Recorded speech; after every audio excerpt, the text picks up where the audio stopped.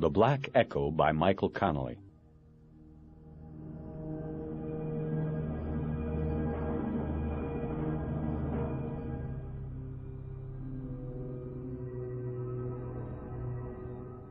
Part 1. Sunday, May 20th. The boy couldn't see in the dark, but he didn't need to. Experience and long practice told him it was good, nice and even. Smooth strokes, moving his whole arm while gently rolling his wrist. Keep the marble moving, no runs. Beautiful. He heard the hiss of the escaping air and could sense the roll of the marble. They were sensations that were comforting to him. The smell reminded him of the sock in his pocket, and he thought about getting high. Maybe after, he decided. He didn't want to stop now, not until he had finished the tag with one uninterrupted stroke. But then he stopped, when the sound of an engine was heard above the hiss of the spray can. He looked around, but saw no light, save for the moon's silvery white reflection on the reservoir, and the dim bulb above the door of the pump house, which was midway across the dam. But the sound didn't lie. There was an engine approaching. It sounded like a truck to the boy, and now he thought he could hear the crunching of tires on the gravel access road that skirted the reservoir. Coming closer. Almost 3 in the morning, and someone was coming. Why? The boy stood up and threw the aerosol can over the fence toward the water. He heard it clunk down in the brush, short of the mark. He pulled a sock from his pocket and decided just one quick blow to give himself balls. He buried his nose in the sock and drew in heavily on the paint fumes. He rocked back on his heels, and his eyelids fluttered involuntarily. He threw the sock over the fence. The boy stood his motorbike up and wheeled it across the road, back toward the tall grass and the bottle brush and pine trees at the base of the hill. It was good cover, he thought, and he'd be able to see what was coming. The sound of the engine was louder now. He was sure it was just a few seconds away, but he didn't see the glow of headlights. This confused him. But it was too late to run. He put the motorbike down in the tall brown grass and stilled the free-spinning front wheel with his hand. Then he huddled down on the earth and waited for whatever and whoever was coming. Harry Bosch could hear the helicopter up there, somewhere above the darkness, circling up in the light. Why didn't it land? Why didn't it bring help? Harry was moving through a smoky, dark tunnel, and his batteries were dying. The beam of the flashlight grew weaker every yard he covered. He needed help. He needed to move faster. He needed to reach the end of the tunnel before the light was gone and he was alone in the black. He heard the chopper make one more pass. Why didn't it land? Where was the help he needed? When the drone of the blades fluttered away again, he felt the terror build, and he moved faster, crawling on scraped and bloody knees, one hand holding the dim light up, the other pawing the ground to keep his balance. He did not look back, for he knew the enemy was behind him in the black mist, unseen but there, and closing in. When the phone rang in the kitchen, Bosch immediately woke. He counted the rings, wondering if he had missed the first 1 or 2, wondering if he had left the answering machine on. He hadn't. The call was not picked up. The ring didn't stop until the required 8 rounds. He absent-mindedly wondered where that tradition had come from. Why not 6 rings? Why not 10? He rubbed his eyes and looked around. He was slumped in the living room chair again, the soft recliner that was the centerpiece of his meager furnishings. He thought of it as his watch chair. This was a misnomer, however, because he slept in the chair often, even when he wasn't on call. Morning light cut through the crack in the curtains and slashed its mark across the bleached pine floor. He watched particles of dust floating lazily in the light near the sliding glass door. The lamp on the table next to him was on, and the TV against the wall, its sound very low, was broadcasting a Sunday morning Jesus show. On the table next to the chair were the companions of insomnia, playing cards, magazines, and paperback mystery novels. These only lightly thumbed and then discarded. There was a crumpled pack of cigarettes on the table and 3 empty beer bottles, assorted brands that had once been members of 6-packs of their own tribe. Bosch was fully dressed, right down to a rumpled tie held to his white shirt by a silver 187 tie tack. He reached his hand down to his belt and then around to the area below his kidney. He waited. When the electronic pager sounded, he cut the annoying chirp off in a second. He pulled the device off his belt and looked at the number. He wasn't surprised. He pushed himself out of the chair, stretched, and popped the joints of his neck and back. He walked to the kitchen where the phone was on the counter. He wrote, Sunday, 8:53 a.m., in a notebook he took from his jacket pocket before dialing.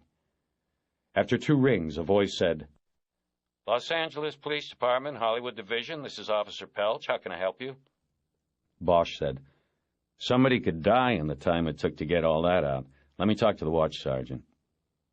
Bosch found a fresh pack of cigarettes in a kitchen cabinet and got his first smoke of the day going. He rinsed dust out of a glass and filled it with tap water, then took 2 aspirins out of a plastic bottle that was also in the cabinet. He was swallowing the second when a sergeant named Crowley finally picked up. What, did I catch you in church? I rang your house, no answer. Crowley, what have you got for me? Well, I know we had you out last night on that TV thing, but you're still catching, you and your partner, all weekend. So that means you got the DB up at Lake Hollywood, in a pipe up there. It's on the access road to the Mulholland Dam, you know it? I know the place. What else? Patrol's out, ME, Sid notified. My people don't know what they got except the DB. Stiff's about 30 feet into this pipe there. They don't want to go all the way in, mess up a possible crime scene, you know. I had him page your partner, but he hasn't called in.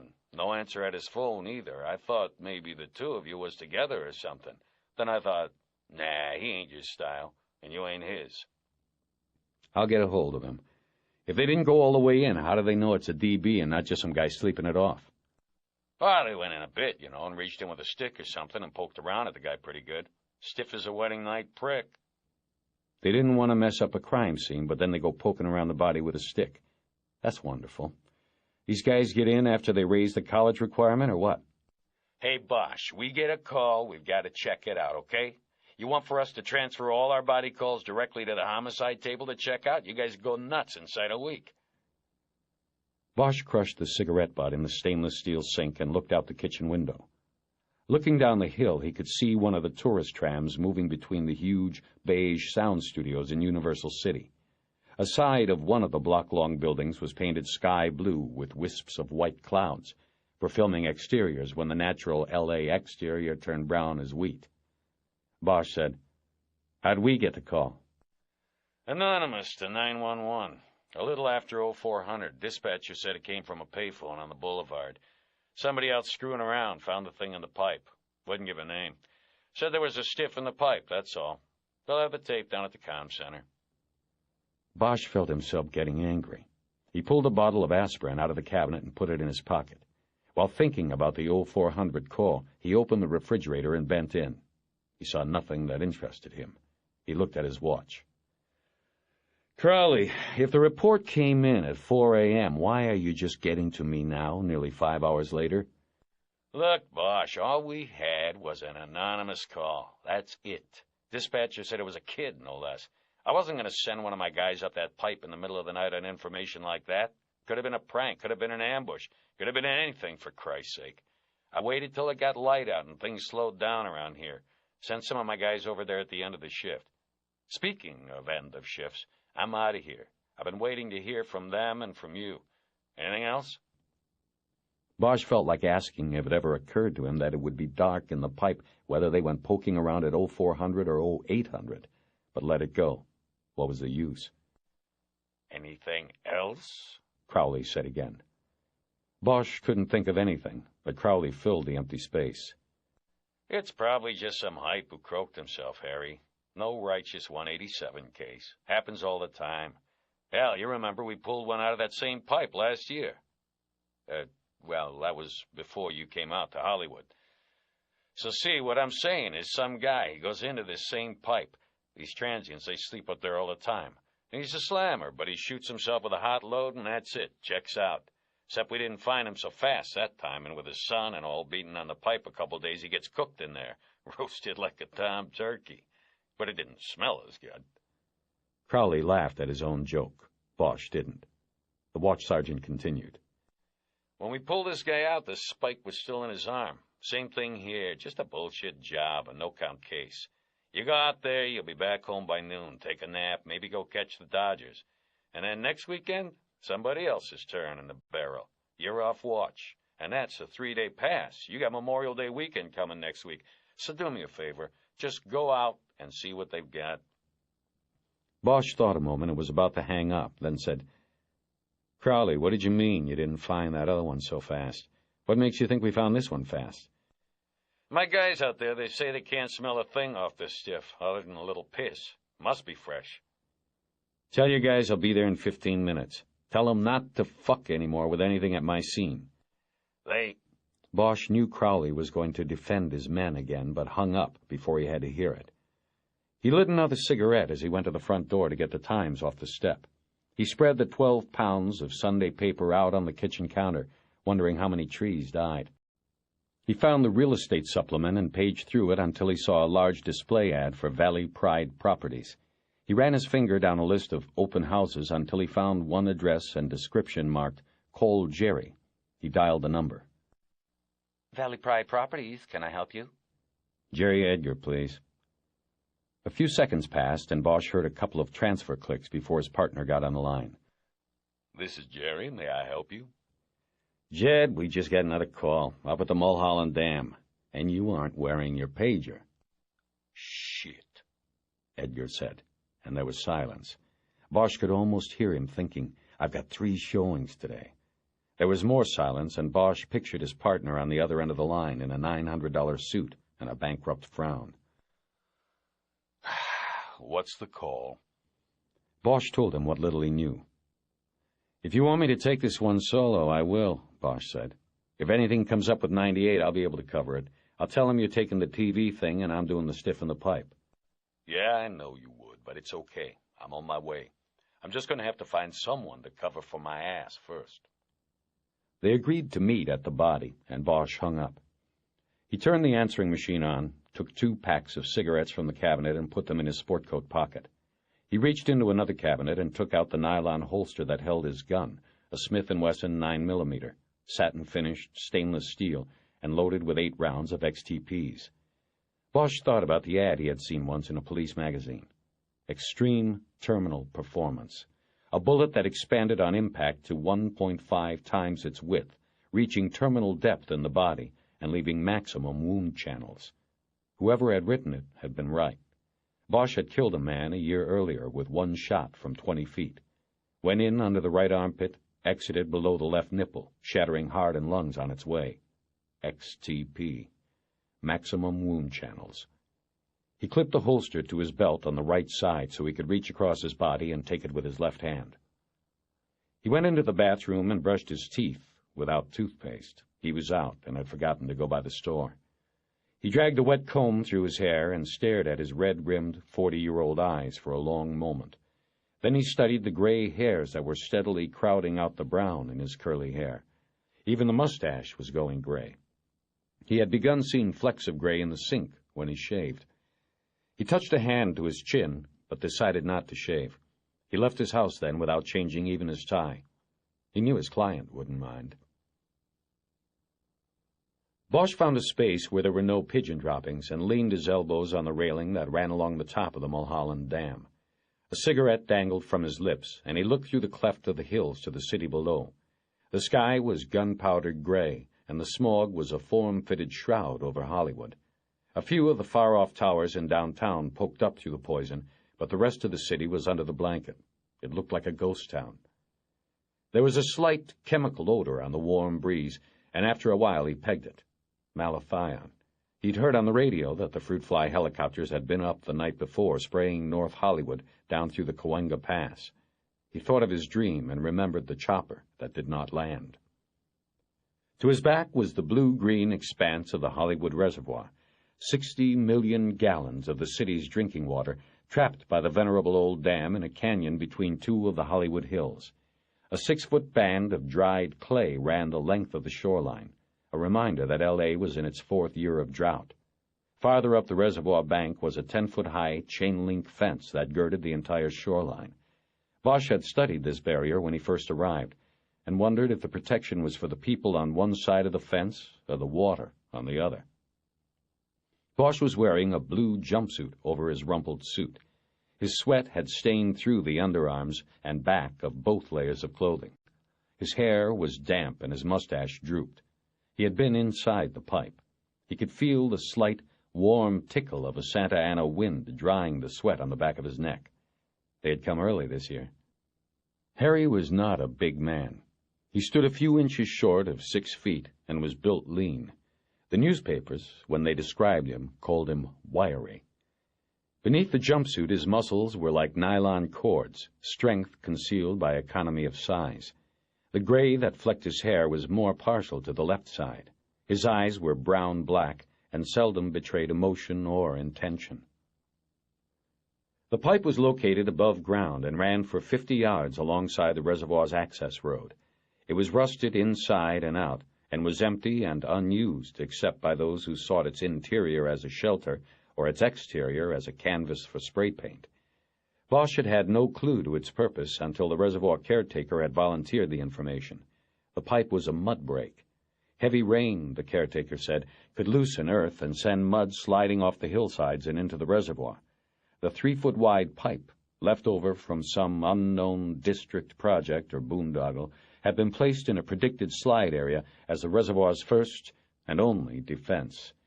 The pipe was held in place by half-inch thick iron rebar that looped over it and was embedded in concrete below. Bosch had put on the jumpsuit before going into the pipe. The letters LAPD were printed in white across the back. After taking it out of the trunk of his car and stepping into it, he realized it was probably cleaner than the suit he was trying to protect. But he wore it anyway because he had always worn it.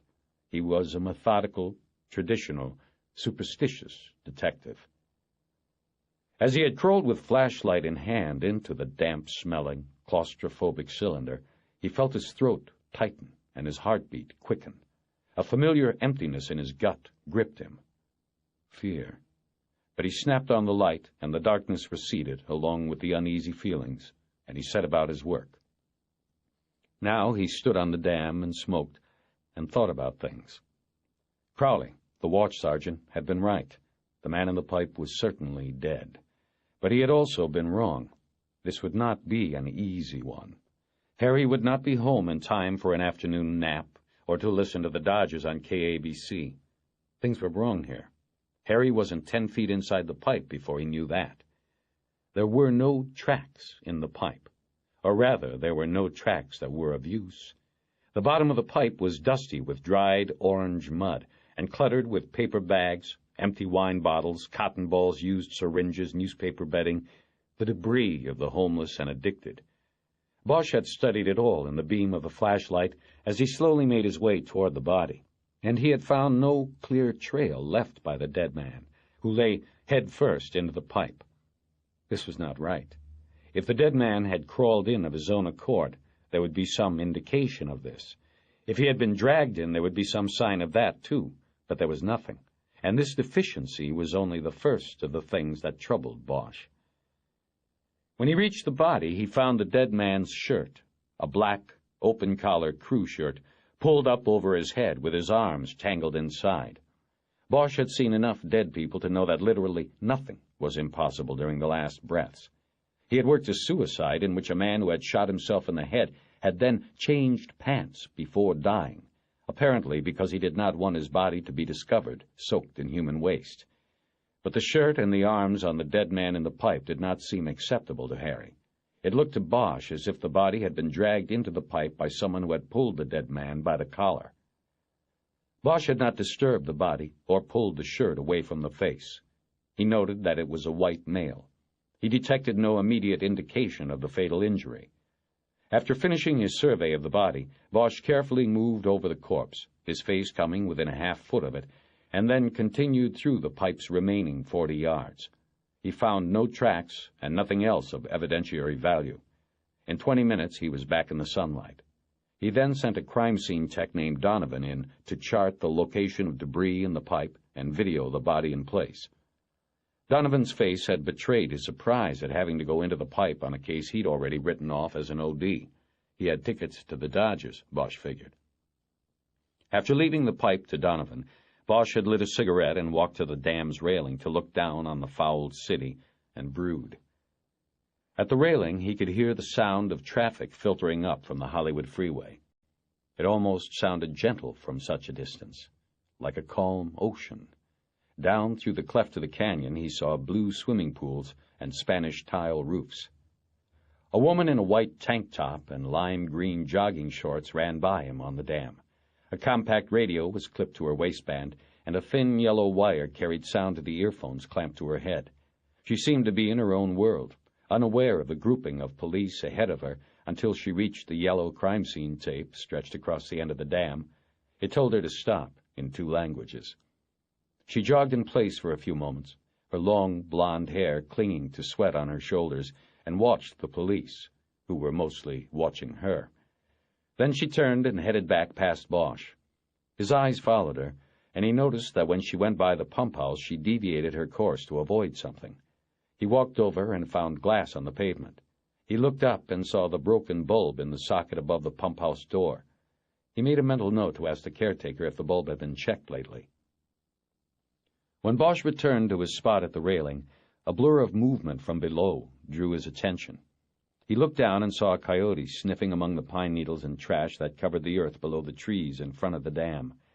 The animal was small, and its coat was scruffy and completely missing some patches of hair. There were only a few of them left in the city's protected areas, left to scavenge among the debris of the human scavengers. "They're pulling it out now," a voice said from behind. Bosch turned and saw one of the uniforms that had been assigned to the crime scene. He nodded and followed him off the dam, under the yellow tape, and back to the pipe. A cacophony of grunts and heavy gasps echoed from the mouth of the graffiti-scarred pipe.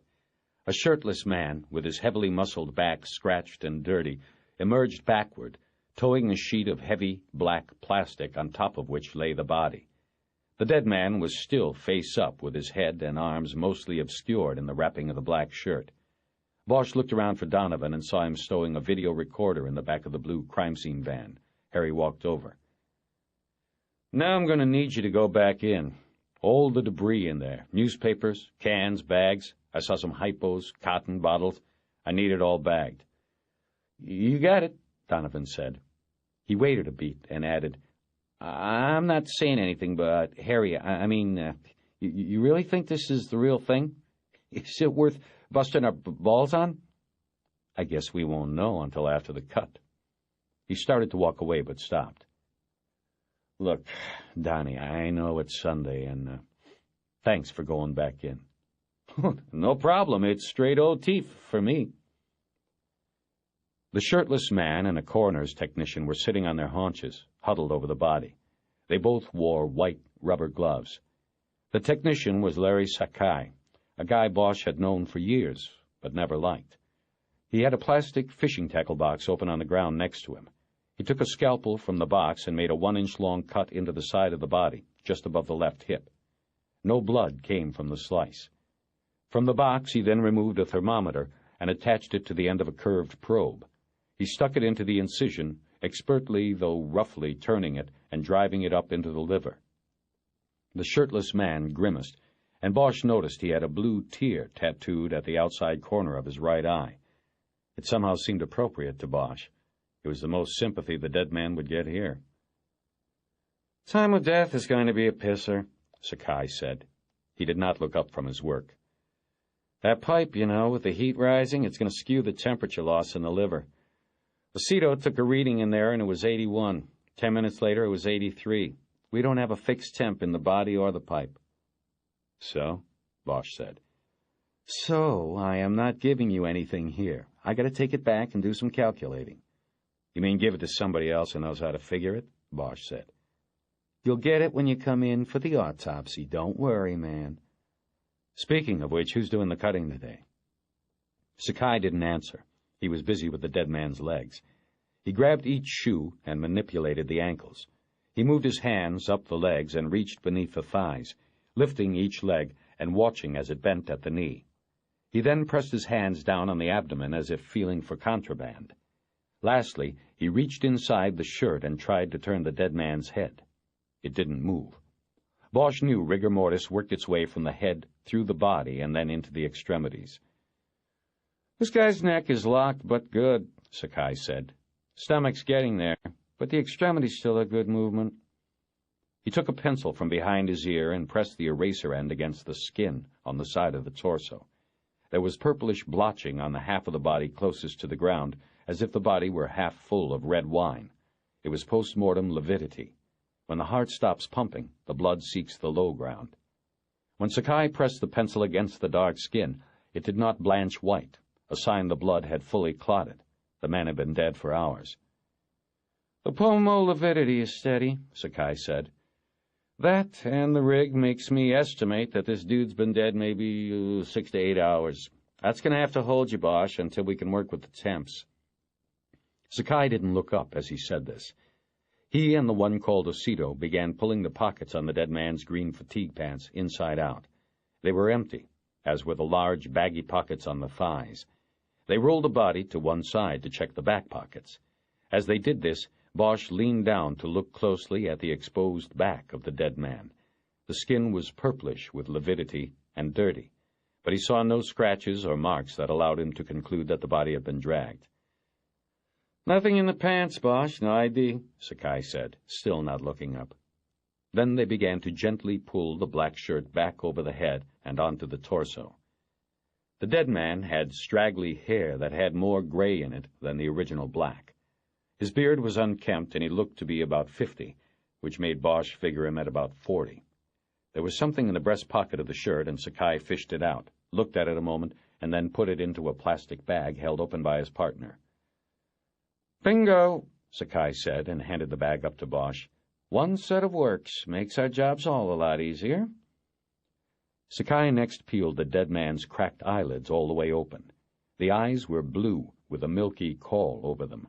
Each pupil was constricted to about the size of a pencil lead. They stared vacantly up at Bosch, each pupil a small black void. Sakai made some notes on a clipboard. He'd made his decision on this one. Then he pulled an ink pad and a print card from the tackle box by his side. He inked the fingers of the left hand and began pressing them on the card. Bosch admired how quickly and expertly he did this. But then Sakai stopped. "Hey, check it out."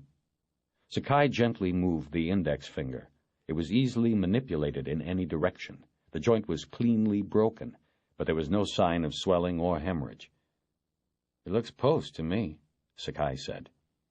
Bosch stooped to look closer. He took the dead man's hand away from Sakai and felt it with both his own, ungloved hands. He looked at Sakai and then at Osito. "Bosch, don't start in," Sakai barked. "Don't be looking at him. He knows better. I trained him myself." Bosch didn't remind Sakai that it was he who had been driving the ME wagon that dumped a body strapped to a wheeled stretcher onto the Ventura freeway a few months back, during rush hour. The stretcher rolled down the Lancashire Boulevard exit and hit the back end of a car at a gas station. Because of the fiberglass partition in the cab, Sakai didn't know he had lost the body until he arrived at the morgue. Bosch handed the dead man's hand back to the coroner's tech. Sakai turned to Osito and spoke a question in Spanish. Osito's small, brown face became very serious, and he shook his head no. "He didn't even touch the guy's hands in there, so you better wait until the cut before you go saying something you aren't sure about." Sakai finished transferring the fingerprints and then handed the card to Bosch. "Bag the hands," Bosch said to him, though he didn't need to. "And the feet." He stood back up and began waving the card to get the ink to dry. With his other hand, he held up the plastic evidence bag Sakai had given him. In it, a rubber band held together a hypodermic needle, a small vial that was half filled with what looked like dirty water, a wad of cotton, and a pack of matches. It was a shooter's kit, and it looked fairly new. The spike was clean with no sign of corrosion. The cotton, Bosch guessed, had only been used as a strainer once or twice. There were tiny, whitish-brown crystals in the fibers. By turning the bag, he could look inside each side of the matchbook and see only 2 matches missing. Donovan crawled out of the pipe at that moment. He was wearing a miner's helmet equipped with a flashlight. In one hand he carried several plastic bags, each containing a yellowed newspaper or a food wrapper or a crushed beer can. In the other he carried a clipboard on which he had diagrammed where each item had been found in the pipe. Spiderwebs hung off the sides of the helmet. Sweat was running down his face and staining the painter's breathing mask he wore over his mouth and nose. Bosch held up the bag containing the shooter's kit. Donovan stopped in his tracks. "You find a stove in there?" Bosch asked. "Shit, he's a hype," Donovan said. "I knew it. What the fuck are we doing all this for?" Bosch didn't answer. He waited him out. "Answer is yes, I found a Coke can," Donovan said. The crime scene tech looked through the plastic bags in his hands and held one up to Bosch. It contained 2 halves of a Coke can. The can looked reasonably new and had been cut in half with a knife. The bottom half had been inverted and its concave surface used as a pan to cook heroin and water. A stove. Most hypes no longer used spoons. Carrying a spoon was probable cause for arrest. Cans were easy to come by, easy to handle, and disposable. "We need the kit and the stove printed as soon as we can," Bosch said. Donovan nodded and carried his burden of plastic bags toward the police van. Bosch turned his attention back to the ME's men. "No knife on him, right?" Bosch said. "Right," Sakai said. "Why?" "I need a knife. Incomplete scene without a knife." "So what? Guy's a hype. Hypes steal from hypes. His pals probably took it." Sakai's gloved hands rolled up the sleeves of the dead man's shirt. This revealed a network of scar tissue on both arms. Old needle marks, craters left by abscesses and infections. In the crook of the left elbow was a fresh spike mark and a large, yellow and purplish hemorrhage under the skin. "Bingo," Sakai said. "I'd say this guy took a hot load in the arm and that was it. Like I said, you got a hype case, Bosch. You'll have an early day. Go get a Dodger dog." Bosch crouched down again to look closer. "That's what everybody keeps telling me," he said. And Sakai was probably right, he thought. But he didn't want to fold this one away yet. Too many things didn't fit. The missing tracks in the pipe, the shirt pulled over the head, the broken finger, no knife. "How come all the tracks are old except the one?" he asked, more of himself than Sakai. "Who knows?" Sakai answered anyway. "Maybe he'd been off it a while and decided to jump back in. He's a hype's a hype. There aren't any reasons." Staring at the tracks on the dead man's arms, Bosch noticed blue ink on the skin just below the sleeve that was bunched up on the left bicep. He couldn't see enough to make out what it said. "Pull that up," he said, and pointed. Sakai worked the sleeve up to the shoulder, revealing a tattoo of blue and red ink. It was a cartoonish rat standing on hind legs with a rabid, toothy, and vulgar grin. In one hand the rat held a pistol, in the other a booze bottle marked XXX. The blue writing above and below the cartoon was smeared by age and the spread of skin. Sakai tried to read it. "Says, first. Says, 1st Infantry. This guy was Army. The bottom part doesn't make... That's another language. Non gratum anum ro... I can't make that out." "Rodentum," Bosch said. Sakai looked at him. "Dog Latin," Bosch told him. "Not worth a rat's ass. He was a tunnel rat. Vietnam." "Whatever," Sakai said. He took an appraising look at the body and the pipe. He said, "Well, he ended up in a tunnel, didn't he?" "Sort of." Bosch reached his bare hand to the dead man's face and pushed the straggly black and gray hairs off the forehead and away from the vacant eyes. His doing this without gloves made the others stop what they were doing and watch this unusual, if not unsanitary, behavior. Bosch paid no notice. He stared at the face for a long moment, not saying anything, not hearing if anything was said. In the moment that he realized that he knew the face, just as he knew the tattoo, the vision of a young man flashed in his mind. Raw-boned and tan, hair buzzed short, alive, not dead. He stood up and turned quickly away from the body. Making such a quick, unexpected motion, he banged straight into Jerry Edgar, who had finally arrived and walked up to huddle over the body. They both took a step back, momentarily stunned. Bosch put a hand to his forehead. Edgar, who was much taller, did the same to his chin. "Oh, shit, Harry," Edgar said. "You all right?" "Yeah, you?" Edgar checked his hand for blood. "Yeah. Sorry about that. What are you jumping up like that for?" I don't know. Edgar looked over Harry's shoulder at the body and then followed his partner away from the pack. Yeah, sorry, Harry, Edgar said. I sat there waiting an hour till somebody came out to cover me on my appointments. So tell me, what have we got? Edgar was still rubbing his jaw as he spoke. Not sure yet, Bosch said. I want you to get in one of those patrol cars that has an MCT in it, one that works. See if you can get a sheet on a Meadows, Billy, make that William. DOB would be about 1950. We need to get an address from DMV. That's the stiff? Bosch nodded. Nothing? No address with his ID? There is no ID. I made him. So check it out on the box. There should be some contact in the last few years, hype stuff at least, out of Van Nuys division. Edgar sauntered off toward the line of parked black and whites to find one with a mobile computer terminal mounted on the dashboard. Because he was a big man, his gait seemed slow, but Bosch knew from experience that Edgar was a hard man to keep pace with. Edgar was impeccably tailored in a brown suit with a thin chalk line. His hair was close-cropped, and his skin was almost as smooth and as black as an eggplant's. Bosch watched Edgar walk away and couldn't help but wonder if he had timed his arrival to be just late enough to avoid having to wrinkle his ensemble by stepping into a jumpsuit and crawling into the pipe. Bosch went to the trunk of his car and got out the Polaroid camera. He then went back to the body, straddled it, and stooped to take photographs of the face. 3 would be enough, he decided, and he placed each card that was ejected from the camera on top of the pipe while the photo developed. He couldn't help but stare at the face, at the changes made by time. He thought of that face and the inebriated grin that creased it on the night that all of the 1st Infantry rats had come out of the tattoo parlor in Saigon. It had taken the burned-out Americans 4 hours, but they had all been made blood brothers by putting the same brand on their shoulders. Bosch remembered Meadows' joy in the companionship and fear they all shared.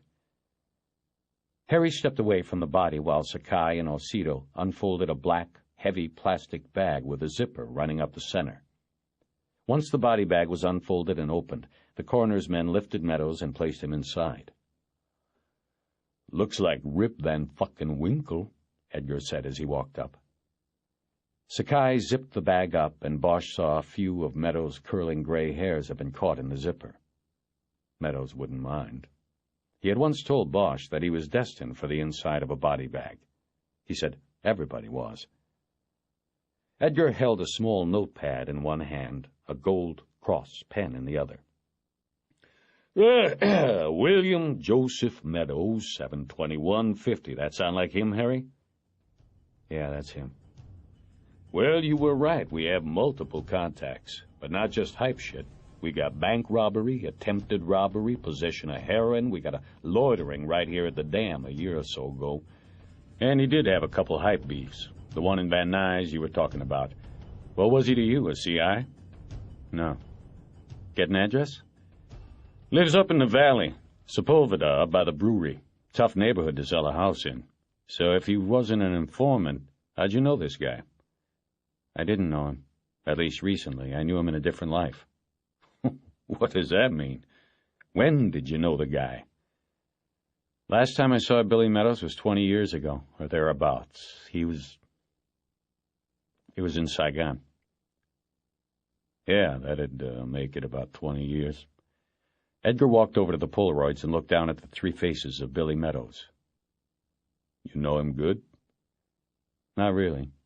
About as well as anybody got to know somebody there.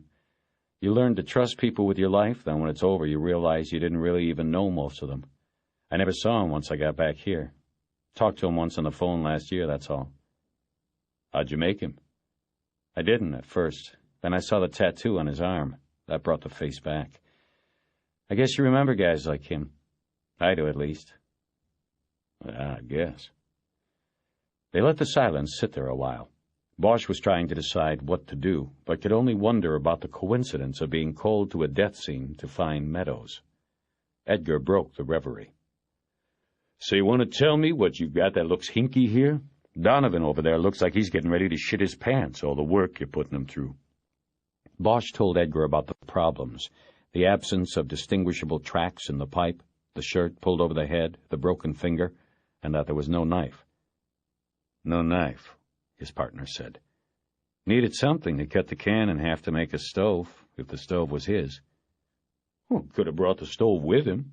Could have been that somebody went in there and took the knife after the guy was dead, if there was a knife. Yeah, it could have been. No tracks to tell us anything. Well, we know from his sheet he was a blown-out junkie. Was he like that when you knew him? To a degree, a user and seller.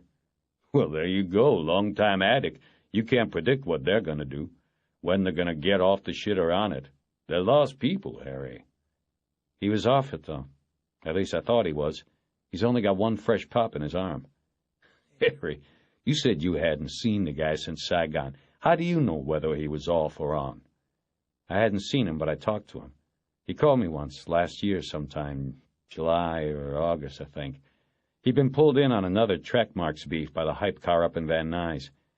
Somehow, maybe reading newspapers or something, it was about the same time as the dollmaker thing, he knew I was a cop, and he calls me up at robbery homicide. He calls me from Van Nuys jail and asks if I could help him out. He would have only done, 30 days in county, but he was bottomed out, he said. And he just said he couldn't do the time this time. Couldn't kick alone like that. Bosch trailed off without finishing the story. After a long moment, Edgar prompted him. And? Come on, Harry, what did you do? And I believed him. I talked to the cop. I remember his name was Knuckles.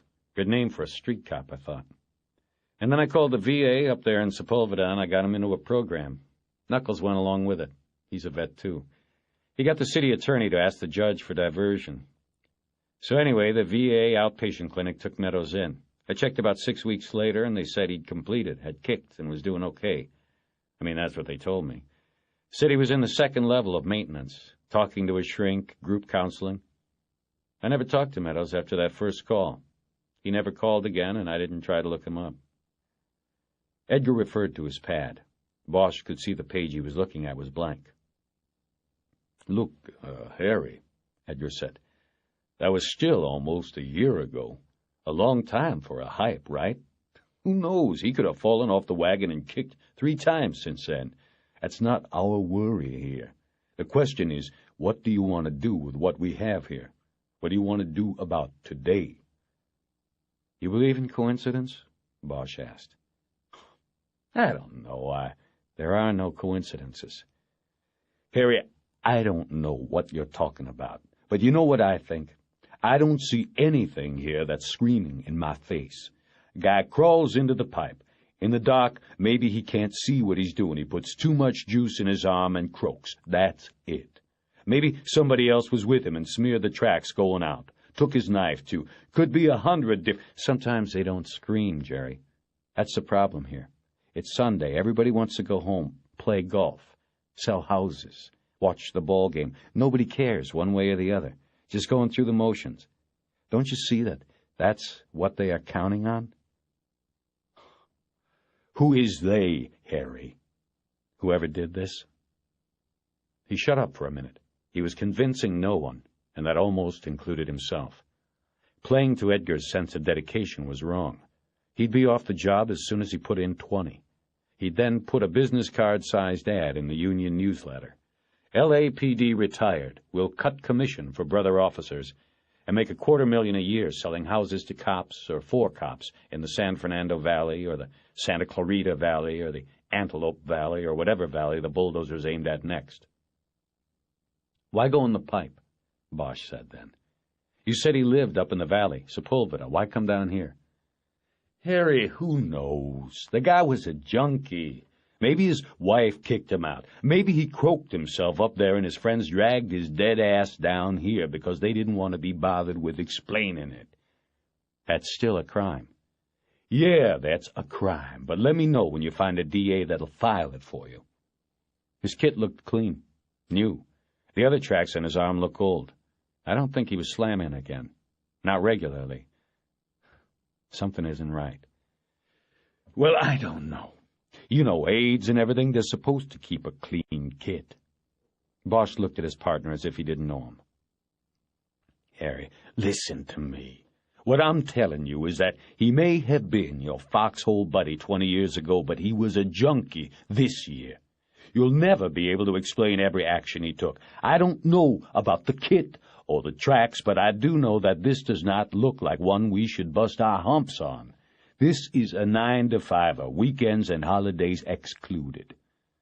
Bosch gave up for the moment. I'm going up to Sepulveda, he said. Are you coming, or are you going back to your open house?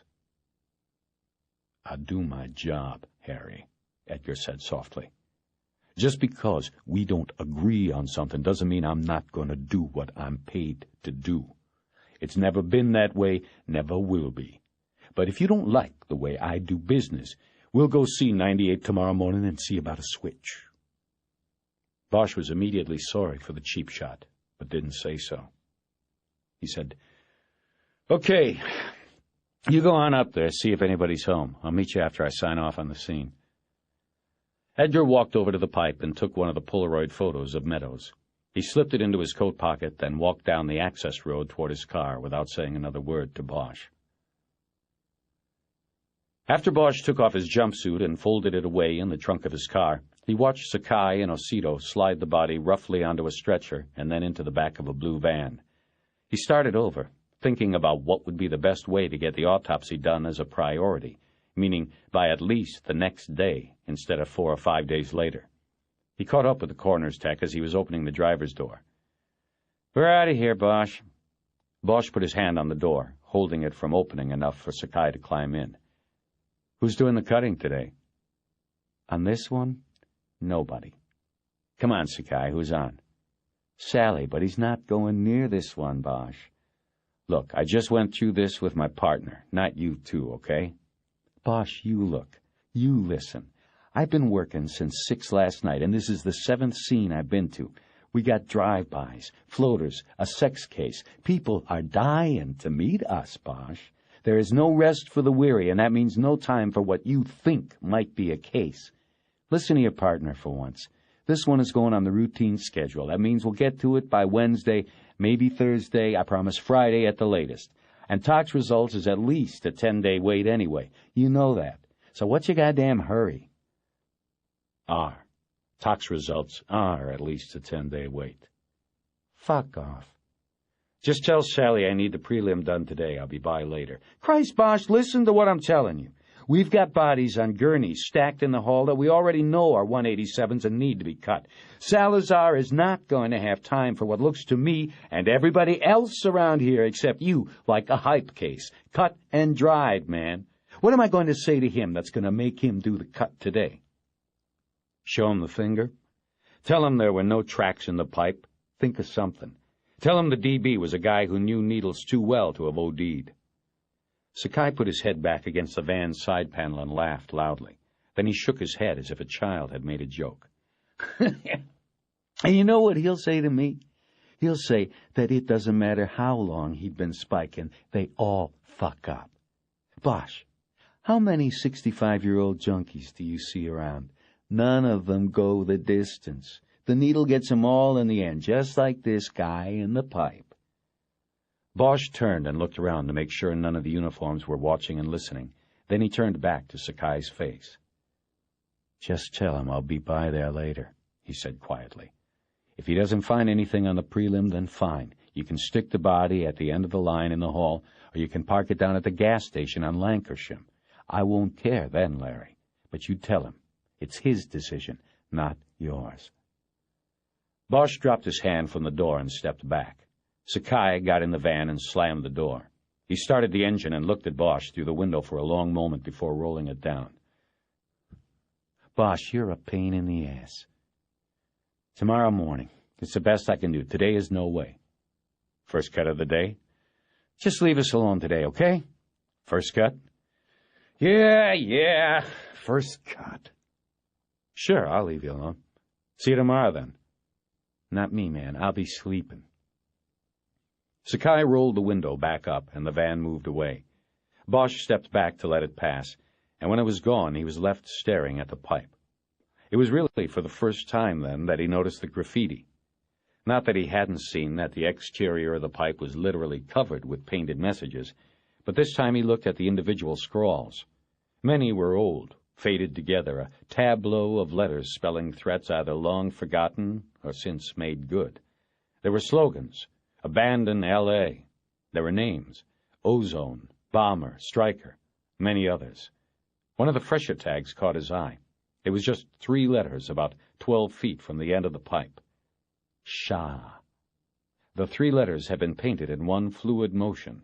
The top of the S was jagged and then contoured, giving the impression of a mouth, a gaping maw. There were no teeth, but Bosch could sense them. It was as though the work wasn't completed. Still, it was good work, original and clean. He aimed the Polaroid at it and took a photo. Bosch walked to the police van, putting the exposure in his pocket. Donovan was stowing his equipment on shelves and the evidence bags in wooden Napa Valley wine boxes. "Did you find any burned matches in there?" "Yeah, one fresh one," Donovan said. "Burned to the end. It was about 10 feet in. It's there in the chart." Bosch picked up a clipboard on which there was a piece of paper with a diagram of the pipe showing the body location and where the other material taken from the pipe had been.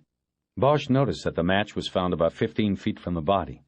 Donovan then showed him the match, sitting at the bottom of its own plastic evidence bag. "I'll let you know if it matches the book in the guy's kit," he said, "if that's what you're thinking." Bosch said, "What about the uniforms? What'd they find?" "It's all there," Donovan said, pointing to a wooden bin in which there were still more plastic evidence bags. These contained debris picked up by patrol officers who had searched the area within a 50-yard radius of the pipe. Each bag contained a description of the location where the object had been found. Bosch took each bag out and examined its contents. Most of it was junk that would have nothing to do with the body and the pipe. There were newspapers, clothing rags, a high-heeled shoe, a white sock with dried blue paint in it, a sniff rag. Bosch picked up a bag containing the top to a can of spray paint. The next bag contained the spray paint can. The Krylon label said it was ocean blue. Bosch hefted the bag and could tell there was still paint in the can. He carried the bag to the pipe, opened it, and touching the nozzle with a pen, sprayed a line of blue next to the letters Shah. He sprayed too much. The paint ran down the curved side of the pipe and dripped onto the gravel, but Bosch could see the colors matched. He thought about that for a moment. Why would a graffiti tagger throw half a can of paint away? He looked at the writing on the evidence bag. It had been found near the edge of the reservoir. Someone had attempted to throw the can into the lake, but came up short. Again, he thought, why? He squatted next to the pipe and looked closely at the letters. He decided that whatever the message or name was, it wasn't finished. Something had happened that made the tagger stop what he was doing and throw the can, the top, and his sniff sock over the fence. Was it the police? Bosch took out his notebook and wrote a reminder to call Crowley after midnight to see if any of his people had cruised the reservoir during the AM watch. But what if it wasn't a cop that made the tagger throw the paint over the fence? What if the tagger had seen the body being delivered to the pipe? Bosch thought about what Crowley had said about an anonymous caller reporting the body. A kid, no less. Was it the tagger who called? Bosch took the can back to the SID truck and handed it to Donovan. "Print this after the kid in the stove," he said. "I think it might belong to a witness." "Will do," Donovan said. Bosch drove down out of the hills and took the Barham Boulevard ramp onto the northbound Hollywood Freeway. After coming up through the Cahuenga Pass, he went west on the Ventura Freeway and then north again on the San Diego Freeway. It took about 20 minutes to go the 10 miles. It was Sunday and traffic was light. He exited on Roscoe and went east a couple of blocks into Meadows neighborhood on Langdon. Sepulveda, like most of the suburban communities within Los Angeles, had both good and bad neighborhoods. Bosch wasn't expecting trimmed lawns and curbs lined with Volvos on Meadows' street, and he wasn't disappointed. The apartments were at least a decade past being attractive. There were bars over the windows of the bottom units and graffiti on every garage door. The sharp smell of the brewery on Roscoe wafted into the neighborhood. The place smelled like a 4 a.m. bar. Meadows had lived in a U-shaped apartment building that had been built in the 1950s, when the smell of hops wasn't yet in the air, gangbangers weren't on the street corner, and there was still hope in the neighborhood. There was a pool in the center courtyard, but it had long been filled in with sand and dirt. Now the courtyard consisted of a kidney-shaped plot of brown grass surrounded by dirty concrete. Meadows had lived in an upstairs corner apartment. Bosch could hear the steady drone of the freeway as he climbed the stairs and moved along the walkway that fronted the apartments. The door to 7B was unlocked, and it opened into a small living room, dining room, kitchen. Edgar was leaning against the counter, writing in his notebook. He said, "Nice place, huh?" "Yeah," Bosch said, and looked around. "Nobody home?" "Nah. I checked with the neighbor next door, and she hadn't seen anybody around since the day before yesterday. Said the guy that lived here told her his name was Fields, not Meadows." "Cute, huh?" "She said he lived all by himself, been here about a year, kept to himself mostly, that's all she knew." "You show her the picture?" "Yeah, she made him. Didn't like looking at a picture of a dead guy, though." Bosch walked into a short hallway that led to a bathroom and a bedroom. He said, "You picked the door?" "Nah, it was unlocked." "No shit. I knock a couple times, and I'm fixing to get my pouch out of the car and finesse the lock when, for the hell of it, I try the door." "And it opens?" "It opens." "You talked to the landlord?" "Landlady's not around. Supposed to be, but maybe she went out to eat lunch or score some horse. I think everybody I've seen around here is a spiker." Bosch came back into the living room and looked around. There wasn't much. A couch covered with green vinyl was pushed against one wall. A stuffed chair was against the opposite wall, with a small color television on the carpet next to it. There was a formica-topped table with 3 chairs around it in the dining room. The 4th chair was by itself against the wall. Bosch looked at an old, cigarette-scarred coffee table in front of the couch. On it were an overloaded ashtray and a crossword puzzle book. Playing cards were laid out in an unfinished game of solitaire. There was a TV guide. Bosch had no idea if Meadows smoked, but he knew that no cigarettes had been found on the body. He made a mental note to check on it later. Edgar said, "Harry, this place was turned. Not just the door being open and all, but, there are other things. The whole place has been searched. They did a halfway decent job, but you can tell. It was rushed. Go check out the bed and the closet. You'll see what I mean. I'm going to get landlady another try." Edgar left, and Bosch walked back through the living room to the bedroom. Along the way, he noted the smell of urine. In the bedroom, he found a queen-sized bed without a backboard, pushed against one wall. There was a greasy discoloration on the white wall at about the level where Meadows would have leaned his head while sitting up in bed. Opposite the bed was an old 6-drawer dresser against the wall. A cheap rattan night table with a lamp on it stood next to the bed. Nothing else was in the room, not even a mirror. Bosch studied the bed first. It was unmade, with pillows and sheets in a pile in the center. Bosch noticed that a corner of one of the sheets was folded between the mattress and the box spring, in the midsection of the left side of the bed. The bed would not have been made that way, obviously. Bosch pulled the corner out from under the mattress and let it hang loosely off the side of the bed. He lifted the mattress as if to search underneath it, then lowered it back into place. The corner of the sheet was back between the mattress and the box spring. Edgar was right. He next opened the 6 bureau drawers. What clothes there were, underwear, white and dark socks, and several T-shirts, were neatly folded and seemed undisturbed. When he closed the bottom left drawer, he noticed that it slid unevenly and would not close all the way. He pulled it all the way out of the bureau.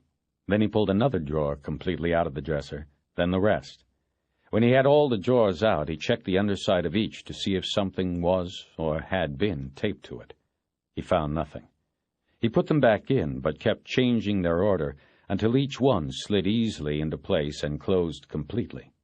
When he was done, the drawers were in a different order. The right order. He was satisfied that someone had pulled the drawers out to search beneath and behind them, and had then put them back in the wrong order. He went into the walk-in closet. He found only a quarter of the available space used. On the floor were 2 pairs of shoes, a pair of black Reebok running shoes that were dirty with sand and gray dust, and a pair of laced work boots that looked as though they had been recently cleaned and oiled. There was more of the gray dust from the shoes in the carpet. He crouched down and pinched some between his fingers. It seemed like concrete dust. He took a small evidence bag from his pocket and put some of the granules into it. Then he put the bag away and stood up. There were 5 shirts on hangers, a single white button-down Oxford and 4 long-sleeved black pullovers, like the one Meadows had been wearing. On hangers next to the shirts were 2 pairs of well-faded jeans and 2 pairs of black pajamas or karate-style pants. The pockets on all 4 pairs of pants had been turned inside out. A plastic laundry basket on the floor contained dirty black pants, T-shirts, socks, and a pair of boxer shorts. Bosch walked out of the closet and left the bedroom. He stopped in the hallway bathroom and opened the medicine cabinet. There was a half-used tube of toothpaste, a bottle of aspirin, and a single, empty insulin syringe box. When he closed the cabinet, he looked at himself and saw weariness in his eyes. He smoothed his hair. Harry walked back to the living room and sat on the couch in front of the unfinished solitaire hand. Edgar came in. "Meadows rented the place last July 1st, he said. "The landlady's back. It was supposed to be a month-to-month lease, but he paid for 11 months up front. 4 bills a month, that's nearly $5,000 in cash he put down. Said she didn't ask him for references. She just took the money. He lived—" "She said he paid for 11 months?" Bosch interrupted. "Was it a deal? Pay for 11, get the 12 free?" "I asked her about that, and she said, no, it was him. That's just the way he wanted to pay. Said he'd move out June 1st this year. That's, 10 days from now? She said he told her he moved out here on some kind of job. She thinks from Phoenix. Said he was some kind of shift supervisor for the tunnel dig on the subway project downtown. She got the impression that's all his job would take, 11 months, and then he'd go back to Phoenix." Edgar was looking in his notebook, reviewing his conversation with the landlady. "That's about it. She ID'd him off the Polaroid, too. She also knew him as Fields, Bill Fields. Said he kept odd hours, like he was on a night shift or something. Said she saw him last week coming home one morning getting dropped off from a beige or tan Jeep. No license number because she wasn't looking. But she said he was all dirty. That's how she knew he was coming home from work." They were silent for a few moments, both thinking. Bosch finally said, "J. Edgar, I have a deal for you." "You got a deal for me. Okay, let me hear it." "You go home now, or back to your open house, or whatever. I'll take this from here. I'll go pull the tape at the comm center, go back to the office and start the paper going. I'll see if Sakai made next of kin notification. I think, if I remember right, that Meadows was from Louisiana. Anyway, I got the autopsy scheduled for tomorrow at 8. I'll take that, too, on my way in. Now, your end is, tomorrow, you finish up last night's TV thing and take it over to the DA. Shouldn't be any problems with it." "So, you're taking the end that's dipped in shit and letting me skate. The transvestite off's transvestite case is as cut and dried as they come. No pun intended." "Yeah. There's one thing I'd also want. On your way in from the valley tomorrow, stop by the VA in Sepulveda and see if you can talk them into letting you see Meadows' file. Might have some names that could help. Like I said before, he was supposedly talking to a shrink in the outpatient care unit and in one of those circle jerks. Maybe one of those guys with spiking with him knows what's happened here. It's a long shot, I know. If they give you a hard time, give me a call and I'll work on a search warrant." "Sounds like a deal. But I'm worried about you, Harry. I mean, you and I haven't been partners too long, and I know you probably want to work your way back downtown to robbery homicide, but I don't see the percentage in busting your balls on this one. Yeah, this place has been turned over, but that isn't the question. The question is, why? And on the face of things, nothing really stirs me. It looks to me like somebody dumped Meadows down at the reservoir after he croaked and searched his place to find his stash, if he had one." "Probably that's the way it was," Bosch said after a few moments. "But a couple things still bother me. I want to puzzle with it a little more until I'm sure." "Well, like I said, no problem with me. You're giving me the clean end of the stick." "I think I'm going to look around a little more. You go ahead, and I'll see you tomorrow when I get back in from the cut." "Okay, partner. And Jed?" "Yeah?" "It's got nothing to do with getting downtown again." Bosch sat alone, thinking and scanning the room for secrets. His eyes eventually came down on the cards spread out before him on the coffee table. Solitaire. He saw that all 4 aces were up. He picked up the deck of remaining cards and went through it, peeling off 3 cards at a time. In the course of going through, he came across the 2 and 3 of spades and the 2 of hearts. The game hadn't stalled. It had been interrupted and never finished. He became restless. He looked down into the green glass ashtray and saw that all the butts were non-filtered Camels. Was that Meadows' brand or his killer's? He got up and walked around the room. The faint smell of urine hit him again. He walked back into the bedroom. He opened the drawers of the bureau and stared at their contents once more. Nothing turned in his mind. He went to the window and looked out at the back end of another apartment building across an alley. There was a man with a supermarket cart in the alley. He was poking through a dumpster with a stick. The cart was half full of aluminum cans. Bosch walked away and sat down on the bed and put his head back against the wall where the headboard should have been, and the white paint was a dingy gray. The wall felt cool against his back. "Tell me something," he whispered to no one. Something had interrupted the card game, and Meadows had died here, he believed. Then he was taken to the pipe. But why? Why not leave him? Bosch leaned his head back to the wall and looked straight across the room. It was at that moment that he noticed a nail in the wall. The nail was about 3 feet above the bureau and had been painted white along with the wall at some point a long time ago. That was why he hadn't noticed it before. He got up and went to look behind the bureau.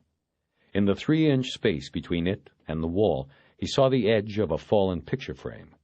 With his shoulder, he pushed the heavy bureau away from the wall and picked up the frame. He stepped backward and sat on the edge of the bed, studying it. The glass was cracked into an intricate spiderweb that had probably occurred when the frame fell. The damaged glass partially obscured an 8x10 black-and-white photograph.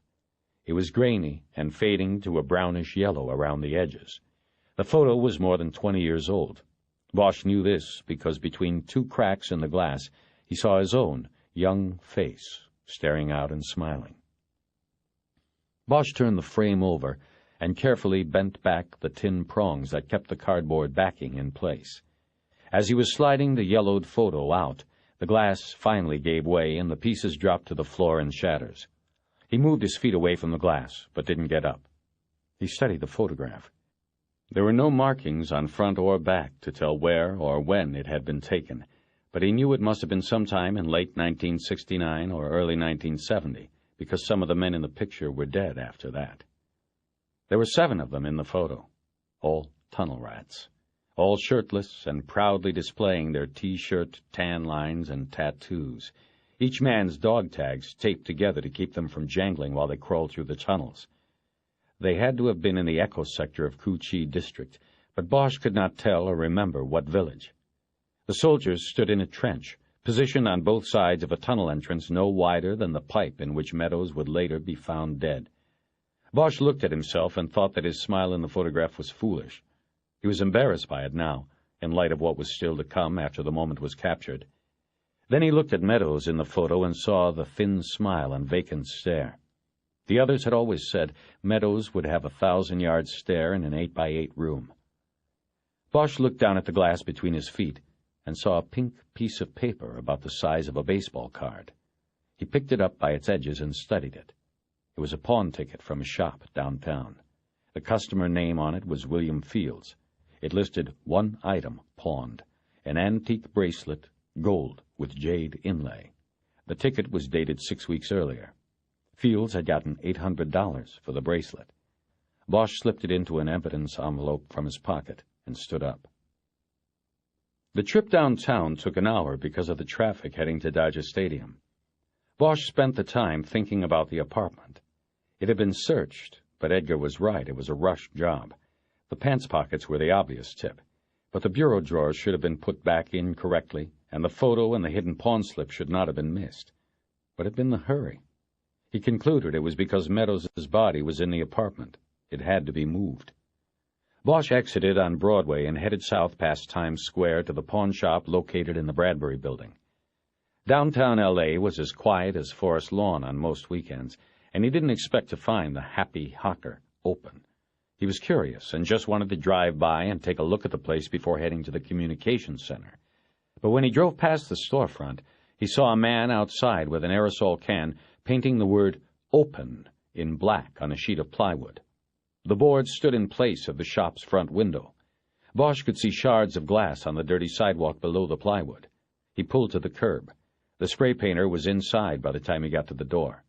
He stepped through the beam of an electric eye, which sounded a bell from somewhere above all the musical instruments hanging from the ceiling. "I'm not open, not Sundays," a man called from the back. He was standing behind a chrome cash register that was atop a glass counter. "That's not what the sign you just painted says." "Yes, but that is for tomorrow.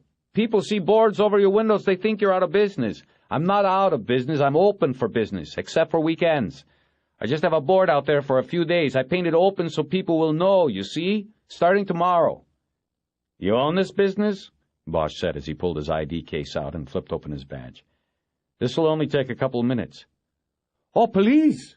Why didn't you say? I've been waiting all day for you police." Bosch looked around, confused, then put it together. "You mean the window? I'm not here about that." "What do you mean? The patrol police said to wait for detective police. I waited. I've been here since 5 a.m. this morning." Bosch looked around the shop. It was filled with the usual array of brass musical instruments, electronic junk, jewelry, and collectibles. "Look, Mr. Obina, Oscar Obina Pawn Shops of Los Angeles and Culver City." "Mr. Obina, detectives don't roll on vandalism reports on weekends. I mean, they might not even be doing that during the week anymore." "What vandalism? This was a breakthrough. Grand robbery." "You mean a break-in?" "What was taken?" Obina gestured to 2 glass counter cases that flanked the cash register. The top plate in each case had been smashed into 1,000 pieces. Bosch walked up closer and could see small items of jewelry, cheap-looking earrings and rings nestled among the glass. But he also saw velvet-covered jewelry pedestals, mirrored plates, and wood ring pegs where pieces should have been, but weren't. He looked around and saw no other damage in the store. "Mr. Obina, I can call the duty detective and see if anyone is going to come out today, and if so, when they will be here. But that is not what I've come for." Bosch then pulled out the clear plastic envelope with the pawn ticket in it. He held it up for Obina to see. "Can I see this bracelet, please?" The moment he said it, he felt a bad premonition come over him. The pawnbroker, a small, round man with olive skin and dark hair noodled over a bare cranium, looked at Bosch incredulously, his dark, bushy eyebrows knitted together. "You're not going to take the report on my cases?" "No, sir, I'm investigating a murder. Can you please show me the bracelet pawned on this ticket? Then I will call the Detective Bureau and find out if anyone is coming today on your break-in. Thank you for your cooperation." You people! I cooperate. I send my lists each week, even take pictures for your pawnmen. Then all I ask is for one detective to investigate a robbery, and I get a man who says his job is murder. I've been waiting now since 5 a.m. in the morning. Give me your phone. I'll get somebody over. Obina took the receiver off a wall phone behind one of the damaged counters and handed it across. Bosch gave him the number to dial. While Bosch talked to the duty detective at Parker Center, the shopkeeper looked up the pawn ticket in a logbook. The duty detective, a woman Bosch knew had not been involved in a field investigation during her entire career with the Robbery-Homicide Division, asked Bosch how he had been, then told him that she had referred the pawnshop break-in to the local station, even though she knew there would be no detectives there today. The local station was Central Division. Bosch walked around the counter and dialed the Detective Bureau there anyway. There was no answer. While the phone rang on, unanswered, Bosch began a one-sided conversation. "Yeah, this is Harry Bosch, Hollywood Detectives. I'm just trying to check on the status of the break-in over at the Happy Hawker on Broadway." He is? You know when?" Uh-huh. You're right. Obina. O-B-I-N-N-A? He looked over, and Obina nodded at the correct spelling. "Yeah, he's here waiting." "Right. Yeah, I'll tell him. Thank you." He hung up the phone.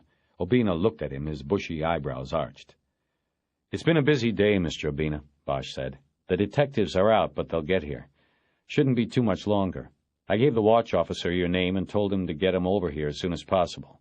Now, can I see the bracelet?" "No." Bosch dug a cigarette out of a package he pulled from his coat pocket. He knew what was coming before Obina spread his arm across one of the damaged display cases. "Your bracelet? It is gone?" the pawnbroker said. "I looked it up here in my record. I see that I had it here in the case because it was a fine piece, very valuable to me. Now, it is gone. We are both victims of the robber, yes?" Obina smiled, apparently happy to share his woe. Bosch looked into the glitter of sharp glass in the bottom of the case. He nodded and said, "Yes." "You are a day late, detective." "A shame." "Did you say only these 2 cases were robbed?" "Yes, a smash and grab. Quick, quick." "What time?" "Police called me at 4:30 a.m. in the morning. That is the time of the alarm. I came at once. The alarm. When the window was smashed, the alarm went off. The officers found no one. They stayed until I came. Then I begin to wait for detectives that do not come. I cannot clean up my cases until they get here to investigate this crime." Bosch was thinking of the time scheme. The body dumped sometime before the anonymous 911 call at 4 a.m. The pawn shop broken into about the same time. A bracelet pawned by the dead man taken. There are no coincidences, he told himself. You said something about pictures, lists and pictures for the pawn detail? Yes, LAPD, that is true. I turn over lists of everything I take in to the pawn detectives. It is the law. I cooperate fully. Obina nodded his head and frowned mournfully into the broken display case. What about the pictures? Bosch said. Yes, pictures. These pawn detectives, they asked me to take pictures of my best acquisitions, help them better identify for stolen merchandise.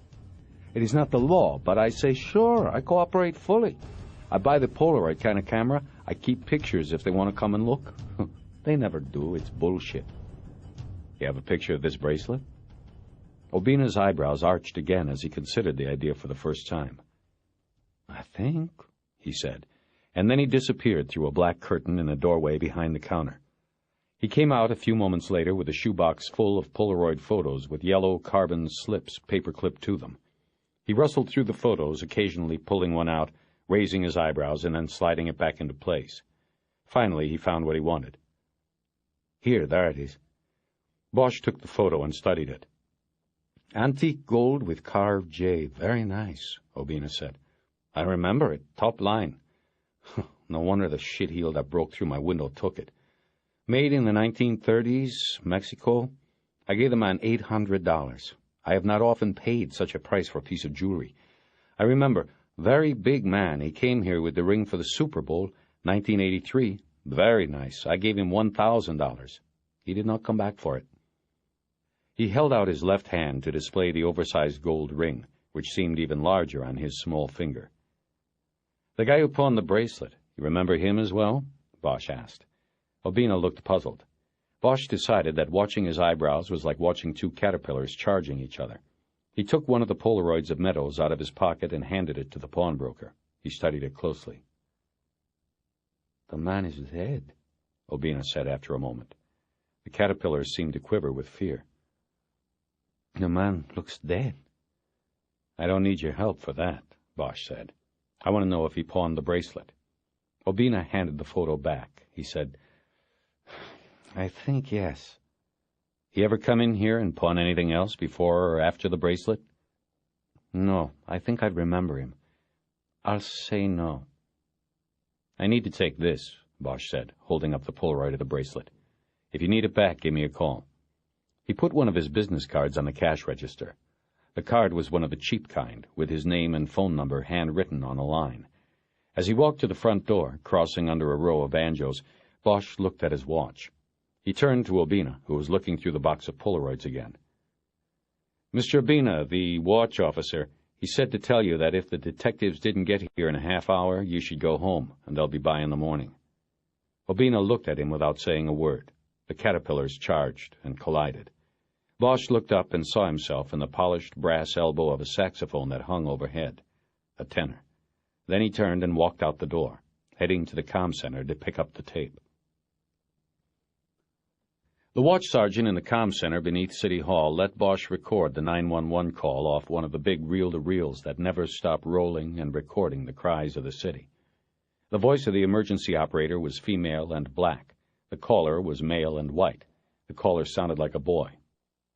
911 emergency, what are you reporting?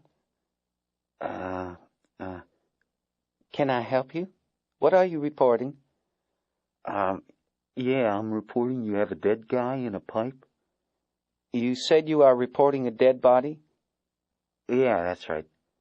What do you mean by a pipe, sir? He's in a pipe up by the dam. What dam is that? You know where they got the water reservoir and everything. The Hollywood sign. Is that the Mulholland Dam, sir, above Hollywood? Yeah, that's it. You got it, Mulholland. I couldn't remember the name. Where is the body? They have a big old pipe up there. You know, the one that people sleep in? The dead guy's in the pipe. He's there. Do you know this person? No, man, no way. Is he sleeping? Shit, no. He's dead. How are you sure? I'm sure. I'm just telling you. If you don't want to... What is your name, sir? What is this? What do you need my name for? I just saw it. I didn't do it. How am I to know this is a legitimate call? Check the pipe, you'll know. I don't know what else to tell you. What's my name got to do with anything? For our records, sir. Can you give me your name? No. Sir, will you stay there until an officer arrives? No, I'm already gone. I'm not there, man. I'm down. I know, sir. I have a readout here that says you are at a payphone on Gower near Hollywood Boulevard. Will you wait for the officer? How? Never mind. I gotta go now. You check it out. The body's there, a dead guy. Sir, we would like to talk... The line was disconnected. Bosch put the cassette tape in his pocket and headed out of the comm center the way he had come in. It had been 10 months since Harry Bosch had been on the 3rd floor at Parker Center. He had worked in RHD, the Robbery Homicide Division, for almost 10 years, but never came back after his suspension and transfer from the Homicide Special Squad to Hollywood Detectives. On the day he got the word, his desk was cleared by 2 goons from Internal Affairs named Lewis and Clark. They dumped his stuff on the homicide table at Hollywood Station, then left a message on his phone tape at home saying that's where he would find it. Now, 10 months later, he was back on the hallowed floor of the department's elite detective squad, and he was glad it was Sunday. There would be no faces he knew, no reason to look away. Room 321 was empty except for the weekend duty detective, whom Bosch didn't know. Harry pointed to the back of the room and said, "Bosch, Hollywood Detectives. I have to use the box." The duty man, a young guy with a haircut he had kept when he split the Marine Corps, had a gun catalog open on his desk. He looked back at the computers along the back wall as if to make sure they were still there, and then back at Bosch. "Supposed to use the one in your own division," he said. Bosch walked by him. "I don't have the time to go out to Hollywood. I got an autopsy in 20 minutes, he lied. "You know, I've heard of you, Bosch. Yeah, the TV show and all of that. You used to be on this floor." "Used to." The last line hung in the air like smog, and Bosch tried to ignore it. As he went back to the computer terminals, he couldn't help but let his eyes wander over his old desk. He wondered who used it now. It was cluttered, and he noticed the cards on the Rolodex were crisp and unworn at the edges. New. Harry turned around and looked at the duty man who was still watching him. "This your desk when you aren't pulling Sundays?" The kid smiled and nodded his head. "You deserve it, kid. You're just right for the part. That hair, that stupid grin. You're going to go far." "Just 'cause you got busted out of here for being a one-man army, fuck you, Bosch, you has-been." Bosch pulled a chair on casters away from a desk and pushed it in front of the IBM PC sitting on a table against the rear wall. He hit the switch, and in a few moments the amber-colored letters appeared on the screen. Homicide Information Tracking Management Automated Network. For a moment, Bosch smiled at the department's unceasing need for acronyms. It seemed to him that every unit, task force, and computer file had been christened with a name that gave its acronym the sound of eliteness. To the public, acronyms meant action, large numbers of manpower applied to vital problems. There was Hitman, Cobra, Crash, Bad Cats, Dare. 100 others. Somewhere in Parker Center there was someone who spent all day making up catchy acronyms, he believed. Computers had acronyms, even ideas had acronyms. If your special unit didn't have an acronym, then you weren't shit in this department.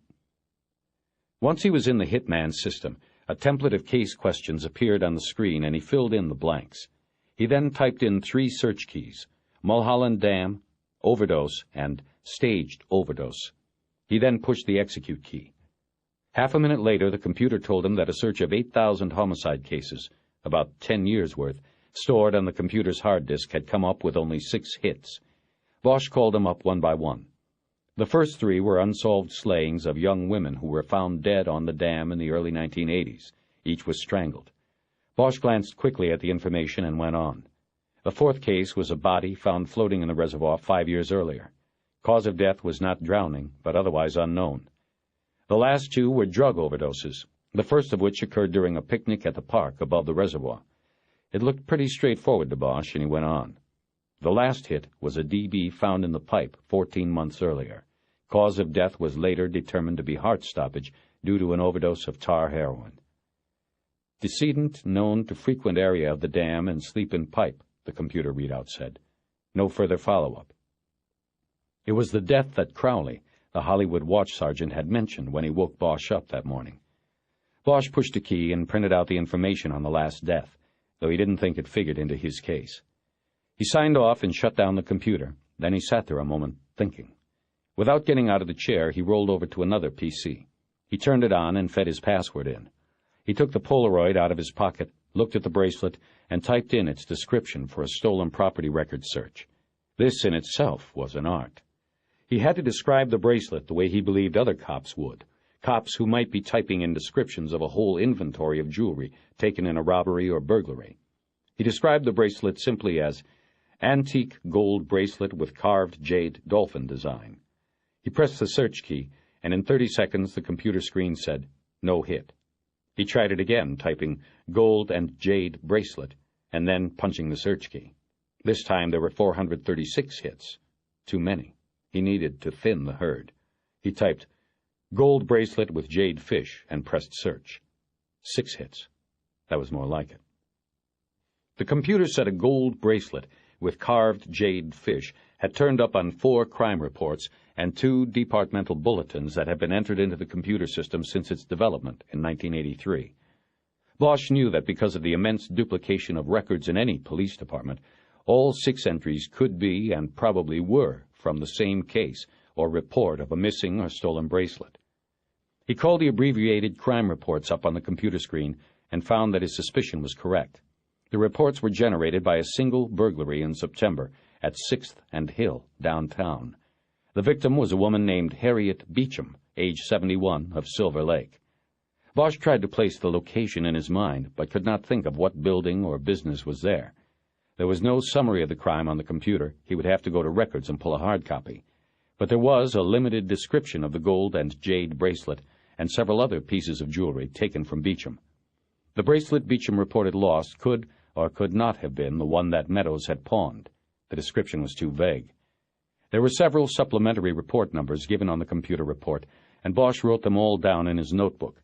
It seemed to him as he did this that Harriet Beecham's loss had generated an unusual amount of paper. He next called up the information on the 2 bulletins. Both had come from the FBI, the first issued 2 weeks after Beecham had been burglarized. It was then reissued 3 months later when Beecham's jewelry had still not turned up. Bosch wrote down the bulletin number and turned off the computer. He went across the room to the robbery commercial burglary section. On a steel shelf that ran along the back wall were dozens of black binders that held the bulletins and bolos from past years. Bosch took down the one marked September and began looking through it. He quickly realized that the bulletins were not in chronological order and weren't all issued in September. In fact, there was no order. He might have to look through all 10 months since Beecham's burglary to find the bulletin he needed. He pulled an armful of the binders off the shelf and sat down at the burglary table. A few moments later, he felt the presence of someone across the table from him. "What do you want?" he said without looking up. What do I want? The duty detective said. I want to know what the fuck you are doing, Bosch. This isn't your place anymore. You can't just come in here like you're running the crew. Put that shit back on the shelf, and if you want to look through it, come back down here tomorrow and ask, goddammit. And don't give me any bullshit about an autopsy. You've already been here a half hour. Bosch looked up at him. He put his age at 28, maybe 29, even younger than Bosch had been when he made it to robbery homicide. Either standards had dropped, or RHD wasn't what it was. Bosch knew it was actually both.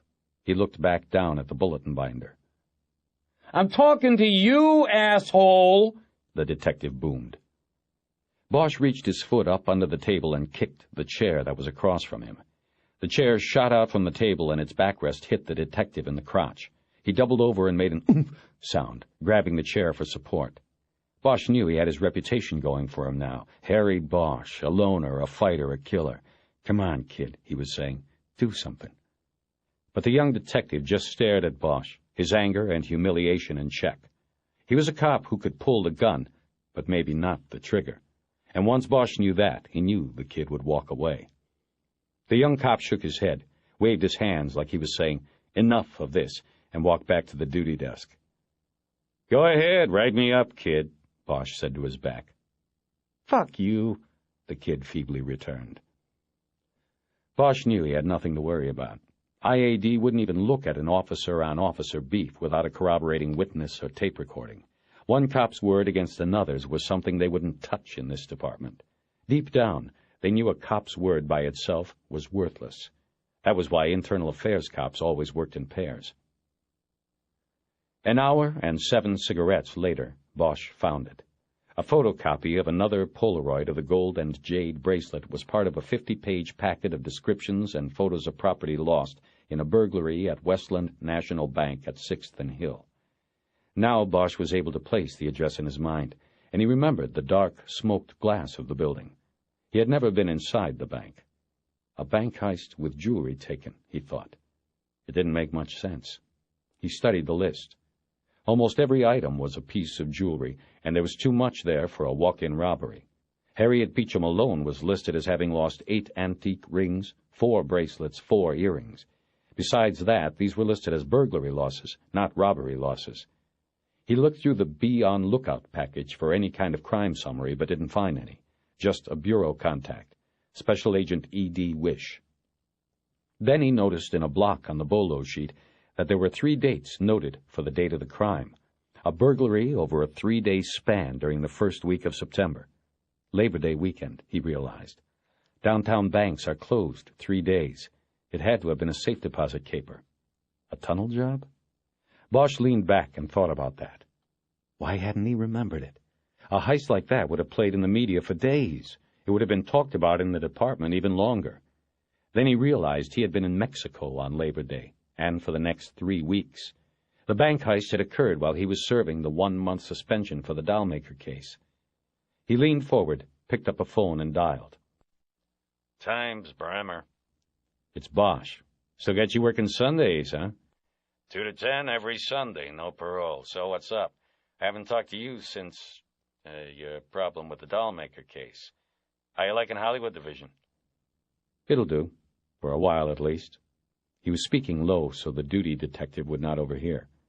Bremer said, Like that, huh? Well, I heard you caught the stiff up at the dam this morning.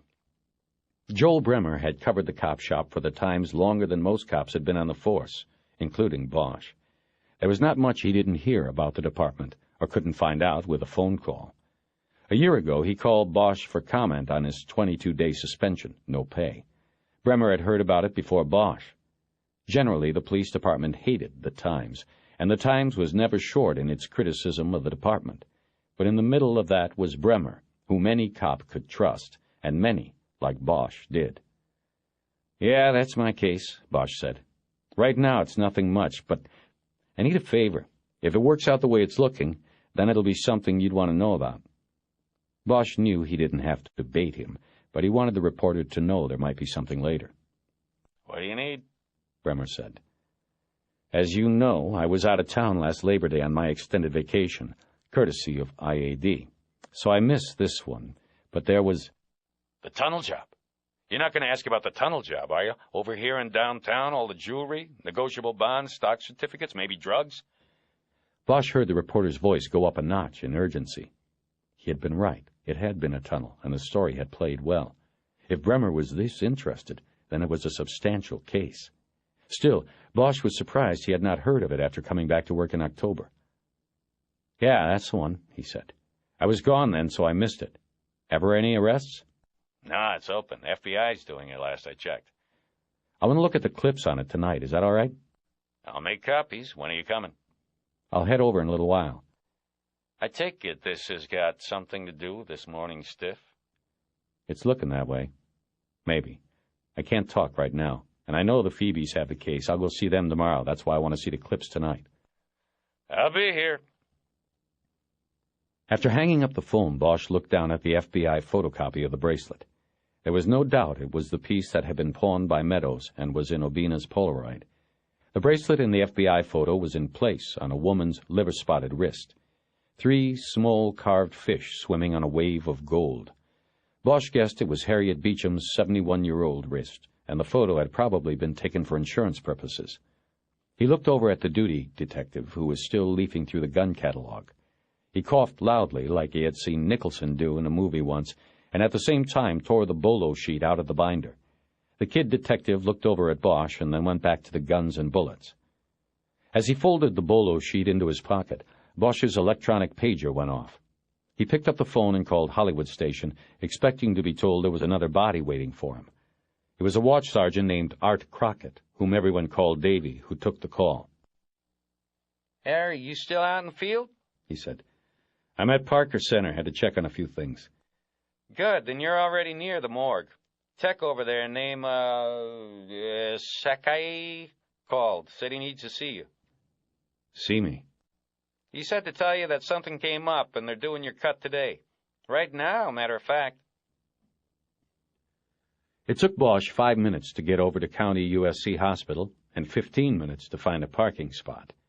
The medical examiner's office was located behind one of the medical center buildings that had been condemned after the '87 earthquake. It was a 2-story yellow prefab without much architectural style or life. As Bosch was going through the glass doors where the living people entered and into the front lobby, he passed a sheriff's detective he had spent some time with while working the Night Stalker task force in the early '80s. "Hey, Bernie," Bosch said and smiled. "Hey, fuck you, Bosch," Bernie said. "The rest of us catch ones that count, too." Bosch stopped there a moment to watch the detective walk into the parking lot. Then he went in and to the right, down a government green corridor, passing through 2 sets of double doors, the smell getting worse each time. It was the smell of death and industrial-strength disinfectant. Death had the upper hand. Bosch stepped into the yellow-tiled scrub room. Larry Sakai was in there, putting a paper gown over his hospital scrubs. He already had on a paper mask and booties. Bosch took a set of the same out of cardboard boxes on a stainless steel counter and started putting them on. "What's with Bernie Slaughter?" Bosch asked. "What happened in here to piss him off?" "You're what happened, Bosch," Sakai said without looking at him. "He got a call out yesterday morning. Some 16-year-old shoots his best friend up in Lancaster. Looks like accidental, but Bernie's waiting on us to check the bullet track and powder stippling. He wants to close it. I told him we'd get to it late today, so he came in. Only we aren't going to get to it at all today, 'cause Sally's got a bug up his ass about doing yours. Don't ask me why. He just checked the stiff out when I brought it in and said we'd do it today. I told him we'd have to bump somebody, and he said bump Bernie, but I couldn't get him on the line in time to stop him from coming in, so that's why Bernie's pissed. You know, he lives all the way down to Diamond Bar. Long ride in for nothing." Bosch had the mask, gown, and booties on, and followed Sakai down the tiled hall to the autopsy suite. "Then maybe he ought to be pissed at Sally, not me," he said. Sakai didn't answer. They walked to the first table where Billy Meadows lay on his back, naked, his neck braced against a short cut of 2x4 wood. There were 6 of the stainless steel tables in the room. Each had gutters running alongside its edges and drain holes in the corners. There was a body on each. Dr. Jesus Salazar was huddled over Meadows' chest, with his back to Bosch and Sakai. "Afternoon, Harry. I've been waiting," Salazar said, still not looking. "Larry, I'm going to need slides on this." The medical examiner straightened up and turned. In his rubber-gloved hand he held what looked like a square plug of flesh and pink muscle tissue. He placed it in a steel pan, the kind brownies are cooked in, and handed it to Sakai. "Give me verticals, one at the puncture track, then two on either side for comparison." Sakai took the pan and left the room to go to the lab. Bosch saw that the plug of meat had been cut from Meadows's chest, about an inch above the left nipple. "What did you find?" Bosch asked. "I'm not sure yet. We'll see. The question is, what did you find, Harry? My field tech told me you were demanding an autopsy on this today. Why is that?" "I told him I needed it today because I wanted to get it done tomorrow. I thought that was what we had agreed on, too." "Yes, he told me so, but I got curious about it. I love a good mystery, Harry. What made you think this was hinky, as you detectives say?" "We don't say it anymore," Bosch thought. "Once it's said in the movies, and people like Salazar pick it up, it's ancient." "Just some things didn't fit at the time," Bosch said. "There are more things now. From my end, it looks like a murder. No mystery." What things?" Bosch got out his notebook and started flipping through the pages as he talked. He listed the things he had noticed wrong at the death scene: the broken finger, the lack of distinct tracks in the pipe, the shirt pulled over the head. "He had a hype kit in his pocket, and we found a stove in the pipe, but it doesn't look right. Looks like a plant to me. Looks like the pop that killed him is in the arm there. Those other scars on his arms are old. He hasn't been using his arms in years." "You're right about that. Aside from the one recent puncture in the arm, the groin area is the only area where punctures are fresh. The inside thighs, an area usually used by people going to great lengths to hide their addiction. But then again, this could have just been his first time back on the arms. What else you got, Harry?" "He smoked, I'm pretty sure. There was no pack of cigarettes with the body." "Couldn't somebody have taken them off the body before it was discovered as scavenger?" "True, but why take the smokes and not the kit? There's also his apartment. Somebody searched the place." "Could have been someone who knew him, someone looking for his stash." "True again." Bosch flipped through a few more pages in the notebook. "The kit on the body had whitish-brown crystals in the cotton. I've seen enough tar heroin to know it turns the straining cotton dark brown, sometimes black, so it looks like it was some fine stuff, probably overseas, that was put on his arm. That doesn't go with the way he was living. That's uptown stuff." Salazar thought a moment before saying, "It's all a lot of supposition, Harry." "The last thing, though, is, and I'm just starting to work on this, he was involved in some kind of caper." Bosch gave him a brief synopsis of what he knew about the bracelet, its theft from the bank vault, and then from the pawn shop. Salazar's domain was the forensic detail of the case, but Bosch had always trusted Sally and found that it sometimes helped to bounce other details of a case off him. The two had met in 1974, when Bosch was a patrolman and Sally was a new assistant coroner. Bosch was assigned guard duty and crowd control on East 54th and South Central, where a firefight with the Symbionese Liberation Army had left a house burned to the ground and 5 bodies in the smoking rubble. Sally was assigned to see if there was a 6th, Patty Hearst, somewhere in the char. The two of them spent 3 days there, and when Sally finally gave up, Bosch had won a bet that she was still alive, somewhere. When Bosch was finished with the story about the bracelet, it seemed to have mollified Sally's worries about the death of Billy Meadows not being a mystery. He seemed energized. He turned to a cart on which his cutting tools were piled and rolled it next to the autopsy table. He switched on a sound-activated tape recorder and picked up a scalpel and a pair of regular gardening shears. He said, "Well, let's get to work." Bosch moved back a few steps to avoid any spatter and leaned against a counter on which there was a tray full of knives and saws and scalpels. He noticed that a sign taped to the side of the tray said, "To be sharpened." Salazar looked down at the body of Billy Meadows and began. "The body is that of a well-developed Caucasian male measuring 69 inches in length, weighing 165 pounds and appearing generally consistent with the stated age of 40 years. The body is cold and unembalmed with full rigor and posterior dependent fixed lividity." Bosch watched him start, but then noticed the plastic bag containing Meadows's clothes on the counter next to the tool pan. He pulled it over and opened it up. The smell of urine immediately assaulted his nostrils, and he thought for a moment of the living room at Meadows's apartment. He pulled on a pair of rubber gloves as Salazar continued to describe the body. The left index finger shows a palpable fracture without laceration or petechial contusion or hemorrhage. Bosch glanced over his shoulder and saw that Salazar was wiggling the broken digit with the blunt end of the scalpel as he spoke to the tape recorder. He concluded his external description of the body by mentioning the skin punctures. There are hemorrhagic puncture wounds, hypodermic type, on the upper inside thighs and interior side of the left arm. The arm puncture exudes a bloody fluid and appears to be most recent. No scabbing.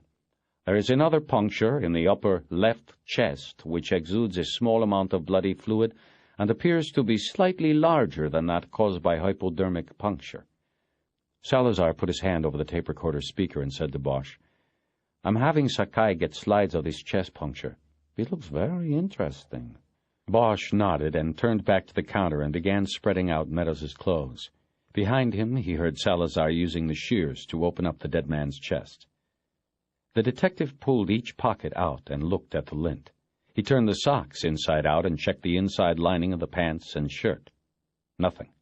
He took a scalpel out of the to-be-sharpened pan and cut the stitches out of Meadows's leather belt and pulled it apart. Again, nothing. Over his shoulder he heard Salazar saying, The spleen weighs 190 grams.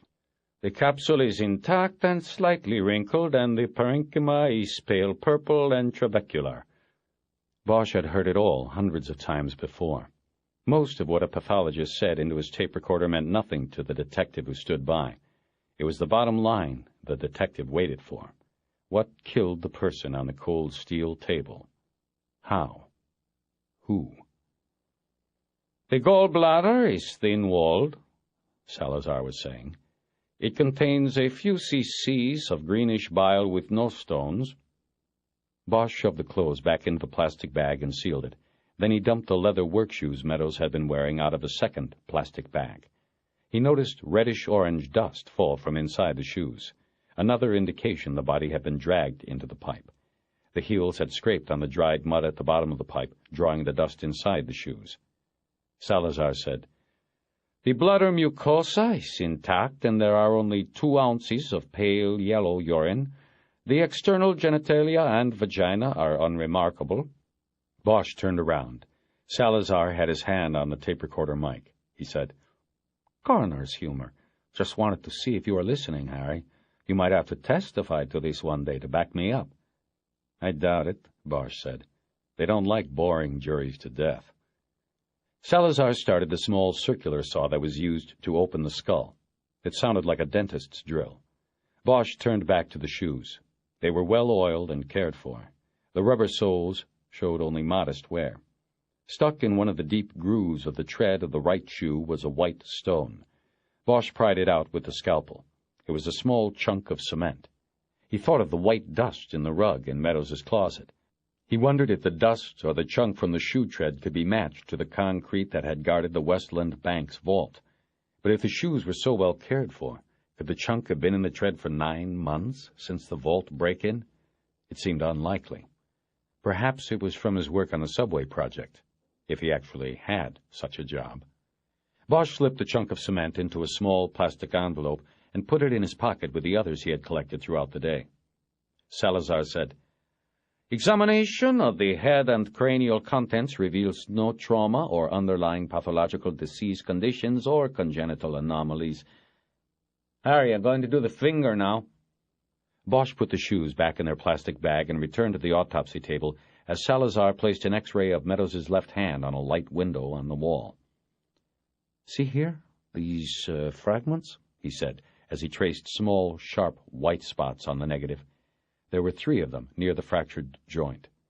If this was an old break, these would, over time, have moved into the joint. There is no scarring discernible on the X-ray, but I'm going to take a look. He went to the body and used a scalpel to make a T incision in the skin on the top of the finger joint.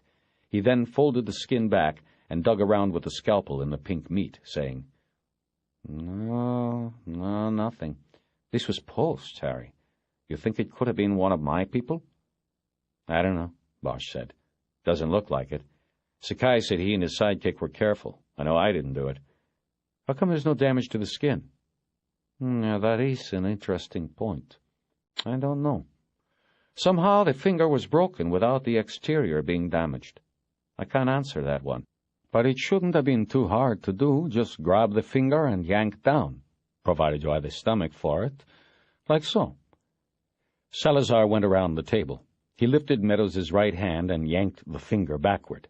He couldn't get the leverage needed and couldn't break the joint. Well, harder than I thought, he said.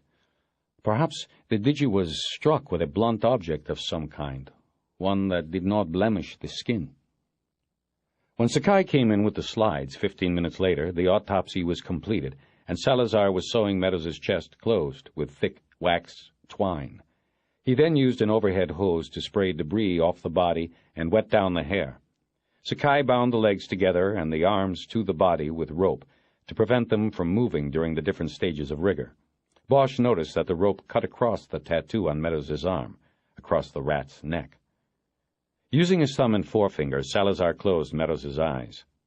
"Take him to the box," he said to Sakai. Then to Bosch, "Let's take a look at these slides. This seemed odd to me because the hole was bigger than your normal skag spike, and its location in the chest was unusual. The puncture is clearly ante-mortem, possibly peri-mortem. There was only slight hemorrhaging, but the wound is not scabbed over, so we're talking shortly before or even during death. Maybe the cause of death, Harry." Salazar took the slides to a microscope that was on the counter at the back of the room. He chose one of the slides and put it on the viewing plate. He bent over to look, and after half a minute finally said, "Interesting." He then looked briefly at the other slides. When he was done, he put the first slide back on the viewing plate. "Okay. Basically, I removed a 1-inch square section of the chest where this puncture was located. I went into the chest about 1.5 inches deep with the cut. The slide is a vertical dissection of the sample, showing the track of the perforation. Do you follow me?" Bosch nodded. "Good. It's kind of like slicing an apple open to expose the track of a worm. The slide traces the path of the perforation and any immediate impact or damage. Take a look." Bosch bent to the eyepiece of the microscope. The slide showed a straight perforation about 1 inch deep, through the skin and into the muscle, tapering in width like a spike. The muscle's pink color changed to a dark brownish color around the deepest point of the penetration. "What does it mean?" he asked. "It means," said Salazar, "that the puncture was through the skin, through the fascia, that's the fibrous fat layer, and then directly into the pectoral muscle. You notice the deepening color of the muscle around the penetration?" "Yes, I notice." "Harry, that's because the muscle is burned there." Bosch looked away from the microscope to Salazar. He thought he could make out the line of a thin smile beneath the pathologist's breathing mask. "Burned." "A stun gun," the pathologist said. "Look for one that fires its electrode dart deep into the skin tissue, about 3 to 4 centimeters deep. Though in this case it is likely the electrode was manually pressed deeper into the chest." Bosch thought a moment. A stun gun would be virtually impossible to trace. Sakai came back into the room and leaned on the counter by the door, watching. Salazar collected 3 glass vials of blood and 2 containing yellowish liquid from the tool cart. There was also a small steel pan containing a brown lump of material that Bosch recognized from experience in this room as liver. "Larry, here are the tox samples," Salazar said. Sakai took them and disappeared from the room again. "You're talking about torture. Electric shock," Bosch said. "I would say it looks so," Salazar said. "Not enough to kill him, the trauma is too small, but possibly enough to get information from him. An electric charge can be very persuasive. I think there is ample history on that. With the electrode position in the subject's chest, he could probably feel the juice going right into his heart. He would have been paralyzed. He'd tell them what they wanted and then could only watch while they put a fatal dosage of heroin into his arm." "Can we prove any of this?" Salazar looked down at the tile floor and put his finger on his mask and scratched his lip beneath it. Bosch was dying for a cigarette. He had been in the autopsy room nearly 2 hours. Prove any of it, Salazar said. Not medically. Tox tests will be done in a week. For the sake of argument, say they come back heroin overdose. How do we prove that someone else put it in his arm, not himself? Medically? We can't. But we can show that at the time of death, or shortly before, there was a traumatic assault on the body in the form of electric shock. He was being tortured. After death, there is the unexplained damage to the first digit of the left hand. He rubbed the finger over his mask again and then concluded, I could testify that this was a homicide. The totality of the medical evidence indicates death at the hands of others. But, for the moment, there is no cause. We wait for the tox studies to be completed, and then we'll put our heads together again. Bosch wrote a paraphrase of what Salazar had just said into his notebook. He would have to type it into his own reports. Of course, Salazar said, proving any of this beyond a reasonable doubt to a jury is another matter. I would guess that, Harry, you have to find that bracelet and find out why it was worth torturing and killing a man for. Bosch closed his notebook and started to pull off the paper gown. The setting sun burned the sky pink and orange in the same bright hues as surfers' bathing suits. It was beautiful deception, Bosch thought, as he drove north on the Hollywood freeway to home. Sunsets did that here. Made you forget it was the smog that made their colors so brilliant, that behind every pretty picture there could be an ugly story. The sun hung like a ball of copper in the driver's side window. He had the car radio tuned to a jazz station, and Coltrane was playing Soul Eyes. On the seat next to him was a file containing the newspaper clippings from Bremer. The file was weighted down by a six-pack of Henrys. Bosch got off at Barham and then took Woodrow Wilson up into the hills above Studio City. His home was a wood-framed, one-bedroom cantilever, not much bigger than a Beverly Hills garage. It hung out over the edge of the hill and was supported by 3 steel pylons at its midpoint. It was a scary place to be during earthquakes, daring Mother Nature to twang those beams and send the house down the hill like a sled. But the view was the trade-off. From the back porch, Bosch could look northeast across Burbank and Glendale. He could see the purple-hued mountains past Pasadena and Altadena. Sometimes he could see the smoky loom-up and orange blaze of brush fires in the hills. At night, the sound of the freeway below softened, and the searchlights at Universal City swept the sky. Looking out on the valley never failed to give Bosch a sense of power which he could not explain to himself. But he did know that it was one reason, the main reason, he bought the place and would never want to leave it. Bosch had bought it 8 years earlier, before the real estate boom got seriously endemic, with a down payment of $50,000. That left a mortgage of $1,400 a month, which he could easily afford because the only things he spent money on were food, booze, and jazz. The down payment money had come from a studio that gave it to him for the rights to use his name in a TV miniseries based on a string of murders of beauty shop owners in Los Angeles. Bosch and his partner during the investigation were portrayed by 2 mid-level TV actors. His partner took his $50,000 and his pension and moved to Ensenada. Bosch put his down on a house he wasn't sure could survive the next earthquake, but that made him feel as though he were prince of the city. Despite Bosch's resolve never to move, Jerry Edgar, his current partner and part-time real estate man, told him the house was now worth 3 times what he had paid for it. Whenever the subject of real estate came up, which was often, Edgar counseled Bosch to sell and trade up. Edgar wanted the listing. Bosch just wanted to stay where he was. It was dark by the time he reached the Hill House. He drank the first beer standing on the back porch, looking out at the blanket of lights below. He had a second bottle while sitting in his watch chair, the file closed on his lap. He hadn't eaten all day, and the beer hit him quickly. He felt lethargic and yet jumpy, his body telling him it needed food. He got up and went to the kitchen and made a pressed turkey sandwich that he brought back to the chair with another beer. When he was finished eating, he brushed the sandwich crumbs off the file and opened it up. There had been 4 Times stories on the Westland bank caper. He read them in the order of publication. The first was just a brief that had run on page 3 of the Metro section. The information had apparently been gathered on the Tuesday the break-in was discovered. At the time, the LAPD and the FBI weren't that interested in talking to the press or letting the public know what had happened. Authorities probe bank break-in. An undisclosed amount of property was stolen from the Westland National Bank in downtown during the 3-day holiday weekend, authorities said Tuesday. The burglary, being investigated by the FBI and the Los Angeles Police Department, was discovered when managers of the bank, located at the corner of Hill Street and 6th Avenue, arrived Tuesday and found the safe deposit vault had been looted, FBI Special Agent John Rourke said. Rourke said an estimate on the loss of property had not been made, but sources close to the investigation said more than $1 million worth of jewels and other valuables stored in the vault by customers of the bank was taken. Rourke also declined to say how the burglars entered the vault, but did say that the alarm system was not working properly. He declined to elaborate. A spokesman for Westland declined Tuesday to discuss the burglary. Authorities said there were no arrests or suspects. Bosch wrote the name John Rourke in his notebook and went on to the next newspaper story, which was much longer.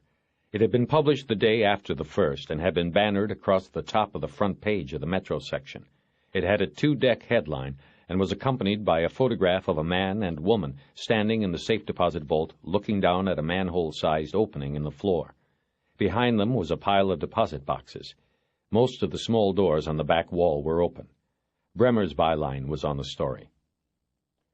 At least $2 million taken in bank tunnel job. Bandits had holiday weekend to dig into vault. The article expanded on the first story, filling in the detail that the perpetrators had tunneled into the bank, digging an approximately 150-yard line from a city storm main that ran under Hill Street. The story said an explosive device had been used to make the final break through the floor of the vault.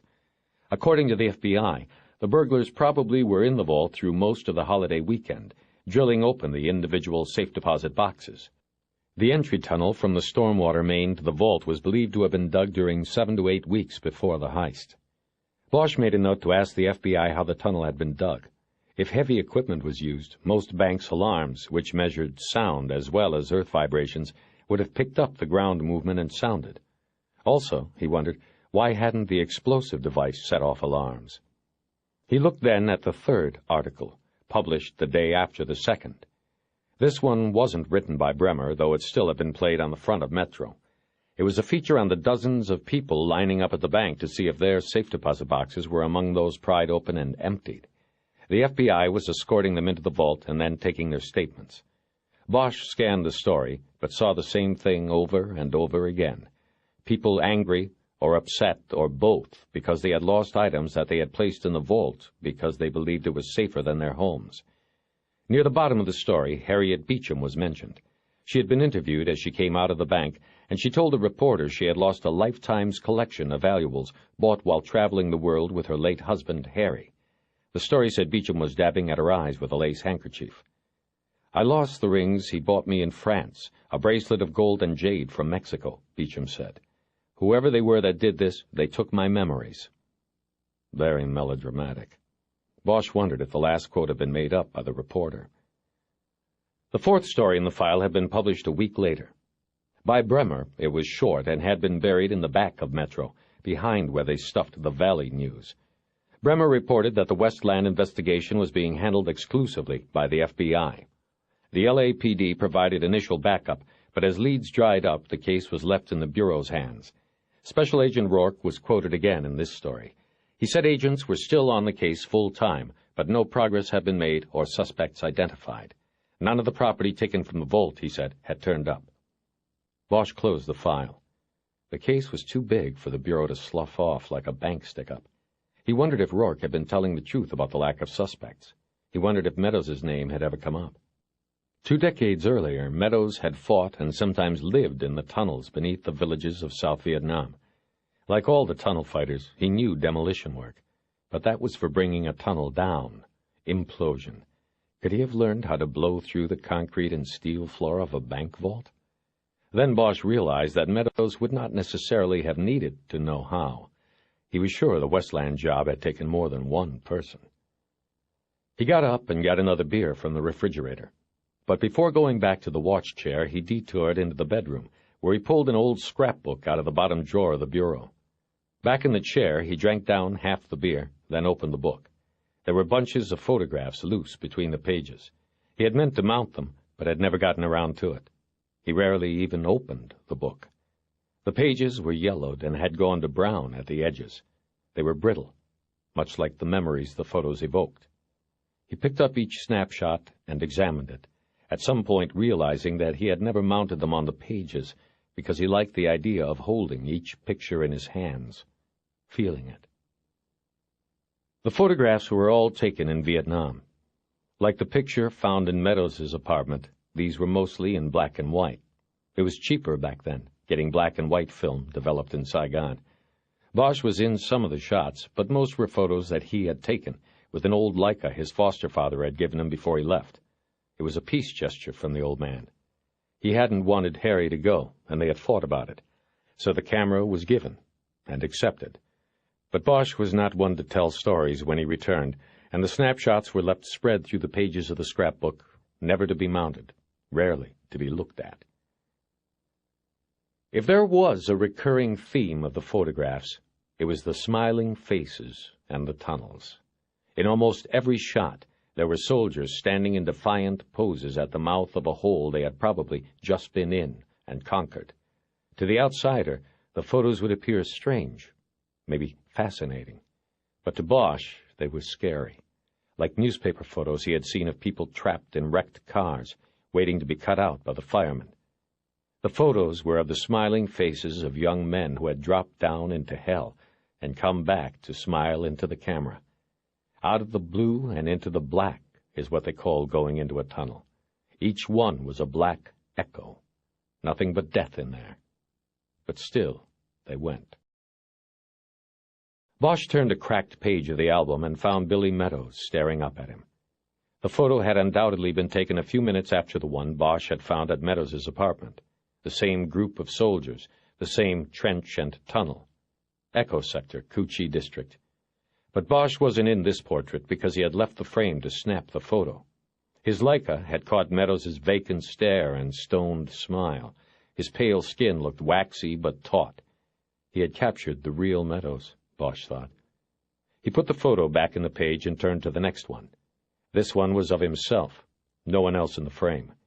He clearly remembered setting the camera down on a wooden table in a hooch and setting the timer. Then he moved into the frame. The camera had snapped as he was shirtless, the tattoo on his deeply tanned shoulder catching the falling sun through the window. Behind him, but out of focus, was the dark entrance to a tunnel lying uncovered on the straw floor of the hooch. The tunnel was blurred, forbidding darkness, like the ghastly mouth in Edvard Munch's painting, The Scream. It was a tunnel in the village they called Timbuktu, Bosch knew as he stared at the photo. His last tunnel. He was not smiling in the picture. His eyes were set in dark sockets. And neither was he smiling as he looked at it now. He held the photo in two hands, absent-mindedly rubbing his thumbs up and down the borders. He stared at the photograph until fatigue and alcohol pulled him down into sleepy thought, almost dreamlike. He remembered that last tunnel, and he remembered Billy Meadows. 3 of them went in. 2 of them came out. The tunnel had been discovered during a routine sweep at a small village in East Sector. The village had no name on the recon maps, so the soldiers called it Timbuktu. The tunnels were turning up everywhere, so there weren't enough rats to go around. When the tunnel mouth was found under a rice basket in a hooch, the top sergeant didn't want to have to wait for a dust-off to land with fresh rats. He wanted to press on, but he knew he had to check the tunnel out. So the top made a decision like so many others in the war. He sent 3 of his own men in. 3 virgins, scared as shit, maybe 6 weeks in country among them. The top told them not to go far, just set charges and come out. Do it fast and cover each other's ass. The 3 green soldiers dutifully went down into the hole. Except a half-hour later, only 2 came out. The 2 who made it out said that the 3 of them had separated. The tunnel branched into several directions, and they split up. They were telling the top this when there was a rumble, and a huge cough of noise and smoke and dust belched from the tunnel mouth. The C4 charges had detonated. The company loot came in then and said they wouldn't leave the zone without the missing man.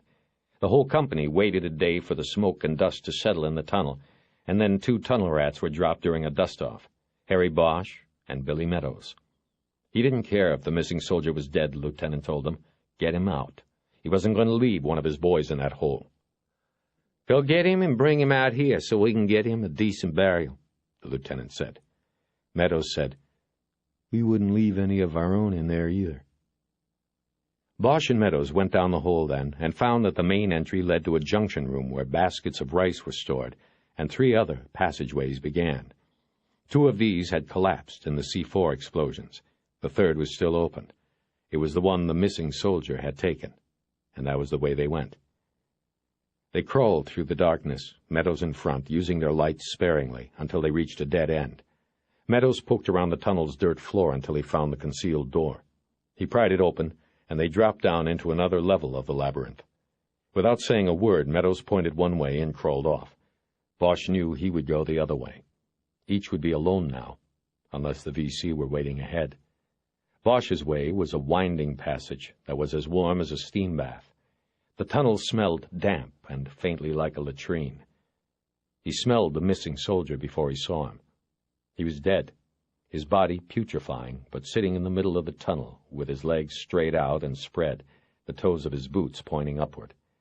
His body was propped against a stake planted in the floor of the tunnel. A piece of wire that cut an inch into his neck was wrapped around the stake and held him in place. Afraid of a booby trap, Bosch didn't touch him. He played the beam of his flashlight over the neck wound and followed the trail of dried blood down the front of the body. The dead man wore a green T-shirt with his name stenciled in white on the front. Al Crofton, it said beneath the blood. There were flies mired in the crusted blood on his chest, and for a moment Bosch wondered how they found their way so far down. He dipped the light to the dead soldier's crotch and saw that it too was black with dried blood. The pants were torn open, and Crofton looked as though he had been mauled by a wild animal. Sweat began to sting Bosch's eyes, and his breathing became louder, more hurried than he wanted it to be. He was immediately aware of this, but was also aware that he could do nothing to stop it. Crofton's left hand was palm up on the ground next to his thigh. Bosch put the light on it and saw the bloody set of testicles. He stifled the urge to vomit, but could not prevent himself from hyperventilating. He cupped his hands over his mouth and tried to slow his gasping for air. It didn't work. He was losing it. He was panicking. He was 20 years old, and he was scared. The walls of the tunnel were closing tight around him. He rolled away from the body and dropped the light, its beam still focused on Crofton. Bosch kicked at the clay walls of the tunnel and curled into a fetal position. The sweat in his eyes was replaced by tears. At first they came silently, but soon his sobs racked his entire body, and his noise seemed to echo in all directions in the darkness, right to where Charlie sat and waited. Right to hell. Part 2. Monday, May 21st. Bosch came awake in his watch chair about 4 a.m. He had left the sliding glass door open to the porch, and the Santa Ana winds were billowing the curtains, ghost-like, out across the room. The warm wind and the dream had made him sweat. Then the wind had dried the moisture on his skin like a salty shell. He stepped out onto the porch and leaned against the wood railing, looking down at the lights of the valley. The searchlights at Universal were long since retired for the night, and there was no traffic sound from the freeway down in the pass. In the distance, maybe from Glendale, he heard the whooping sound of a helicopter. He searched and found the red light moving low in the basin. It wasn't circling, and there was no searchlight. It wasn't a cop. He thought then that he could smell the slight scent of malathion, sharp and bitter on the red wind. He went back inside and closed the sliding glass door. He thought about bed, but knew there would be no more sleep this night. It was often this way with Bosch. Sleep would come early in the night, but not last, or it would not come until the arriving sun softly cut the outline of the hills in the morning fog. He had been to the sleep disorder clinic at the VA in Sepulveda, but the shrinks couldn't help him. They told him he was in a cycle. He would have extended periods of deep sleep trances into which torturous dreams invaded. This would be followed by months of insomnia, the mind reacting defensively to the terrors that awaited in sleep. Your mind has repressed the anxiety you feel over your part in the war, the doctor told him. You must assuage these feelings in your waking hours before your sleep time can progress undisturbed. But the doctor didn't understand. that what was done was done. There was no going back to repair what had happened. You can't patch a wounded soul with a Band-Aid. He showered and shaved, afterward studying his face in the mirror and remembering how unkind time had been to Billy Meadows.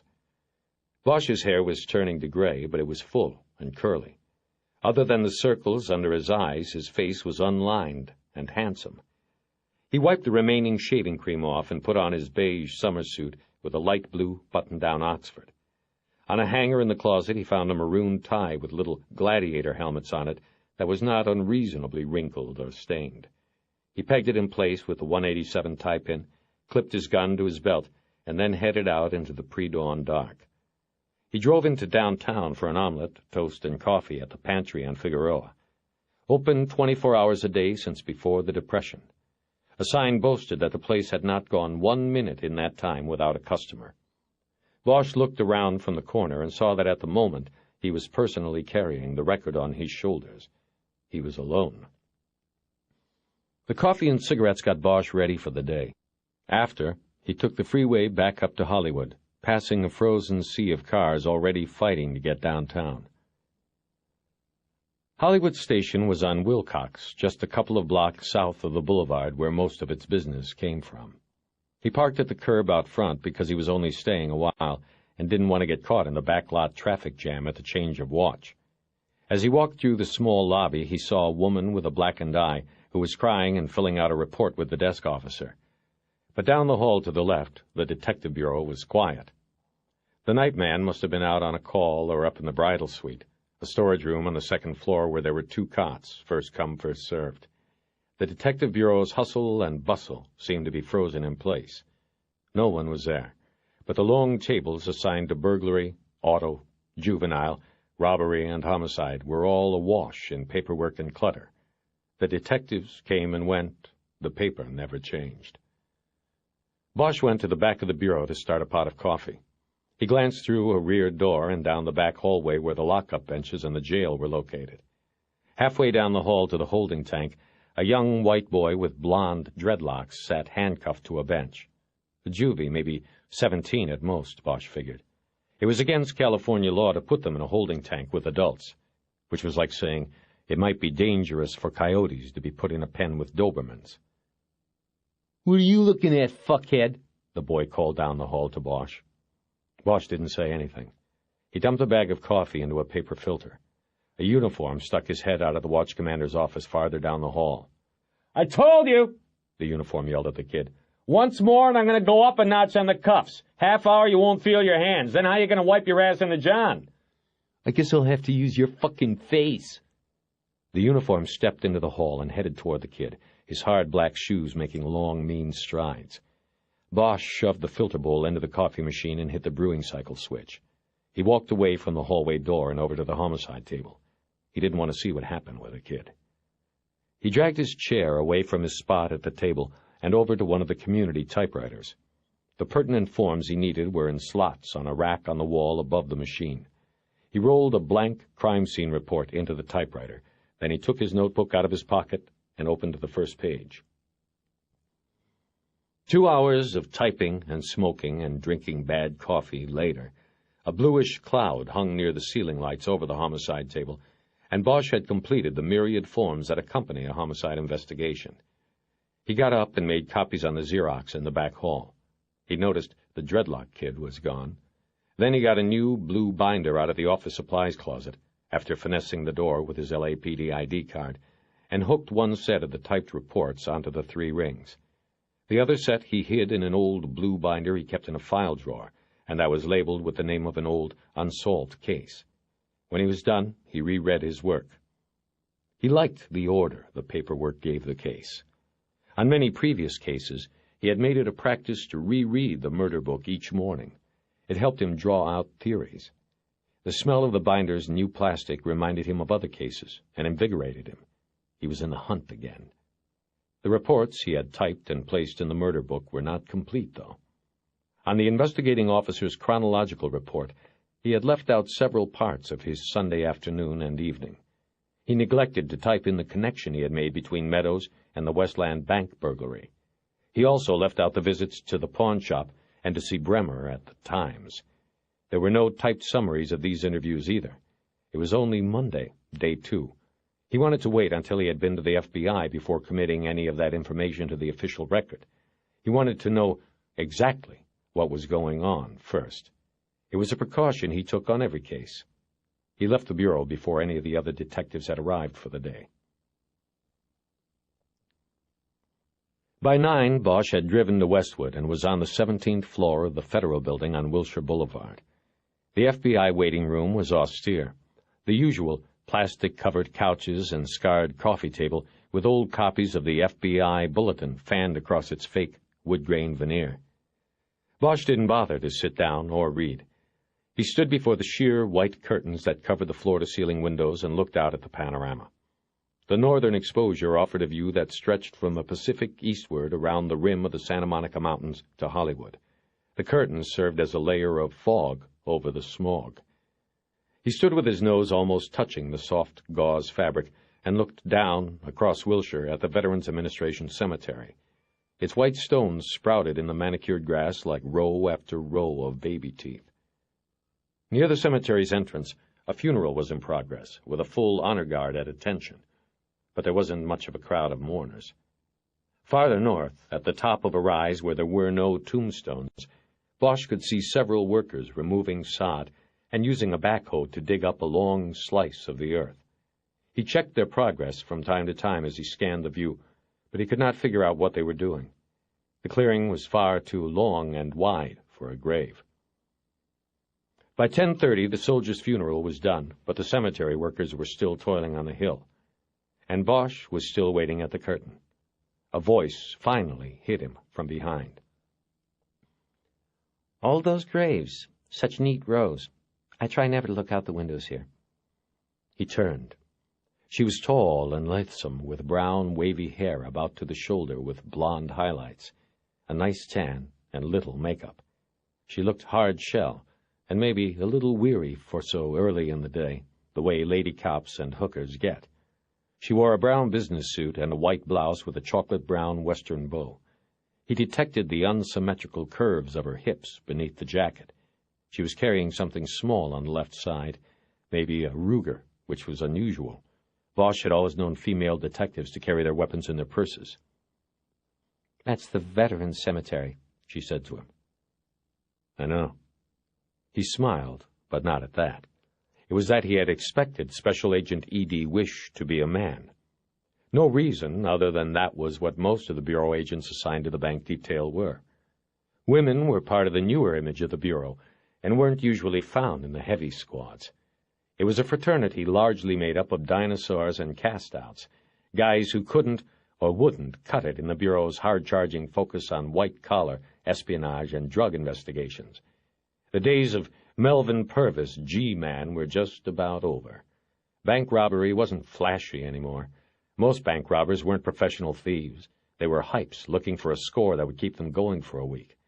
Of course, stealing from a bank was still a federal crime. That was the only reason the Bureau still bothered. "Of course," she said. "You must know that.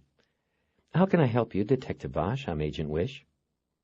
They shook hands, but Wish made no movement toward the door she had come through. It had closed, and the lock had snapped home.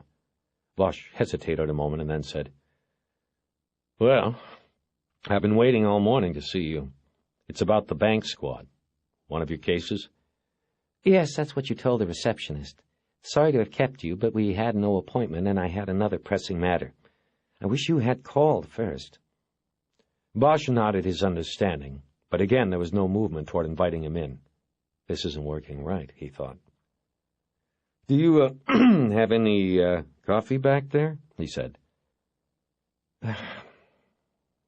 "Yes, I believe we do. But can we make this quick? I'm really in the middle of something at the moment." Who isn't, Bosch thought. She used a card key to open the door and then pulled it open and held it for him. Inside, she led him down a corridor where there were plastic signs on the walls next to the doors. The Bureau didn't have the same affinity for acronyms as the police department. The signs were numbered, Group 1, Group 2, and so on. As they went along, he tried to replace her accent. It had been slightly nasal, but not like New York. Philadelphia, he decided. Maybe New Jersey. Definitely not Southern California. Never mind the tan that went with it. Black, she said. Cream and sugar, please. She turned and entered a room that was furnished as a small kitchen. There was a counter and cabinets, a coffee maker, a microwave, and a refrigerator. The place reminded Bosch of law offices he had been to give depositions. Nice, neat, expensive. She handed him a styrofoam cup of black coffee and signaled for him to put in his own cream and sugar. She wasn't having any. If it was an attempt to make him uncomfortable, it worked. Bosch felt like an imposition, not someone who brought good news, a break in a big case. He followed her back into the hallway, and they went through the next doorway, which was marked Group 3. It was the bank robbery kidnap unit. The room was about the size of a convenience store. It was the first federal squad room Bosch had been in, and the comparison to his own office was depressing. The furniture here was newer than anything he had ever seen in any LAPD squad. There was actually carpet on the floor and a typewriter or computer at almost every desk. There were 3 rows of 5 desks, and all of them but one were empty. A man in a gray suit sat at the first desk in the middle row, holding a phone to his ear. He didn't look up as Bosch and Wish walked in. Except for the background noise of a tactical channel coming from a scanner on a file cabinet in the back, the place could have passed for a real estate office. Wish took a seat behind the first desk in the first row and gestured for Bosch to take the seat alongside it. This put him directly between Wish and Gray Suit on the phone. Bosch put his coffee down on her desk and began to figure right away that Gray Suit wasn't really on the phone, even though the guy kept saying, or every few moments or so. Wish opened a file drawer in her desk and pulled out a plastic bottle of water, some of which she poured into a paper cup. We had a 211 at a savings and loan in Santa Monica. Just about everybody's out on it, she explained as he scanned the almost empty room. I was coordinating from here. That's why you had to wait out there. Sorry. No problem. Get him? What makes you say it was a him? Bosch shrugged his shoulders. Percentages? Well, it was 2 of them, 1 of each. And yes, we got them. They were in a stolen from Reseda reported yesterday. Female went in and took care of business. Male was the wheel. They took the 10 to the 405, then into LAX, where they left the car in front of the Skycap at United. Then they took the escalator to the arrivals level, got on a shuttle bus to the flyaway station in Van Nuys, and then took a cab all the way back down to Venice, to a bank. We had an LAPD copter over them the whole time. They never looked up. When she went into the second bank, we thought we were going to see another 211, so we rushed her while she was waiting in line for a teller. Got him in the parking lot. Turned out she was going to deposit the take from the first bank, an interbank transfer, the hard way. See, some dumb people in this business, Detective Bosch. What can I do for you? You can call me Harry. As I am doing what for you? Interdepartmental cooperation, he said. Kind of like you and our helicopter this morning. Bosch drank some of his coffee and said, Your name is on a bolo I came across yesterday. Your old case out of downtown. I'm interested in it. I work homicide out of Hollywood. Yes, I know, Agent Wish interrupted. Vision. The receptionist showed me the card you gave. By the way, do you need it back? That was a cheap shot. He saw his sad-looking business card on her clean green blotter. It had been in his wallet for months, and its corners were curled up at the edges. It was one of the generic cards the department gave detectives who worked out in the bureaus. It had the embossed police badge on it and the Hollywood Division phone number, but no name. You could buy yourself an ink pad and order a stamp and sit at your desk at the beginning of each week and stamp out a couple of dozen cards, or you could just write your name on the line with a pen and not give out too many. Bosch had done the latter. Nothing the department could do could embarrass him any more. No, you can keep it. By the way, you have one? In a quick, impatient motion, she opened the top middle drawer of the desk, took a card out of a little tray, and put it down on the desktop, next to the elbow Bosch had leaned there.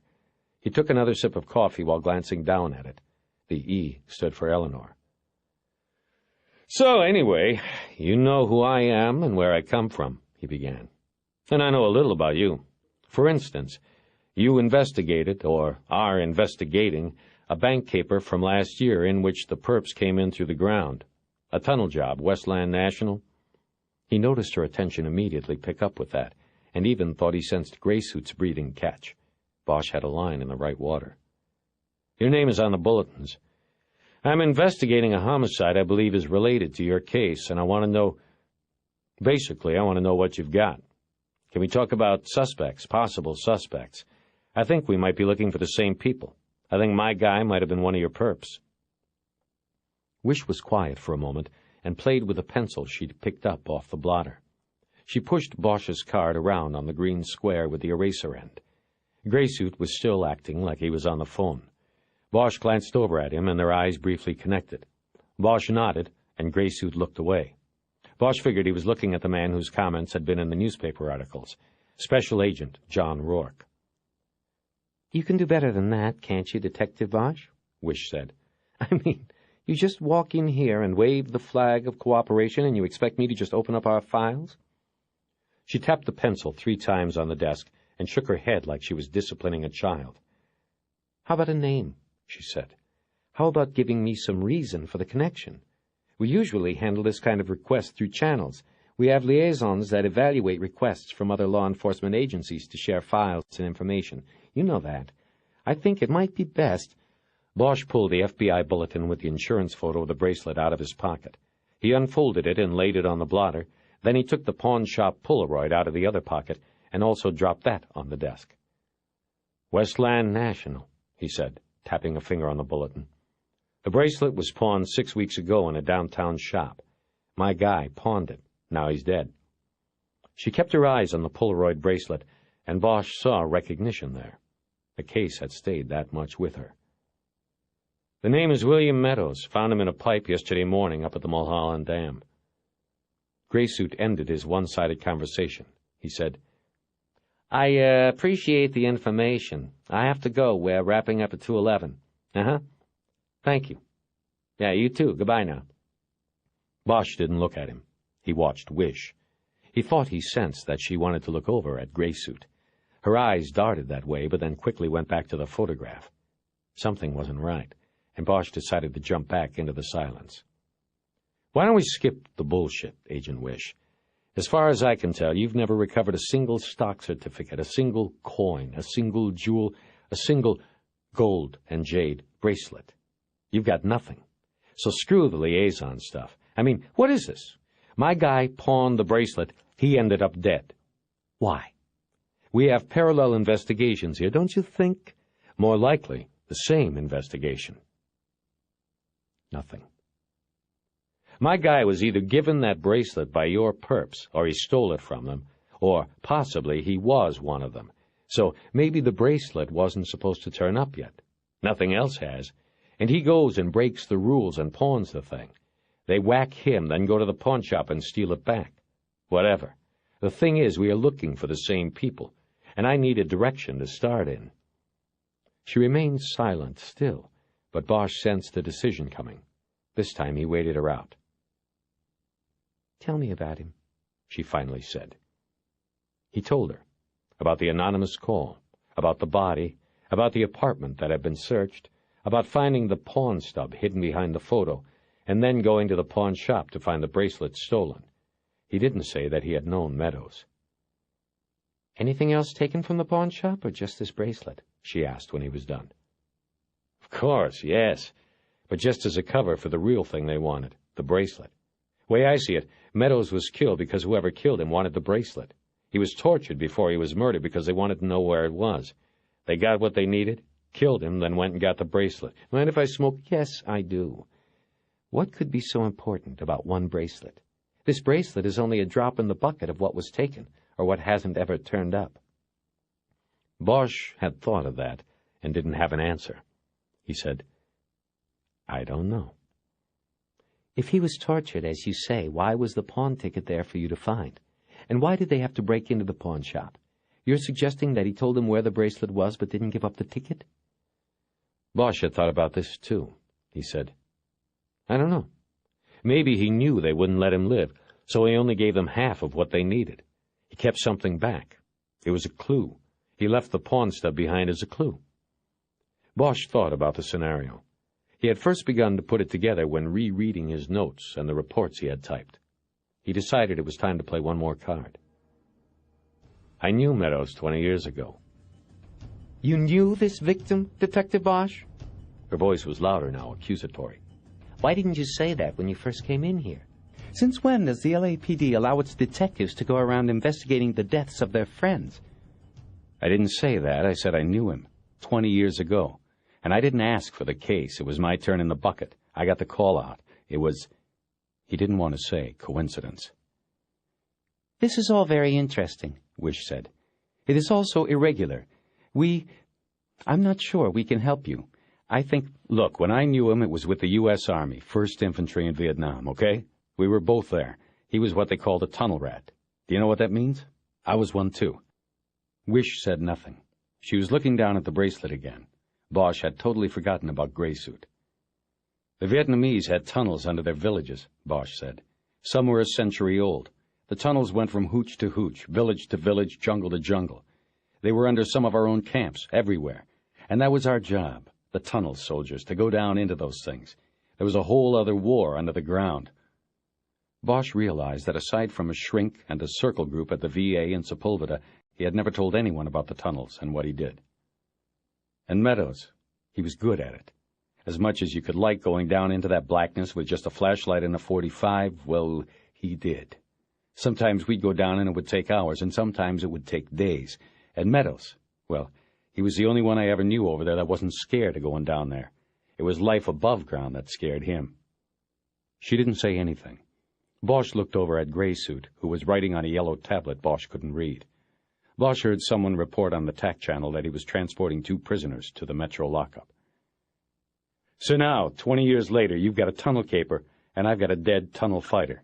He was found in a pipe, a tunnel. He had property from your caper. Bosch felt around in his pockets for his cigarettes, then remembered she had said no. We have to work together on this one, right now. He knew by her face it hadn't worked. He emptied his coffee cup, ready for the door. He didn't look at Wish now. He heard Gray Suit pick up the phone again and punch a number out. He stared down at the residue of sugar in the bottom of his cup. He hated sugar in his coffee. Detective Bosch, Wish began, I am sorry you had to wait in the hall so long this morning. I am sorry this fellow soldier you knew, Meadows, is dead. Whether it was 20 years ago or not, I am. I have sympathy for him and you and what you may have had to go through. But I am also sorry that I can't help you at the moment. I will have to follow established protocol and talk to my supervisor. I will get back to you as soon as possible. That is all I can do at the moment. Bosch dropped the cup into a trash can next to her desk and reached over to pick up the Polaroid and the bulletin page. Can we keep the photo here? Agent Wish asked. I need to show it to my supervisor. Bosch kept the Polaroid. He got up and stepped in front of Gray Suit's desk. He held the Polaroid up to the man's face. He's seen it, he said over his shoulder as he walked out of the office. Deputy Chief Irvin Irving sat at his desk, bruxing his teeth and working the muscles of his jaw into hard rubber balls. He was disturbed, and this clenching and gnashing of teeth was his habit when disturbed or in solitary contemplative moods. As a result, the musculature of his jaw had become the most pronounced feature of his face. When looked at head-on, Irving's jawline was actually wider than his ears, which were pinned flat against his shaven skull and had a wing-like shape to them. The ears and the jaw gave Irving an intimidating, if not odd, visage. He looked like a flying jaw, as though his powerful molars could crush marbles, and Irving did all he could to promote this image of himself as a fearsome junkyard dog who might sink his teeth into a shoulder or leg and tear out a piece of meat the size of a softball. It was an image that had helped overcome his one impediment as a Los Angeles policeman, his silly name, and could only aid him in his long-planned ascendancy to the chief's office on the 6th floor. So he indulged the habit, even if it did cost him a new set of $2,000 molar implants every 18 months. Irving pulled his tie tight against his throat and ran his hand over his gleaming scalp. He reached to the intercom buzzer. Though he could have easily pushed the speaker button then and barked his command, he waited for his new adjutant's reply first. This was another of his habits. Yes, Chief? He loved hearing that. He smiled, then leaned forward until his great, wide jaw was inches from the intercom speaker. He was a man who did not trust that technology could do what it was supposed to do. He had to put his mouth to the speaker and shout. "Mary, get me the jacket on Harry Bosch. It should be in the actives." He spelled the first and last names for her. Right away, Chief. Irving leaned back, smiled through clenched teeth, but then thought he felt something out of alignment. He deftly ran his tongue over his left rear lower molar, searching for a defect in its smooth surface, maybe a slight fissure. Nothing. He opened the desk drawer and took out a small mirror. He opened his mouth and studied the back teeth. He put the mirror back and took out a pale blue post-it pad and made a note to call for a dental checkup. He closed the drawer and remembered the time he had popped a fortune cookie into his mouth while dining with the city councilman from the west side. The right rear lower molar had crumbled on the stale cookie. The junkyard dog decided to swallow the dental debris rather than expose the weakness to the councilman, whose confirmation vote he would someday need and expect. During the meal, he had brought to the councilman's attention the fact that his nephew, and LAPD motorman, was a closet homosexual. Irving mentioned that he was doing his best to protect the nephew and prevent his exposure. The department was as homophobic as a Nebraska church, and if the word leaked to the rank and file, Irving explained to the councilman, the officer could forget any hope for advancement. He could also expect brutal harassment from the rest of L.A.'s finest. Irving didn't need to mention the consequences if a scandal broke publicly. Even on the liberal west side, it wouldn't help a councilman's mayoral ambitions. Irving was smiling at the memory when Officer Mary Grosso knocked and then walked into the office with a 1-inch thick file in her hand. She placed it on Irving's glass-topped desk. There was nothing else on its gleaming surface, not even a phone. You were right, Chief. It was still in the actives files. The deputy chief in charge of the Internal Affairs Division leaned forward and said, "Yes, I believe I did not have it transferred to archives because I had a feeling we had not seen the last of Detective Bosch. Let me see, that would be Lewis and Clark, I believe." He opened the file and read the notations on the inside of the jacket. "Yes. Mary, will you have Lewis and Clark come in, please?" Chief, I saw them in the squad. They were getting ready for a BOR. I'm not sure which case. "Well, Mary, they will have to cancel the Board of Rights, and please do not talk to me in abbreviations. I am a slow-moving, careful policeman. I do not like shortcuts. I do not like abbreviations. You will learn that. Now, tell Lewis and Clark I want them to delay the hearing and report to me forthwith." He flexed his jaw muscles and held them, hard as tennis balls, at their full width. Grosso scurried from the office. Irving relaxed and paged through the file, reacquainting himself with Harry Bosch. He noted Bosch's military record and his fast advance through the department, from patrol to detectives to the elite robbery-homicide division in 8 years. Then the fall. Administrative transfer last year from robbery-homicide to Hollywood homicide. Should have been fired, Irving lamented as he studied the entries on Bosch's career chronology. Next, Irving scanned the evaluation report on a psychological given Bosch the year before to determine if he should be allowed to return to duty after killing an unarmed man. The department psychologist wrote, "Through his war and police experiences, most notably including the aforementioned shooting resulting in fatality, the subject has to a high degree become desensitized to violence. He speaks in terms of violence or the aspect of violence being an accepted part of his day-to-day life for all of his life. Therefore, it is unlikely that what transpired previously will act as a psychological deterrent should he again be placed in circumstances where he must act with deadly force in order to protect himself or others. I believe he will be able to act without delay. He will be able to pull the trigger. In fact, his conversation reveals no ill effects at all from the shooting, unless his sense of satisfaction with the outcome of the incident, the suspect's death, should be deemed inappropriate." Irving closed the file and tapped it with a manicured nail. He then picked a strand of long brown hair, Officer Mary Grosso's, he presumed, off the glass desktop and dropped it into a wastebasket next to the desk. Harry Bosch was a problem, he thought. A good cop, a good detective. Actually, Irving grudgingly admired his homicide work, particularly his affinity for serial slayers. But in the long run, the deputy chief believed, outsiders did not work well inside the system. Harry Bosch was an outsider, always would be. not part of the LAPD family. And now the worst had come to Irving's attention. Bosch had not only left the family, but appeared to be engaged in activities that would hurt the family, embarrass the family. Irving decided that he would have to move swiftly and surely. He swiveled in his chair and looked out the window at City Hall, across Los Angeles Street. Then his gaze dropped, as it always did, to the marble fountain in front of Parker Center, the memorial to officers killed in the line of duty. There was family, he thought. There was honor. He clenched his teeth powerfully, triumphantly. Just then the door opened. Detectives Pierce Lewis and Don Clark strode into the office and presented themselves. Neither spoke. They could have been brothers. They shared close-cropped brown hair, the arm-splayed build of weightlifters, conservative gray silk suits. Lewis's had a thin charcoal stripe, Clark's maroon.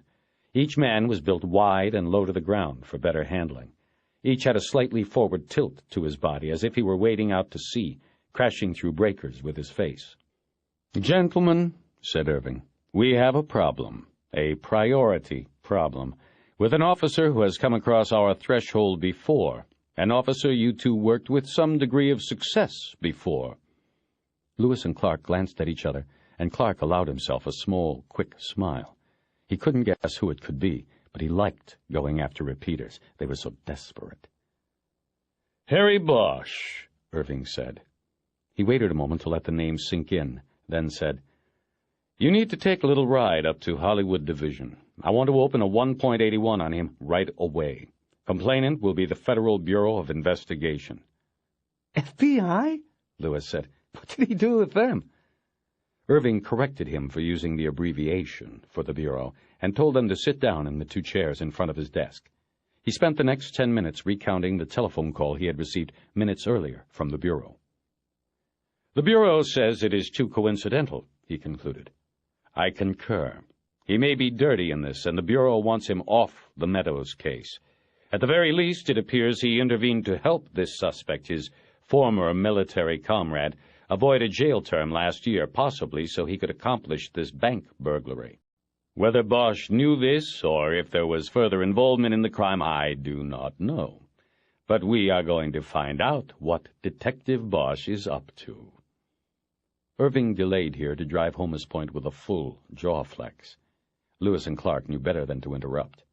Irving then said, "This opportunity opens the door for the department to do what it was unable to accomplish before with Bosch. Eliminate him. You will report directly to me. Oh, and I want Bosch's supervisor, a Lieutenant Pounds, copied with your daily reports. On the quiet. But you will do more than copy me. I want telephonic reports twice daily, morning and evening." "We're on our way," Lewis said as he stood up. "Aim high, gentlemen, but be careful," Irving counseled them. "Detective Harry Bosch is no longer the celebrity he once was, but nevertheless, do not let him slip away."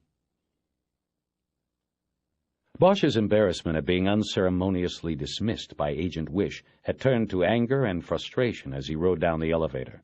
It was like a physical presence in his chest that jumped into his throat as the stainless steel cell descended. He was alone, and when the pager on his belt started to chirp, he let it go on for its allotted 15 seconds, rather than turn it off. He swallowed his anger and embarrassment and formed it into resolve. As he stepped out of the elevator car, he looked down at the phone number on the pager's digital display. An 818 area code. The Valley, but he didn't recognize the number. He stepped to a pod of payphones in the courtyard in front of the Federal Building and dialed the number. 90 cents, an electronic voice said. Luckily, he had the loose change. He dumped it in, and the call was picked up on a half ring by Jerry Edgar. "Harry," he began without a hello. "I'm still up here at the VA, and I'm getting the runaround, man. They don't have any files on Meadows. They say I have to go through D.C. or I got to get a warrant. I tell them I know there is a file, on account of what you told me. I say, look, if I was to get a search warrant, can you look and make sure you know where this file is? And so they're looking for a while, and what they finally come out saying is, yes, they had a file, but it's gone. Guess who came and got it with a court order last year? The FBI. You know something I don't know? I haven't exactly been sitting on my ass. They say when the Bureau took it, or why? They weren't told why. FBI agent just came in with the warrant and took it. Checked it out last September and hasn't brought it back since. Didn't give a reason. The fucking BI doesn't have to. Bosch was quiet while he thought about this. They knew all along. Wish knew about Meadows and the tunnels and everything else he had just told her. It had all been a show. Harry, you there? Yeah, listen. Did they show you a copy of the paperwork or know the name of the agent? Nah, they couldn't find the subpoena receipt, and nobody remembered the agent's name, except that she was a woman. Take this number where I'm at. Go back to them in records and ask for another file. Just see if it's there. My file. He gave Edgar the payphone number, his date of birth, social security number, and his full name, spelling out his real first name. Jesus, that's your first name? Harry, for short. Whew. How'd your mama come up with that one? She had a thing about 15th century painters. It goes with the last name. Go check on the file, then call me back. I'll wait here. I can't even pronounce it, man. Rhymes with anonymous. Okay, I'll try that. Where you at, anyway?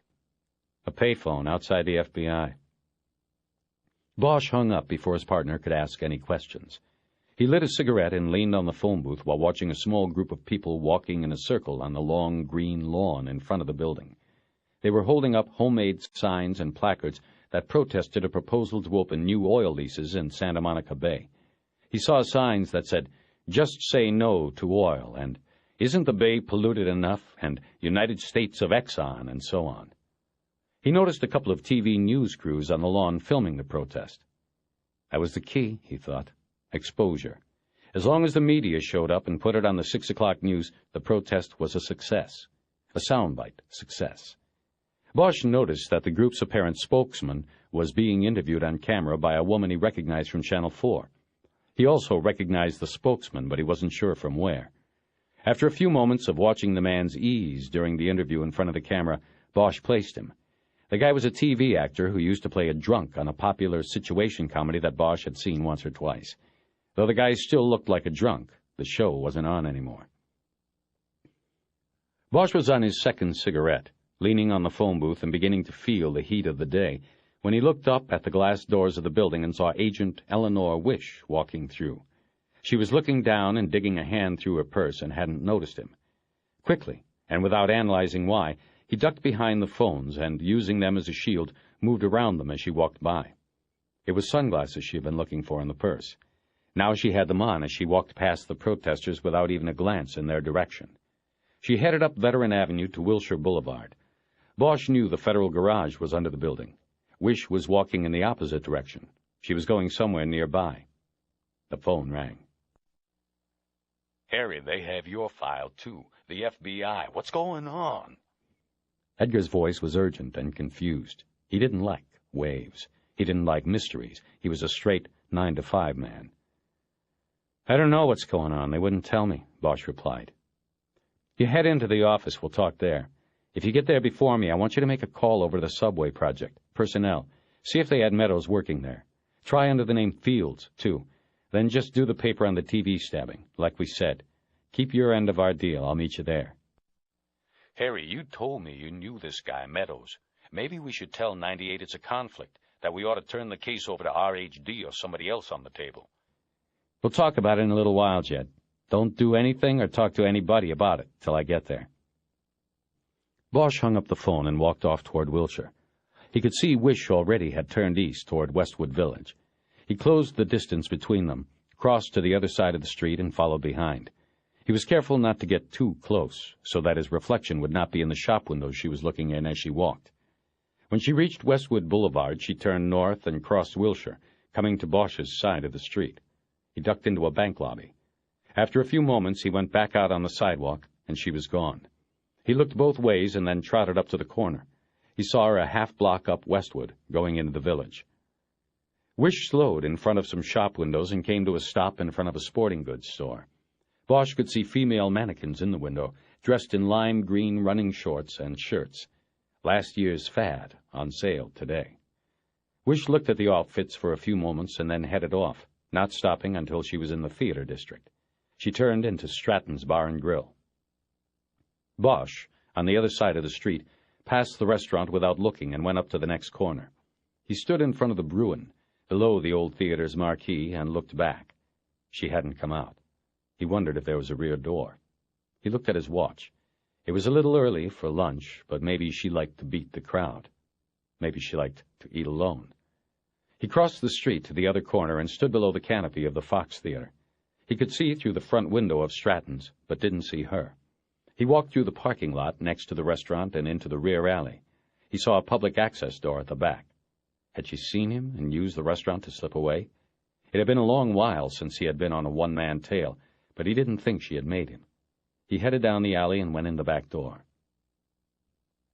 Eleanor Wish was sitting alone in a row of wooden booths along the restaurant's right wall. Like any careful cop, she sat facing the front door, so she didn't see Bosch until he slid onto the bench across from her and picked up the menu she had already scanned and dropped on the table. He said, "Never been here. Anything good?" "What is this?" she said, surprise clearly showing on her face. "I don't know. I thought you might want some company." "Did you follow me? You followed me." "At least I'm being upfront about it. You know, you made a mistake back at the office. You played it too cool. I walk in with the only lead you've had in 9 months, and you want to talk about liaisons and bullshit. Something wasn't right, but I couldn't figure out what. Now I know." "What are you talking about?" "Never mind. I don't want to know." She made a move to slide out of the booth, but Bosch reached across the table and firmly put his hand on her wrist. Her skin was warm and moist from the walk over. She stopped and turned and smoked him with brown eyes so angry and hot they could have burned his name on a tombstone. "Let go," she said, her voice tightly controlled, but carrying enough of an edge to suggest she could lose it. He let go. "Don't leave, please." She lingered a moment, and he worked quickly. He said, "It's all right.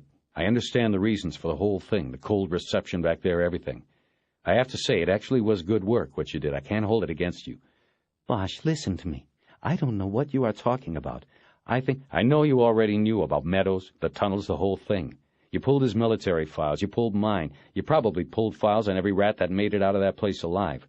There had to have been something in the Westland job that connected to the tunnels back there."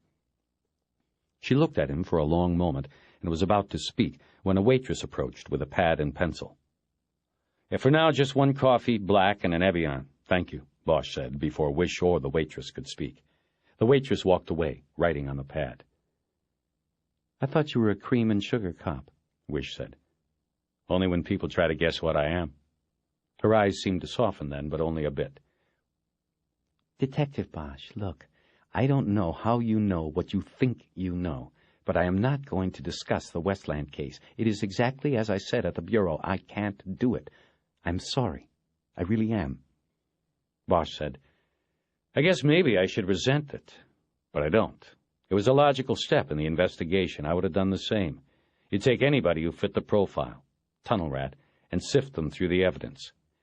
"You're not a suspect, Bosch, okay? So drop it." "I know I'm not a suspect." He gave a short, forced burst of laughter. "I was serving a suspension down in Mexico and can prove it. But you already know that. So for me, fine, I'll drop it. But I need what you have on Meadows. You pulled his files back in September. You must have done a workup on him. Surveillance, known associates background, maybe. I bet you even pulled him in and talked to him. I need it all, now, today, not in 3-4 weeks when some liaison puts a stamp on it." The waitress came back with the coffee and water.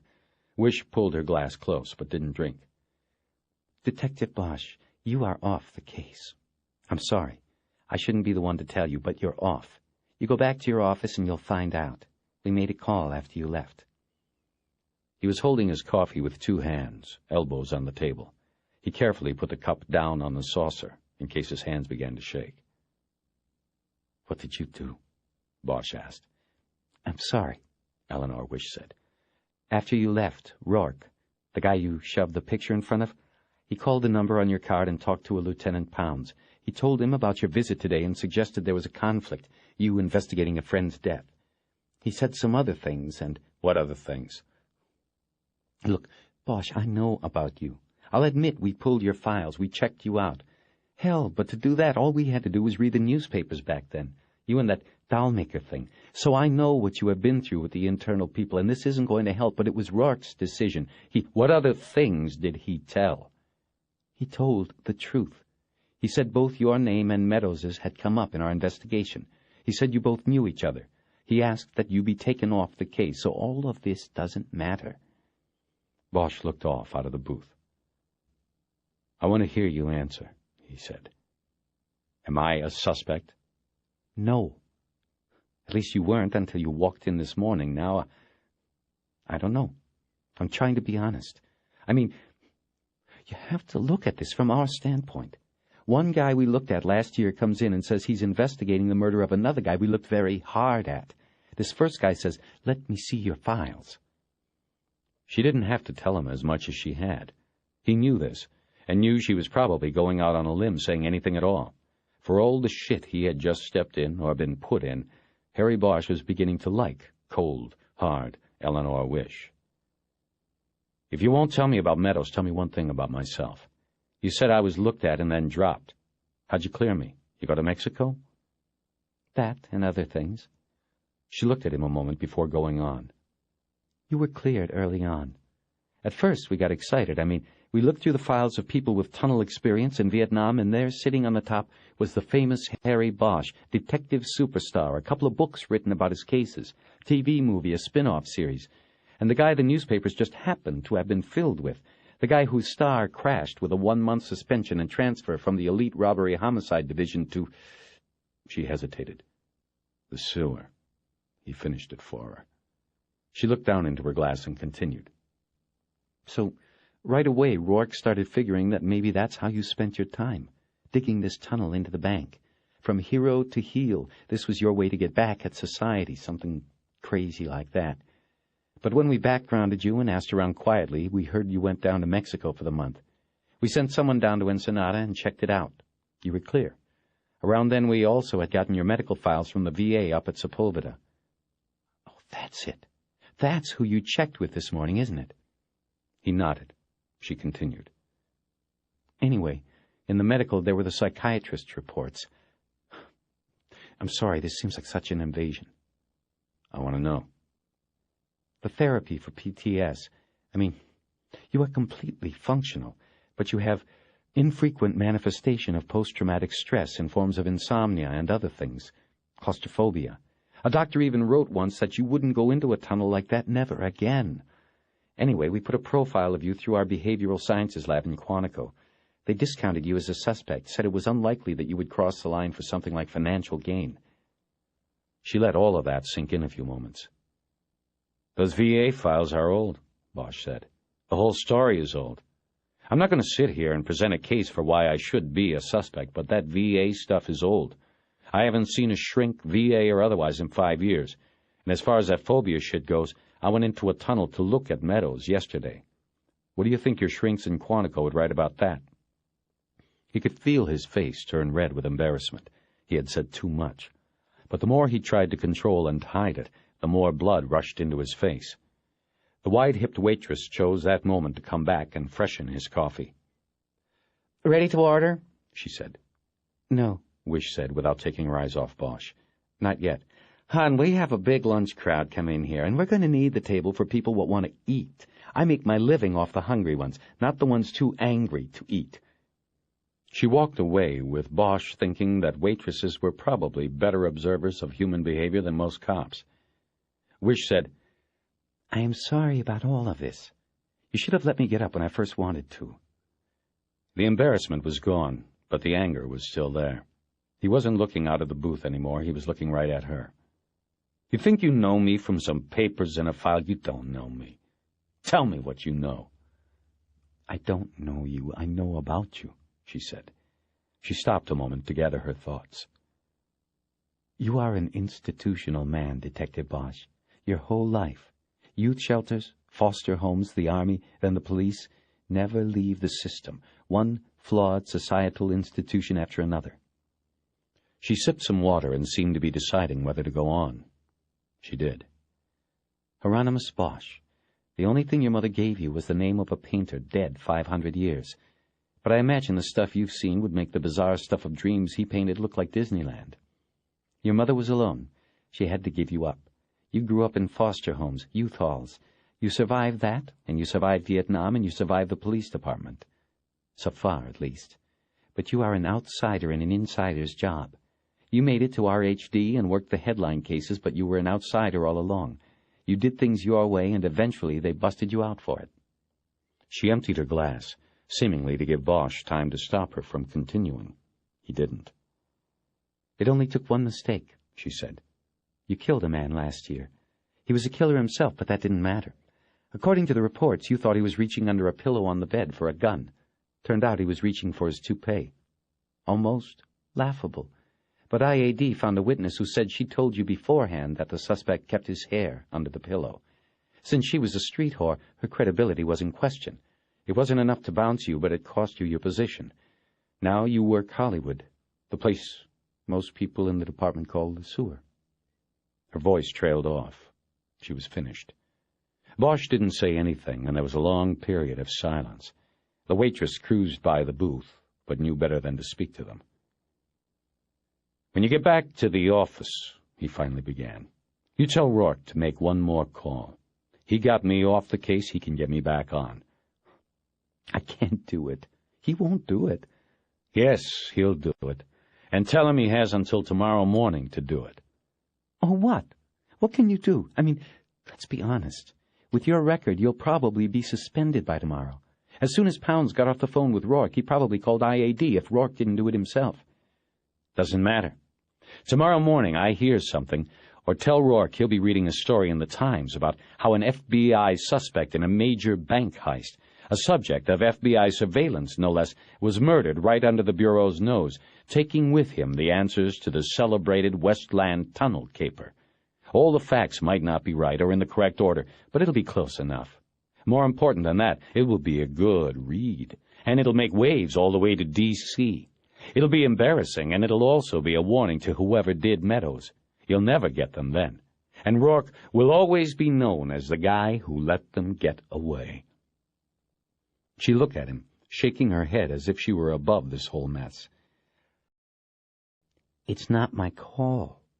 I'll have to go back to him and let him decide what to do. But if it was me, I'd call your bluff. And I will tell you straight out, that's what I'll tell him to do. It's no bluff. You've checked me out. You know I'll go to the media, and the media will listen to me and like it. Be smart. You tell him it's no bluff. I'll have nothing to lose by doing it. He'll have nothing to lose by bringing me in. He began to slide out of the booth. He stopped and threw a couple of dollar bills on the table. "You've got my file. You know where you can reach me." Yes, we do, she said, and then, "Hey, Bosch?" He stopped and looked back at her. The street whore. Was she telling the truth about the pillow? Don't they all? Bosch parked in the lot behind the station on Wilcox and smoked right up until he reached the rear door. He killed a butt on the ground and went in, leaving behind the odor of vomit that wafted from the mesh windows at the rear of the station holding tank. Jerry Edgar was pacing in the back hall waiting for him. "Harry, we've got a fourth whiff from 98. "Yeah?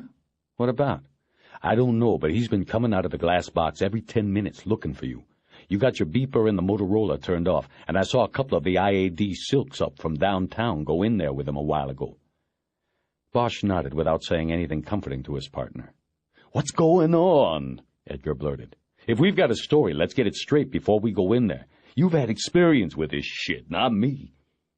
"I'm not sure what's going on. I think they're kicking us off the case. Me, at least." He was very nonchalant about the whole thing.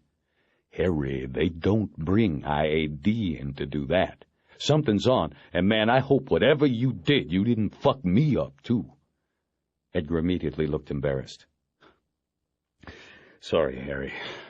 I didn't mean it that way." "Relax. Let's go see what the man wants." Bosch headed toward the detective squad room. Edgar said he'd cut through the watch office and then come in from the front hall so it wouldn't look like they had collaborated on a story. When Bosch got to his desk, the first thing he noticed was that the blue murder book on the Meadows case was gone. But he also noticed that whoever had taken it had missed the cassette tape with the 911 call on it. Bosch picked up the cassette and put it in his coat pocket just as 98's voice boomed out of the glass office at the head of the squad room. He yelled just one word. "Bosch!"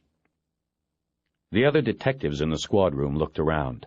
Bosch got up and slowly walked toward the glass box, as the office of Lieutenant Harvey, 98 pounds, was called. Through the windows he could see the backs of 2 suits sitting in there with Pounds. Bosch recognized them as the 2 IAD detectives who had handled the dollmaker case, Lewis and Clark. Edgar came into the squad through the front hallway just as Bosch passed, and they walked into the glass box together. Pounds sat dull-eyed behind his desk.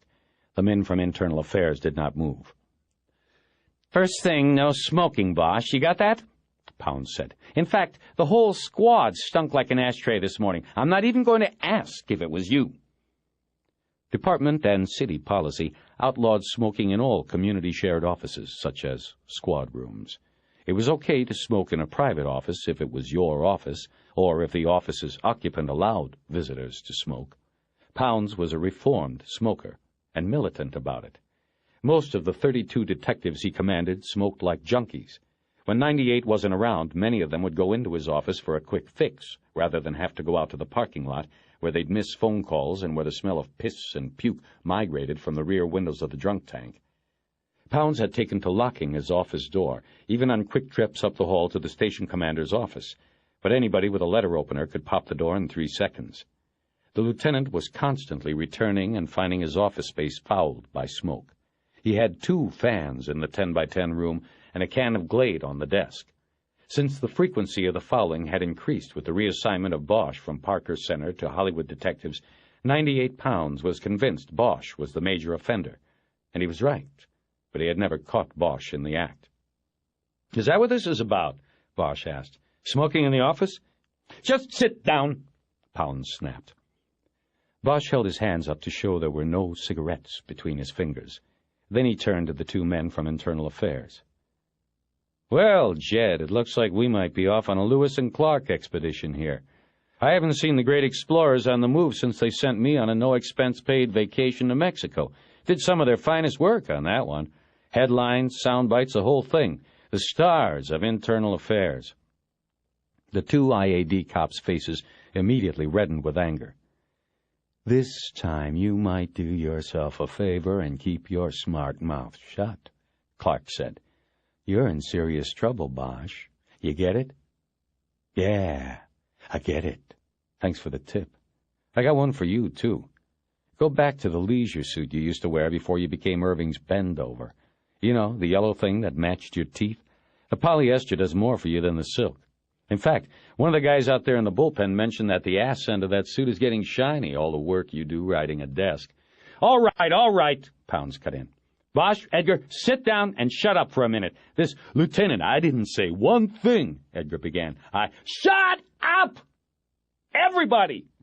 Shut up a minute, Pounds barked. "Jesus Christ. Edgar, for the record, these 2 are from Internal Affairs, if you didn't already know. Detectives Lewis and Clark. What this is—" "I want a lawyer," Bosch said. "Well, me too, I guess," added Edgar. "Oh, bullshit," Pounds said. "We're going to talk about this and get some things straight, and we aren't bringing any Police Protective League bullshit into it. If you want a lawyer, you can get one later. Right now, you're going to sit here, the both of you, and answer some questions. If not, Edgar, you are going to be bounced out of that $800 suit and back into uniform. And Bosch, you'll probably go down for the count this time." For a few moments there was silence in the small room, even though the tension among the 5 men threatened to shatter the windows. Pounds looked out at the squad room and saw about a dozen detectives acting as if they were working, but who were actually trying to pick up whatever they could through the glass. Some had been attempting to read the lieutenant's lips. He got up and lowered a set of Venetian blinds over the windows. He rarely did this. It was a signal to the squad that this was big. Even Edgar showed his concern, audibly exhaling. Pounds sat back down. He tapped a long fingernail on the blue plastic binder that lay closed on his desk. "Okay, now let's get down to it," he began. "You 2 guys are off the Meadows case. That's number 1. No questions, you're done. Now, from the top, you're going to tell us anything and everything." At that, Lewis snapped open a briefcase and pulled out a cassette tape recorder. He turned it on and put it on Pound's spotless desk. Bosch had been partnered with Edgar only 8 months. He didn't know him well enough to know how he would take this kind of bullying, or how far he could hold out against these bastards, but he did know him well enough to know he liked him and didn't want him to get jammed up. His only sin in this whole thing was that he had wanted Sunday afternoon off to sell houses. "This is bullshit," Bosch said, pointing to the recorder. Turn that off, Pound said to Lewis, pointing to the recorder, which was actually closer to him than to Lewis. The Internal Affairs detective stood up and picked up the recorder. He turned it off, hit the rewind button, and replaced it on the desk. After Lewis sat back down, Pound said, "Jesus Christ, Bosch. The FBI calls me today and tells me they've got you as a possible suspect in a goddamn bank heist. They say this Meadows was a suspect in the same job, and by virtue of that, you should now be considered a suspect in the Meadows kill. You think we aren't going to ask questions about that?" Edgar was exhaling louder now. He was hearing this for the first time. "Keep the tape off and we'll talk," Bosch said. Pounds contemplated that for a moment and said, "For now, no tape. Tell us." "First off, Edgar doesn't know shit about this. We made a deal yesterday. I take the Meadows case and he goes home. He does the wrap-up on Spivey, the TV stabbed the night before. This FBI stuff, the bank job, he doesn't know for shit. Let him go."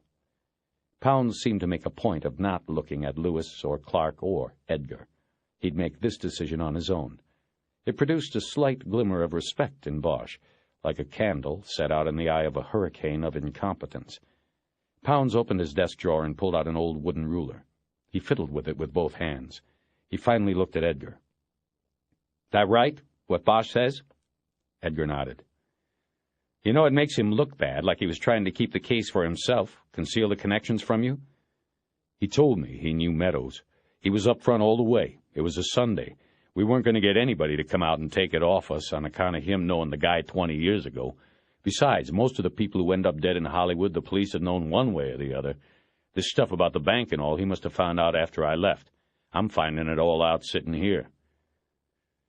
"Okay," Pound said. "You got any of the paper on this one?" Edgar shook his head. "Okay, finish up what you've got on the, what'd you call it?" "Spivey, yeah, the Spivey case. I'm assigning you a new partner. I don't know who, but I'll let you know. Okay, go on, that's all." Edgar let out one more audible breath and stood up. Harvey, 98 pounds, let things settle in the room for a few moments after Edgar left. Bosch wanted a cigarette badly, even to just hold one unlit in his mouth, but he wouldn't show them such a weakness. "Okay, Bosch," Pounds began. "Anything you want to tell us about all this?" "Yeah, it's bullshit." Clark smirked. Bosch paid no mind. But Pounds gave the IAD detective a withering look that further increased his stock of respect with Bosch. "The FBI told me today I was no suspect," Bosch said. "They looked at me 9 months ago because they looked at anybody around here who'd worked the tunnels in Vietnam. They found some connection to the tunnels back there. Simple as that. It was good work. They had to check out everybody, so they looked at me and went on. Hell, I was in Mexico, thanks to these two goons, when the bank thing went down. The FBI just supposedly," Clark said. "Shove it, Clark. You're just angling for a way to take your own vacation down there at taxpayers' expense, checking it out. You can check with the Bureau and save the money." Bosch then turned back to Pounds and adjusted his chair so his back was to the IAD detectives. He spoke in a low voice to make it clear he was talking to Pounds, not them. "The Bureau wants me off it because, 1, I threw a curve at him when I showed up there today to ask about the bank caper. I mean, I was a name from the past, and they panicked and called you. And 2, they want me off the case because they probably fucked it up when they let Meadows skate last year. They blew their one chance at him and don't want an outside department to come in and see that or to break the thing they couldn't break for 9 months. "No, Bosch, that's what's bullshit," Pounds said. "This morning I received a formal request from the assistant special agent in charge who runs their bank squad, a guy named Rourke. You know him. Well, he asked that I be removed from the Meadows case forthwith. He says I knew Meadows, who just happened to be the prime suspect in the bank job. He ends up dead, and I'm on the case. Coincidence? Rourke thinks not. I'm not sure myself." That's what he said. So that's where we start. Tell us about Meadows, how you knew him, when you knew him. Don't leave one thing out. Bosch spent the next hour telling Pounds about Meadows, the tunnels, the time Meadows called after almost 20 years, and how Bosch got him into VA outreach in Sepulveda without ever seeing him, just phone calls. At no time did Bosch address the IAD detectives or acknowledge that they were even in the room. "I didn't make it a secret that I knew him," he said at the end. "I told Edgar. I walked right in and told the FBI. Do you think I would have done that if I was the one who did Meadows? Not even Lewis and Clark are that dumb." "Well, then, Jesus Christ, Bosch, why didn't you tell me?" Pounds boomed. "Why isn't it in the reports, in this book? Why do I have to hear it from the FBI? Why does Internal Affairs have to hear it from the FBI?" So Pounds hadn't made the call to IAD. Rourke had. Bosch wondered if Eleanor Wish had known that and had lied, or if Rourke called out the goons on his own. He hardly knew the woman. He didn't know the woman, but he found himself hoping she hadn't lied to him. "I only started the reports this morning," Bosch said. "I was going to bring them up to date after seeing the FBI. Obviously, I didn't get the chance." "Well, I'm saving you the time," Pounds said. "It's been turned over to the FBI." "What has?" "The FBI has no jurisdiction over this. This is a murder case. Rourke said they believe the slaying is directly related to their ongoing investigation of the bank job. They will include this in their investigation. We will assign our own case officer through an interdepartmental liaison. If and when the time comes to charge someone in the murder, the appointed officer will take it to the DA for state charges." "Christ, Pounds, there is something going on. Don't you see that?" Pounds put the ruler back in the drawer and closed it. "Yes, something is going on, but I don't see it your way," he said. "That's it, Bosch. That's an order. You are off. These two men want to talk to you, and you are on a desk till Internal Affairs is finished with its investigation." He was quiet a moment before beginning again in a solemn tone, a man unhappy with what he had to say. "You know, you were sent out here to me last year, and I could have put you anywhere. I could have put you on the goddamn burglary table, handling 50 reports a week, just buried you in paper. But I didn't. I recognized your skills and put you on homicide, what I thought you wanted. They told me last year that you're good, but you don't stay in the lines. Now I see they were right. How this will hurt me, I don't know. But I'm not worrying about what's best for you anymore. Now, you can either talk to these guys or not. I don't really care. But that's it. We're done, you and me. If somehow you ride this one out, you better see about getting a transfer, because you won't be on my homicide table anymore." Pounds picked up the blue binder off his desk and stood up. As he headed out of the office, he said, "I have to get somebody to take this over to the Bureau. You men can have the office as long as you need it." He closed the door and was gone. Bosch thought about it and decided he really couldn't fault Pounds for what he had said or done. He took out a cigarette and lit it. "Hey, no smoking, you heard the man," Lewis said. "Fuck off," Bosch said. "Bosch, you're dead," Clark said. "We're going to toast your ass right this time. You aren't the hero you once were. No PR problems this time. Nobody's going to give a shit about what happens to you." Then he stood up and turned the tape recorder back on. He recited the date, the names of the 3 men present, and the Internal Affairs case number assigned to the investigation. Bosch realized the number was about 700 higher than the case number from the internal investigation 9 months earlier that sent him to Hollywood. 9 months, and 700 other cops have been through the bullshit ringer, he thought. One day there will be no one left to do what it says on the side of every patrol car, to serve and protect.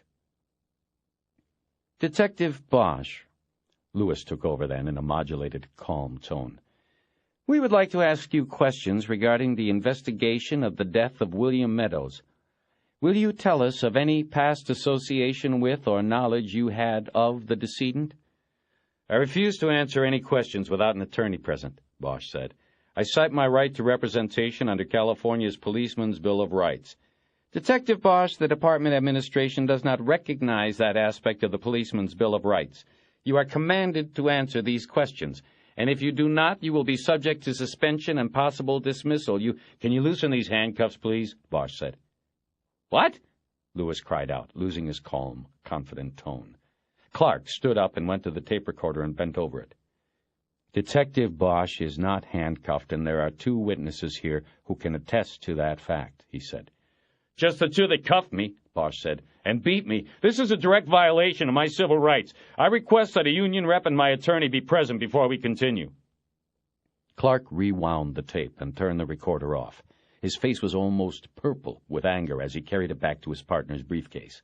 It was a few moments before words came to either one of them. Clark said, "It's going to be a pleasure to do you, Bosch.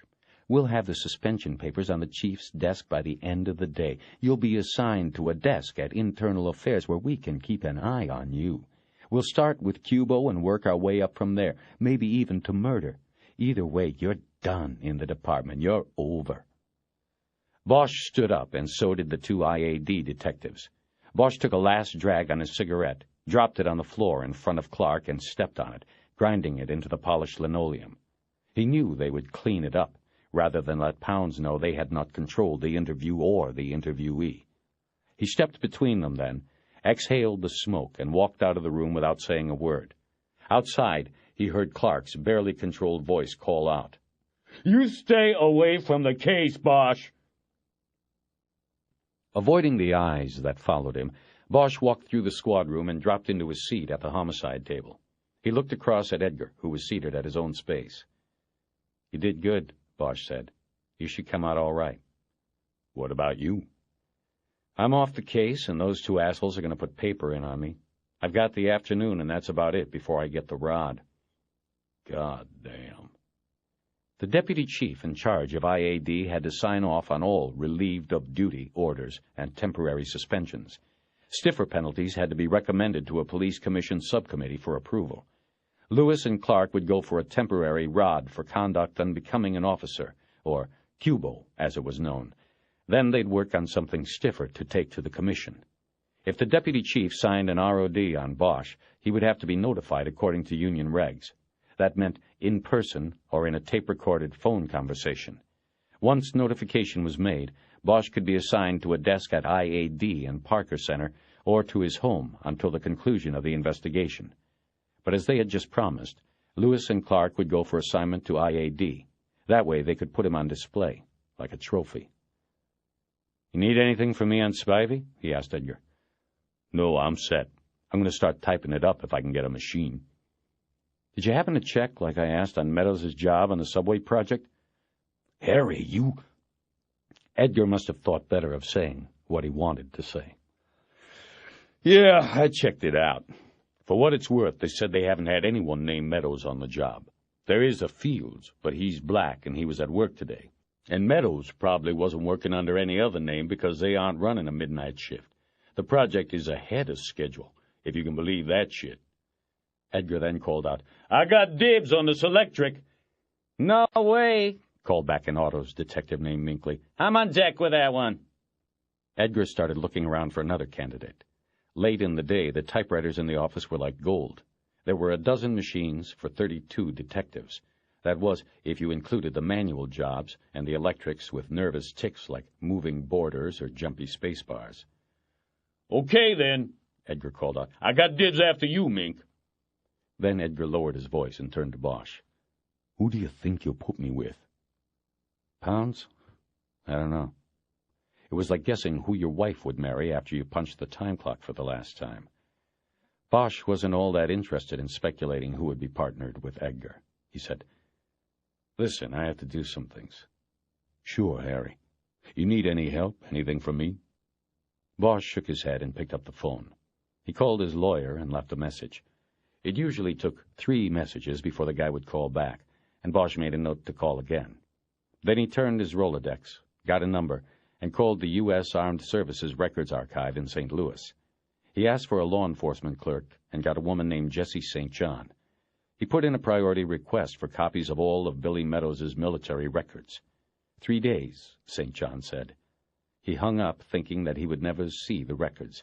They'd come, but he wouldn't be in this office, at this table, on this case. Next, he called Donovan at Sid and learned there had been no latent prints on the needle kit found in Meadows' shirt pocket and only smears on the can of spray paint. The light brown crystals found in the straining cotton in the kit came back as 55% pure heroin, Asian blend. Bosch knew that most heroin dealt on the street and shot into the vein was about 15% pure. Most of it was tar heroin made by Mexicans. Somebody had given Meadows a very hot shot. In Harry's mind, that made the tox tests he was waiting for a formality. Meadows had been murdered. Nothing else from the crime scene was of much use, except Donovan mentioned that the freshly burned match found in the pipe was not torn from the matchbook in Meadows's kit. Bosch gave Donovan the address of Meadows's apartment and asked him to send a team out to process it. He said to check the matches in an ashtray on the coffee table against the book in the kit.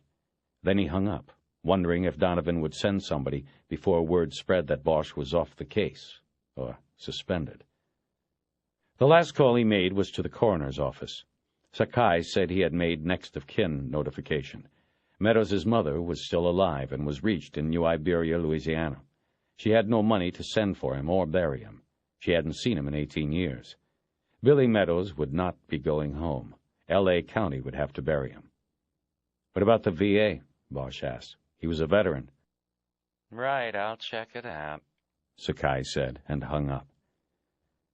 Bosch got up and took a small portable tape recorder from one of his drawers in the file cabinets. The bank of files ran along the wall behind the homicide table. He slipped the recorder into his coat pocket with the 911 tape and walked out of the squad room through the rear hallway. He went past the lock-up benches and the jail down to the crash office. The tiny office was more crowded than the detective bureau. Desks and files for 5 men and a woman were crammed into a room no bigger than a second bedroom in a Venice apartment. Down one wall of the room was a row of 4-drawer file cabinets. On the opposite wall was the computer and teletype. In between were 3 sets of 2 desks, pushed side by side. The back wall had the usual map of the city with black lines detailing the 18 police divisions. Above the map were the top 10, color 8x10s of the 10 top assholes of the moment in Hollywood division. Bosch noticed one was a morgue shot. The kid was dead, but still made the list. Now that's an asshole, he thought.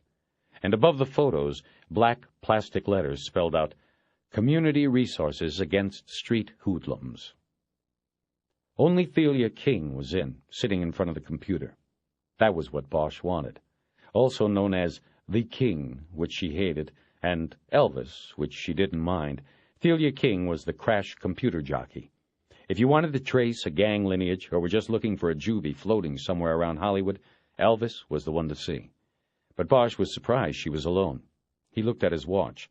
Just after 2, too early for the gang troops to be on the street. Where's everybody at? Hey, Bosch, she said, looking away from the screen. Funerals. We got 2 different gangs, and I mean warring tribes, planting homeboys in the same cemetery today up in the valley. They got all hands up there to make sure things stay cool. And so why aren't you out there with the boys? Just got back from court. So, before you tell me why you are here, Harry, why don't you tell me what happened in 98 Pounds' office today? Bosch smiled. Word traveled faster through a police station than it did on the street. He gave her an abbreviated account of his time in the barrel and the expected battle with IAD. Bosch, you take things too seriously, she said. Why don't you get yourself an outside gig, something to keep yourself sane, moving in the flow like your partner? Too bad that sucker's married. He's making 3 times selling houses on the side what we make busting heads full-time. I need a gig like that. Bosch nodded. But too much going with the flow is heading us into the sewer, he thought, but didn't say. Sometimes he believed that he took things just right, and everybody else didn't take them seriously enough. That was the problem. Everybody had an outside gig. What do you need? She said. I better do it now before they put your paper through. After that, you'll be a leper around here. Stay where you are, he said, and then he pulled over a chair and told her what he needed from the computer. The crash computer had a program called GRIT, an acronym within an acronym, this one for Gang-Related Information Tracking. The program files contained the vitals on the 55,000 identified gang members and juvenile offenders in the city. The computer also tied in with the gang computer at the sheriff's department, which had about 30,000 of its own gangbangers on file. One part of the GRIT program was the moniker file.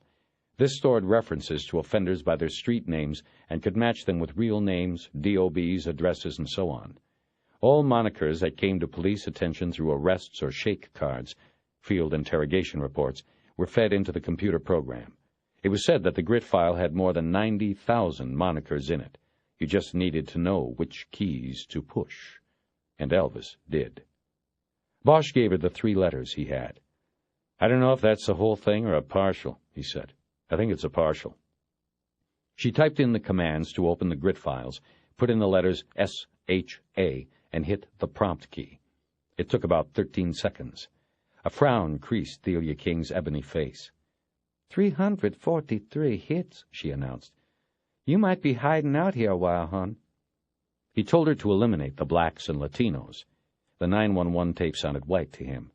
She pressed more keys, then the computer screen's amber letters recomposed the list. That's better than 19 hits, King said. There was no moniker that was just the 3 letters, Shah.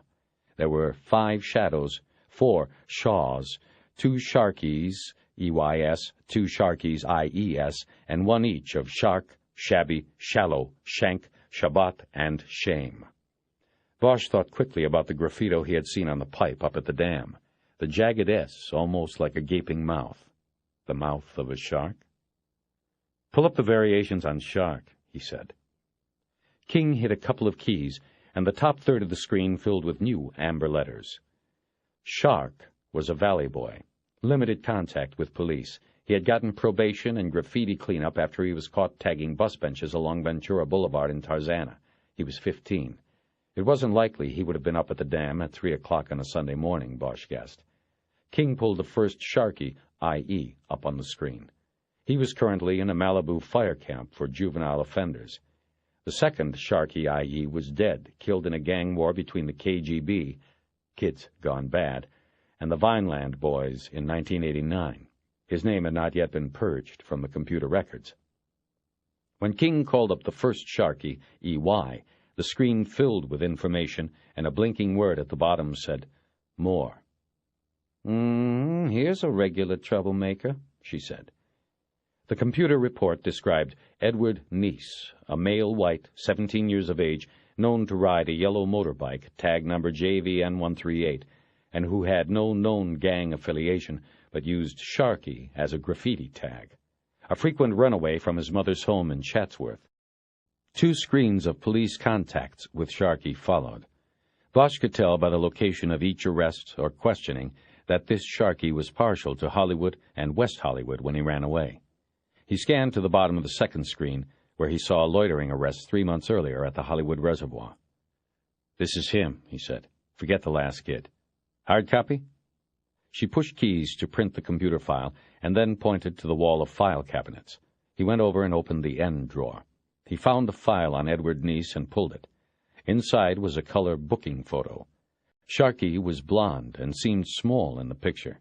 He had the look of hurt and defiance that was as common as acne on teenagers' faces these days. But Bosch was struck by a familiarity about the face. He couldn't place it. He turned the photo over. It was dated 2 years earlier.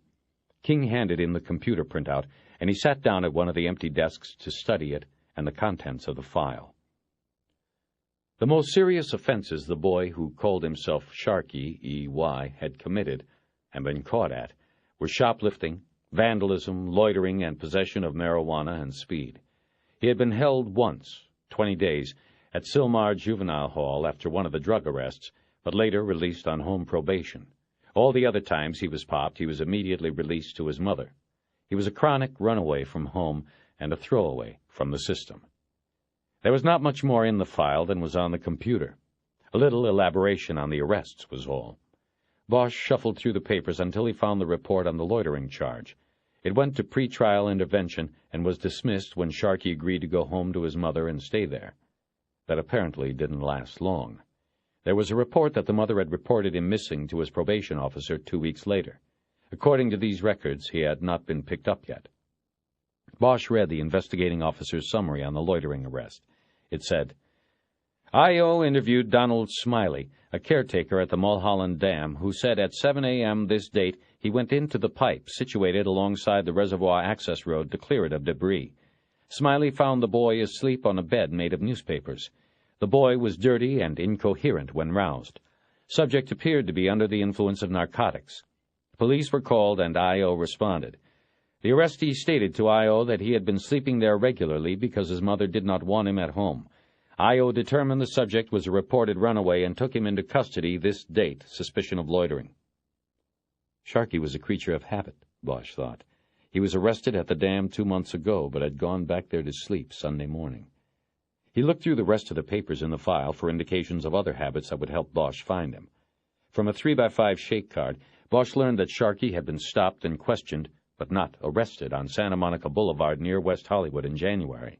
Sharkey was lacing up new Reeboks, and the officer, believing he might have just lifted them, asked Sharkey to produce a receipt. He did, and that would have been that. But when the boy pulled the receipt out of a leather pouch on his motorbike, the officer noticed a plastic bag in there and asked to see that as well. The bag contained 10 photographs of Sharkey. He was naked in each and stood in different poses, fondling himself in some, his penis erect in others.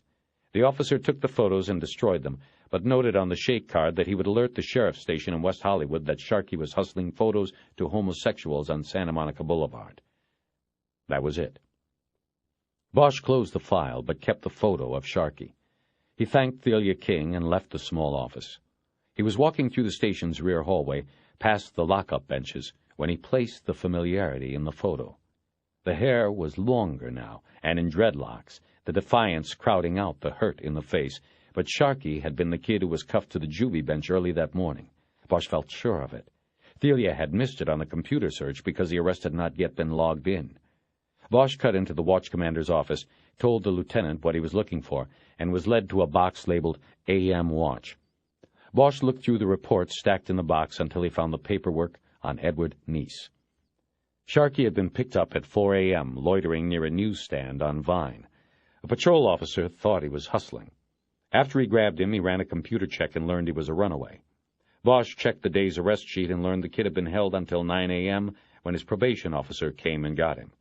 Bosch called the P.O. at Sylmar Juvenile Hall, but learned that Sharkey had already been arraigned before a juvenile court referee and was released to the custody of his mother. And that's his biggest problem. He'll be gone by tonight, back in the street, I guarantee it. And I told the ref that, but he wasn't going to book the kid into the monkey house just because he was caught loitering and his mother happens to be a telephone whore. A what? Bosch asked. It should be in the file. Yeah, while Sharky's on the street, dear old mom is at home telling guys on the phone how she's going to piss in their mouths and put rubber bands on their dicks. Advertises in skin mags. She gets $40 for 15 minutes. Takes MasterCard, Visa, puts them on hold while she checks on another line to make sure the number's valid and they get credit. Anyway, she's been doing it near as I can tell 5 years now. Edward's formative years were listening to this shit. I mean, no wonder the kid's a scammer and runner. What do you expect? How long ago did he leave with her? About noon. You want to catch him there, you better go. You got the address? Yeah. And Bosch, one thing. Don't be expecting no whore when you get there. His mom, she doesn't look like the part she plays on the phone, if you know what I mean. Her voice might do the job, but her looks would scare a blind man. Bosch thanked him for the warning and hung up. He took the 101 out to the valley and then the 405 north to the 118 and west. He got off in Chatsworth and drove into the rocky bluffs at the top corner of the valley. There was a condominium community built on what he knew was once a movie ranch. It had been one of the places Charlie Manson and his crew used to hide out. Parts of one member of that crew's body were supposedly still missing and buried around there someplace. It was near dusk when Bosch got there. People were off work and getting home. A lot of traffic on the development's thin roads, a lot of closing doors, a lot of calls to Sharkey's mother. Bosch was too late. I have no time to talk to more police, Veronica Neese said when she answered the door and looked at the badge. As soon as I get him home, he is out the door again. I don't know where he goes. You tell me. That's your job. I have 3 calls waiting, 1 long distance. I gotta go. She was in her late 40s, fat and wrinkled. She obviously wore a wig, and the dilation of her eyes did not match. She had the dirty socks smell of a speed addict. Her callers were better off with their fantasies, with just a voice with which to construct a body and face. Mrs. Neese, I'm not looking for your son for something he did. I need to talk to him because of something he saw. He could possibly be in danger. Oh, bullshit. I've heard that line before. She closed the door, and he just stood there. After a few moments, he could hear her on the phone, and he thought it was a French accent, but couldn't be sure. He could only make out a few of the sentences, but they made him blush. He thought about Sharkey and realized he wasn't really a runaway, because there was nothing here to run away from. He left the doorstep and went back to the car. That would be it for the day. And he was out of time. Lewis and Clark must have paper out on him by now. He'd be assigned to a desk at IAD by morning. He drove back to the station and signed out. Everyone was already gone, and there were no messages on his desk, not even from his lawyer. On the way home, he stopped by the Lucky and bought 4 bottles of beer, a couple from Mexico, a lager from England called Old Nick, and a Henry's. He expected to find a message from Lewis and Clark on his phone tape when he got home. He wasn't wrong, but the message was not what he expected. "I know you're there, so listen," said a voice Bosch recognized as Clark's. "They can change their mind, but they can't change ours. We'll see you around." There were no other messages. He played Clark's message over 3 times. Something had gone wrong for them. They must have been called off. Could his lame threat to the FBI to go to the media have worked? Even as he thought the question, he doubted the answer was yes. So then, what happened? He sat down in the watch chair and began drinking the beers, the Mexicans first, and looking through the war scrapbook he had forgotten to put away. When he had opened it Sunday night, he had opened a dark memory. He now found himself entranced by it, the distance of time having faded the threat as well as the photos. Sometime after dark, the phone rang, and Harry picked it up before the tape machine. "Well," said Lieutenant Harvey Pounds, "the FBI now thinks they might have been too harsh. They've reassessed and want you back in. You are to aid their investigation in any way they request. That comes down from administration, Parker Center." Pounds's voice betrayed his astonishment at the reversal. "What about IAD?" Bosch asked. "Nothing filed on you. Like I said, the FBI is backing away. So is IAD. For now." "So I am back in." "You're back in. Not my choice. Just so you know, they went over me because I told them to blow it out their collective asses. Something about this stinks, but I guess that will have to wait for later. For now, you are on detached assignment. You're working with them until further notice." "What about Edgar?" "Don't worry about Edgar. He's not your concern anymore." "Pounds, you act like you did me a favor putting me on the homicide table when they kicked me out from Parker Center. I did you the favor, man. So if you're looking for apologies from me, you aren't getting any." "Bosch, I'm not looking for anything from you. You fucked yourself. Only problem with that is that you may have fucked me in the process. If it was up to me, you wouldn't be near this case. You'd be checking pawnshop lists." "But it isn't up to you, is it?" He hung up before Pounds could reply. He stood there thinking for a few moments, and his hand was still on the phone when it rang again. "What?" "Rough day, right?" Eleanor Wish said. "I thought it was somebody else." "Well, I guess you've heard. "I heard." You'll be working with me." "How come you called off the dogs?" "Simple. We want to keep the investigation out of the papers." There's more to it. She didn't say anything, but she didn't hang up. Finally, he thought of something to say. "Tomorrow, what do I do?" "Come see me in the morning. We'll go from there." Bosch hung up. He thought about her, and about how he didn't know what was going on. He didn't like it, but he couldn't walk away now. He went into the kitchen and took the bottle of Old Nick from the refrigerator. Lewis stood with his back to the passing traffic, using his wide body to block the sound from intruding into the payphone. "He starts with the FBI, the Bureau, tomorrow morning," Lewis said. "What do you want us to do?" Irving didn't answer at first. Lewis envisioned him on the other end of the line, jaw worked into a clench. Popeye face, Lewis thought, and smirked. Clark walked over from the car then and whispered, "What's so funny? What did he say?" Lewis batted him away and made a "don't bother me" face at his partner. "Who is that?" Irving asked. "It was Clark, sir. He's just anxious to know our assignment." "Did Lieutenant Pounds talk to the subject?"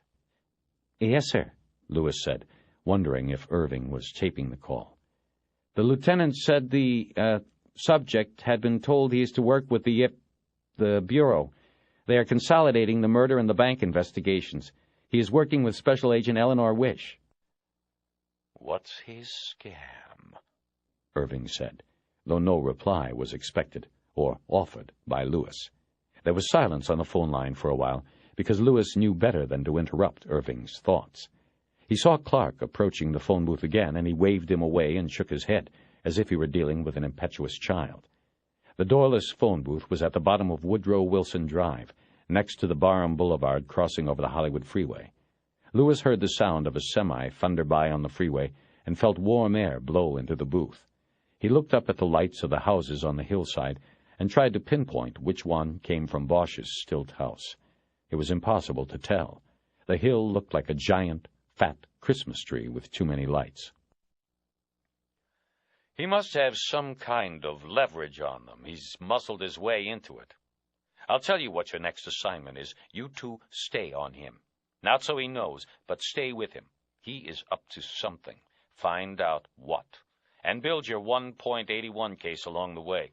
The Federal Bureau of Investigation may have withdrawn its complaint, but we will not back off. What about Pounds? You still want him copied? That is Lieutenant Pounds, Detective Lewis, and yes, copy him your daily surveillance log. That will be enough for him. Irving hung up without another word. Very good, sir, Lewis said to the dead phone. He didn't want Clark to know he had been slighted. We'll stay with it. Thank you, sir. Good night. Then he, too, hung up, privately embarrassed that his commander had not deemed it necessary to say good night to him. Clark quickly walked up. So? So we pick him up again tomorrow morning. Bring your piss bottle. That's it? Just surveillance? At this time? Shit. I'll want to search that fucker's house. Break some stuff. He's probably got the shit from that heist sitting up there. If he was involved, I doubt he would be so stupid. We sit back for now. If he's dirty on this, we'll see. Oh, he's dirty. Don't worry. We'll see. Sharkey sat on the concrete block wall that fronted a parking lot on Santa Monica Boulevard. He closely watched the lighted front of the 7-Eleven across the street, checking out who was coming and who was going. Mostly tourist trade and couples. No singles yet. None that fit the bill. The boy called Arson sauntered over and said, "This ain't going nowhere, Boudreaux." Arson's hair was red and waxed into spiky flames. He wore black jeans and a dirty black T-shirt. He was smoking a Salem. He wasn't stoned, but he was hungry. Sharkey looked at him and then passed him to where the third boy, the one known as Mojo, sat on the ground near the bikes. Mojo was shorter and wider, with his black hair slicked back in a knob behind his head. Acne scars marked his face forever as sullen. "Give it a few more minutes," Sharkey said. "I want to eat, man," Arson said. "Well, what do you think I'm trying to do? We all want to eat." "Maybe we could see how Betty Jane's doing," Mojo said. "She'll have made enough for us to eat." Sharkey looked over at him and said, "You two go ahead. I'm staying till I score. I'm going to eat." As he said this, he watched the maroon Jaguar XJ6 pull into the convenience store's lot. "How about the guy in the pipe?" Arson asked. "You think they found him yet? We could go up there and check him out, see if there is any bread. I don't know why you didn't have the balls to do it last night, Shark." "Hey, you go up there by yourself and check it out if you want," Sharkey said. "See who has balls then." He hadn't told them that he had called 911 about the body. That would be harder for them to forgive than his fear of going into the pipe. A lone man got out of the Jaguar. He looked like late 30s, brush cut, baggy white slacks and shirt, sweater draped around his shoulders. Sharkey saw no one waiting in the car. "Hey, check out the Jag," he said. The other two looked over at the store. "This is it. I'm going." "We'll be here," Arson said. Sharkey got off the wall and trotted across the boulevard. He watched the Jag's owner through the windows of the store. He had an ice cream in his hand and was looking at the magazine rack. His eyes were constantly on the prowl as he looked at the other men in the store. Sharkey was encouraged as he saw the man head toward the counter to pay for the ice cream. He squatted against the front of the store, the grill of the Jag 4 feet away. When the man came out, Sharkey waited for their eyes to lock and the man to smile before he spoke up. "Hey, mister," he said as he got up, "I was wondering if you could do me a favor." The man looked around the parking lot before answering. "Sure. What do you need?" "Well, I was wondering if you might go in and get me a beer. I'll give you the money and all. I just want a beer to Relax, you know. The man hesitated. Oh, I don't know. That would be illegal, wouldn't it? You're not 21. I could get in trouble. Well, Sharkey said with a smile, do you have any beer at home? Then you wouldn't have to be buying it. Just giving somebody a beer ain't no crime. Well, I wouldn't stay long. We could probably relax each other a little bit, you know. The man took another look around the parking lot. No one was watching. Sharkey thought he had him now. Okay, he said. I can take you back here later if you want. Sure, that'd be cool. They drove east on Santa Monica to Flores and then south a couple of blocks to a townhouse development. Sharkey never turned around or tried to look in the mirrors. They would be back there. He knew it. There was a security gate on the outside of the property which the man had a key for and pulled closed behind them. Then they went into his townhouse. My name is Jack, the man said. What can I get you? I'm Phil. Do you have any food? I'm kind of hungry, too. Sharkey looked around for the security intercom and the button that would unlatch the gate. The apartment was mostly light-colored furniture on an off-white, deep pile carpet. Nice place. Thanks. Let me see what I have. If you want to wash your clothes, we can get that done, too, while you're here. I don't do this very often, you know, but when I can help someone, I try.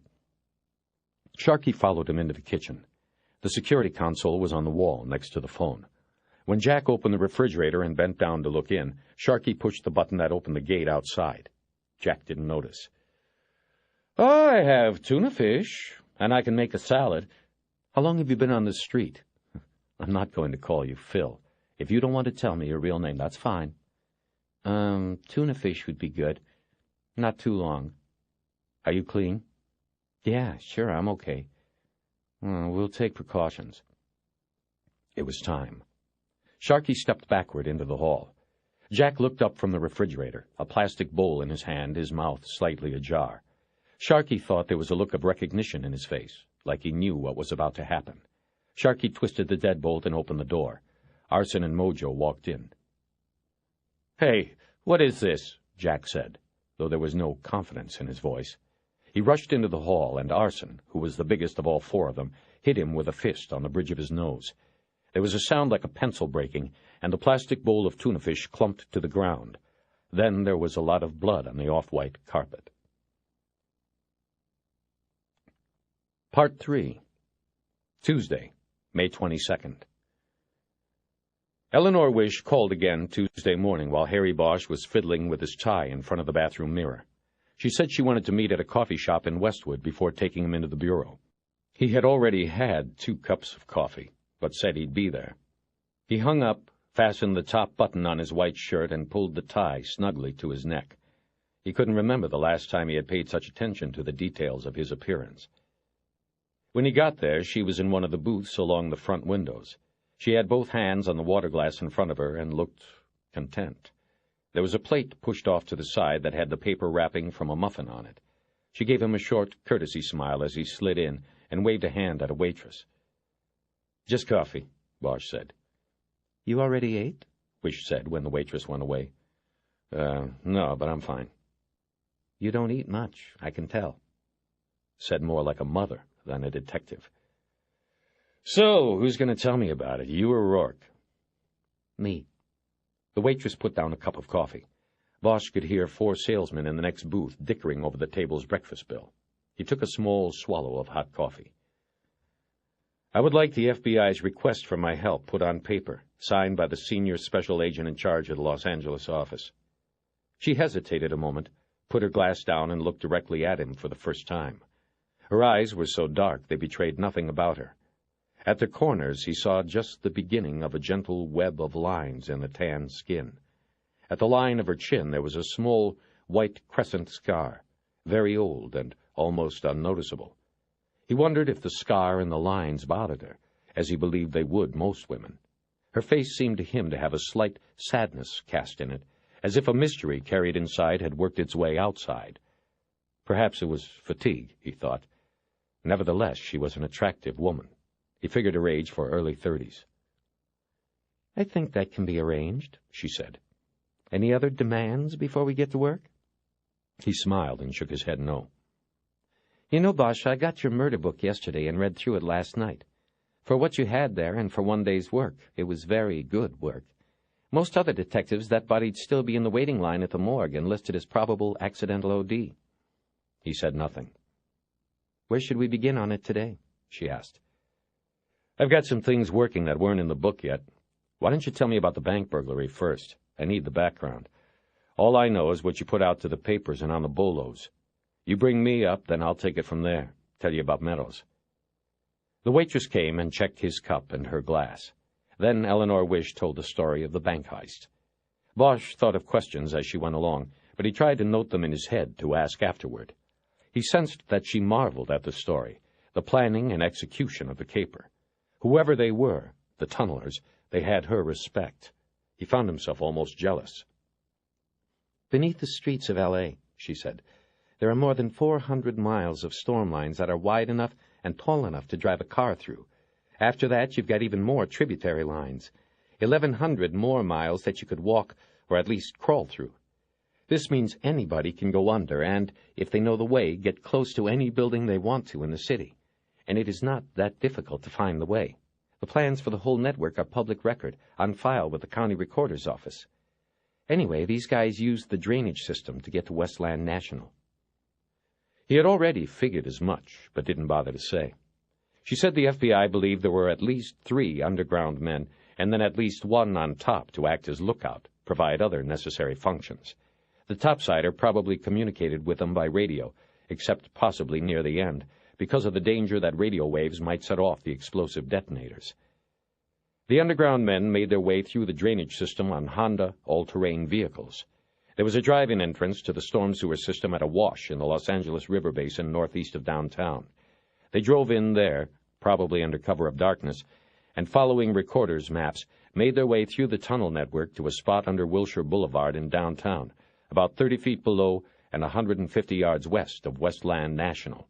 It was a 2-mile trip.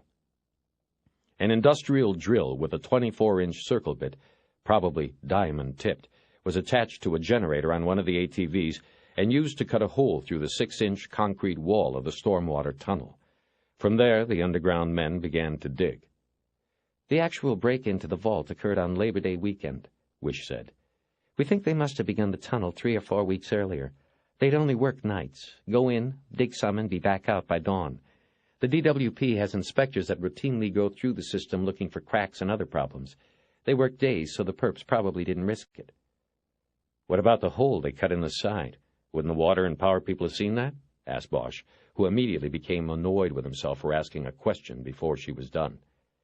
No, she said. These guys thought of everything. They had a piece of plywood cut in a circle 24 inches wide. They coated it with concrete. We found it thereafter. I think that when they left each morning, they put this in the hole, and then each time they'd caulk around the edges with more concrete. It would look like a pipeline from a storm drain that had been capped off. That's pretty common down there. I've been. You see capped lines all over the place. The 24 inches is a standard size, so this would have looked normal. It doesn't get noticed, and the perps just come back the next night, go back in, and dig a little farther toward the bank. She said the tunnel was dug primarily with hand tools, shovels, picks, drills powered off the generator on the ATV. The tunnelers probably used flashlights, but also candles. Some of them were found still burning in the tunnel after the robbery was discovered. They were propped in small indentations cut in the walls. That ring a bell? Wish asked. He nodded. We figure they made about 10 to 20 feet of progress a night, she said. We found 2 wheelbarrows in the tunnel after. They had been cut in half and disassembled to fit through the 24-inch hole, and then strapped back together to be used during the digging. It must have been 1 or 2 of the perps' jobs to make runs back out of the tunnel and to dump the dirt and debris from the dig into the main drainage line. There's a steady flow of water on the floor of the line, and it would have washed the dirt away, eventually to the river wash. We figure that on some nights their topside partner opened fire hydrants up on hill to get more water flowing down there. So they had water down there even in a drought. Even in a drought. Wish said that when the thieves finally dug their way under the bank, they tapped into the bank's own underground electric and telephone lines. With downtown a ghost town on weekends, the bank branch was closed on Saturdays. So on Friday, after business hours, the thieves bypassed the alarms. One of the perps had to be a bellman. Not Meadows. He was probably the explosives man. The funny thing was, they didn't need a bellman, she said. The vault sensor alarm had repeatedly been going off all week. These guys, with their digging and their drills, must have been tripping the alarms. 4 straight nights the cops are called out along with the manager, sometimes 3 times in one night. They don't find anything and begin to think it's the alarm. The sound and movement sensor is off balance. So the manager calls the alarm company, and they can't get anybody out until after the holiday weekend. Labor Day. So this guy, the manager, turns the alarm off. Bosch finished for her. You got it. He decides he isn't going to get called out each night during the weekend. He's supposed to go down to the Springs to his timeshare condo and play golf. He turns the alarms off. Of course, he no longer works for Westland National. Under the vault, the bandits used a water-cooled industrial drill, which was bolted upside down to the underside of the vault slab, to bore a 2.5-inch hole through the 5 feet of concrete and steel. FBI crime scene analysts estimated that took 5 hours, and only if the drill didn't overheat. Water to cool it came from a tap into an underground water main. They used the bank's water. After they got the hole drilled, they packed it with C4, she said. Ran the wire down through their tunnel and out into the drainage tunnel. They popped it from there. She said LAPD emergency response records showed that at 9:14 a.m. on that Saturday, alarms were reported at a bank across the street from Westland National and a jewelry store a half-block away. We figure that was the detonation time, Wish said. Patrol was sent out, looked around and didn't find anything, decided the alarms were probably triggered by an earthquake tremor and left. Nobody bothered to check Westland National. Its alarm hadn't made a peep. They didn't know that it had been turned off. Once into the vault, they didn't leave, she said. They worked right through the 3-day weekend, drilling the locks on the deposit boxes, pulling the drawers and emptying them. We found empty food cans, potato chip bags, freeze-dried food packets, survival store stuff, Wish said. It looks like they stayed there, maybe slept in shifts. In the tunnel, there was a wide part. It was like a small room, like a sleeping room, we think. We found the pattern from a sleeping bag impressed on the dirt floor. We also found impressions in the sand left by the stocks of M16s. They brought automatic weapons with them. They weren't planning on surrendering if things went wrong. She let him think about that a few moments and then continued. We estimate they were in the vault 60 hours, maybe a few more. They drilled 464 of the boxes, out of 750. If there were 3 of them, then that's about 155 boxes each. Subtract about 15 hours for rest and eating over the 3 days they were in there, and you've got each man drilling 3-4 boxes an hour. They must have had a time limit, she said. Maybe 3 o'clock or thereabouts Tuesday morning. If they quit drilling by then, it gave them plenty of time to pack up and get out. They took the loot and their tools and backed out. The bank manager, with a fresh Palm Springs tan on his face, discovered the heist when he opened the vault for business Tuesday morning. That's it in a nutshell, she said. Best thing I've seen or heard of since I've been in the job. Only a few mistakes. We found out a lot about how they did it, but not much about who did it. Meadows was as close as we ever got, and now he's dead. That photograph you showed me yesterday of the bracelet? You were right. It's the first thing that's ever turned up from one of those boxes that we know of. But now it's gone.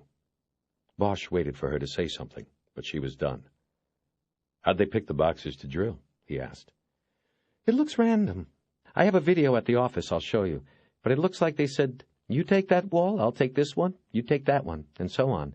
Some boxes right next to others that were drilled were left untouched. Why? I don't know. Didn't look like a pattern. Still, we had losses reported in 90% of the boxes they drilled, mostly untraceable stuff. They chose well. How did you come up with 3 of them? We figured it would take at least that many to drill that many boxes. Plus, that's how many ATVs there were. She smiled and he bit. Okay. How'd you know about the ATVs? Well, there were tracks in the mud in the drainage line, and we identified them from tires. We also found paint, blue paint, on the wall on one of the curves of the drainage line. One of them had slid on the mud and hit the wall. The paint lab in Quantico came up with the model year and make. We hit all the Honda dealers in Southern California until we came up with a purchase of 3 blue ATVs at a dealership in Tustin 4 weeks before Labor Day. Guy paid cash and loaded them on a trailer, gave a phony name and address. What was it? The name? Frederick B. Isley, as in FBI. It would come up again. We once showed the salesman some six-packs that included Meadows's, yours, and a few other people's photos, but he couldn't make anybody as Isley. She wiped her mouth on a napkin and dropped it on the table. He could see no lipstick on it. "Well," she said, "I've had enough water for a week. Meet me back at the bureau and we'll go over what we've got and what you've got on the Meadows thing. Rourke and I think that is the way to go. We've exhausted all leads on the bank job, been banging against the wall.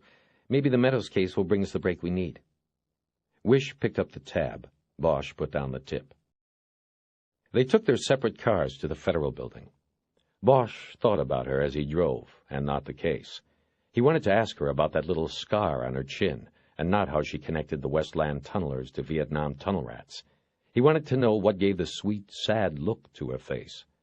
He followed her car through a neighborhood of student apartments near UCLA, and then across Wilshire Boulevard.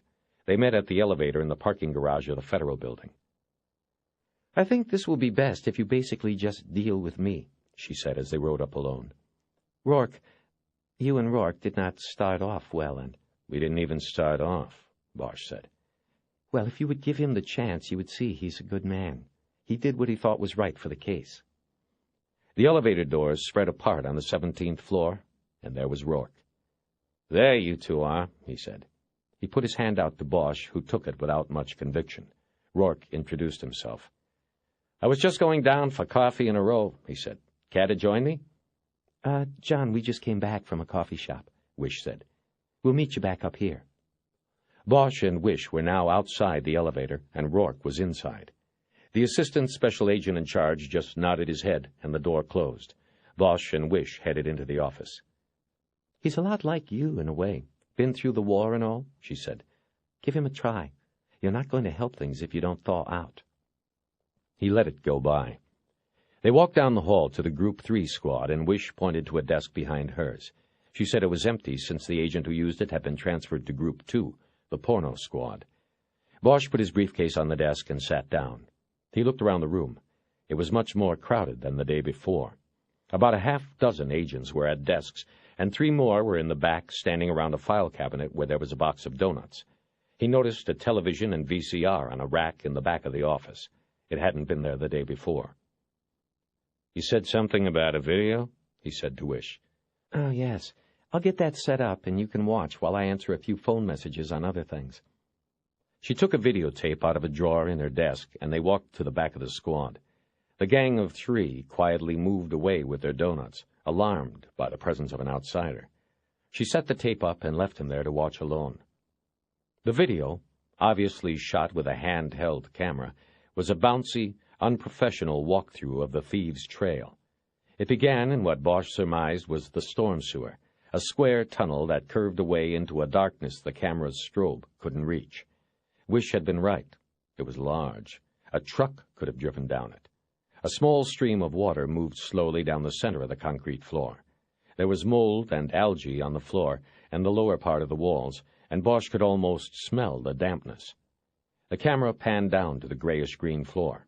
There were tire tracks in the slime. The next video scene was the entrance to the thieves' tunnel, a cleanly cut hole in the sewer wall. A pair of hands moved into the picture, holding the plywood circle Wish said had been used to cover the hole during the day. The hands moved further into the screen, then a head of dark hair. It was Rourke. He was wearing a dark jumpsuit with white letters across the back. FBI. He held the plywood up to the hole. It was a perfect fit. The video jumped then, and the scene was now from inside the thieves' tunnel. It was eerie for Bosch to watch, and brought back memories of the hand-dug tunnels he had crawled through in Vietnam. This tunnel curved to the right. Surreal lighting flickered from candles set every 20 feet or so in notches dug into the wall. After curving for what he judged was about 60 feet, the tunnel turned sharply to the left. It then followed a straightaway for almost 100 feet, candles still flickering from the walls.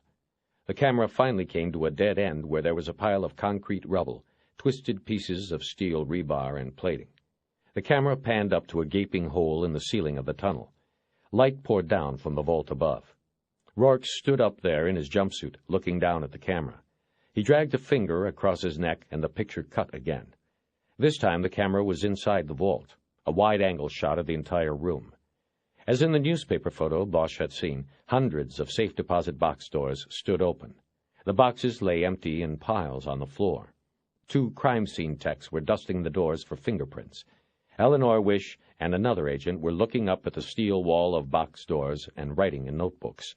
The camera panned down to the floor and the hole to the tunnel below. Then the tape went black. He rewound it, brought it back, and put it on her desk. "Interesting," he said.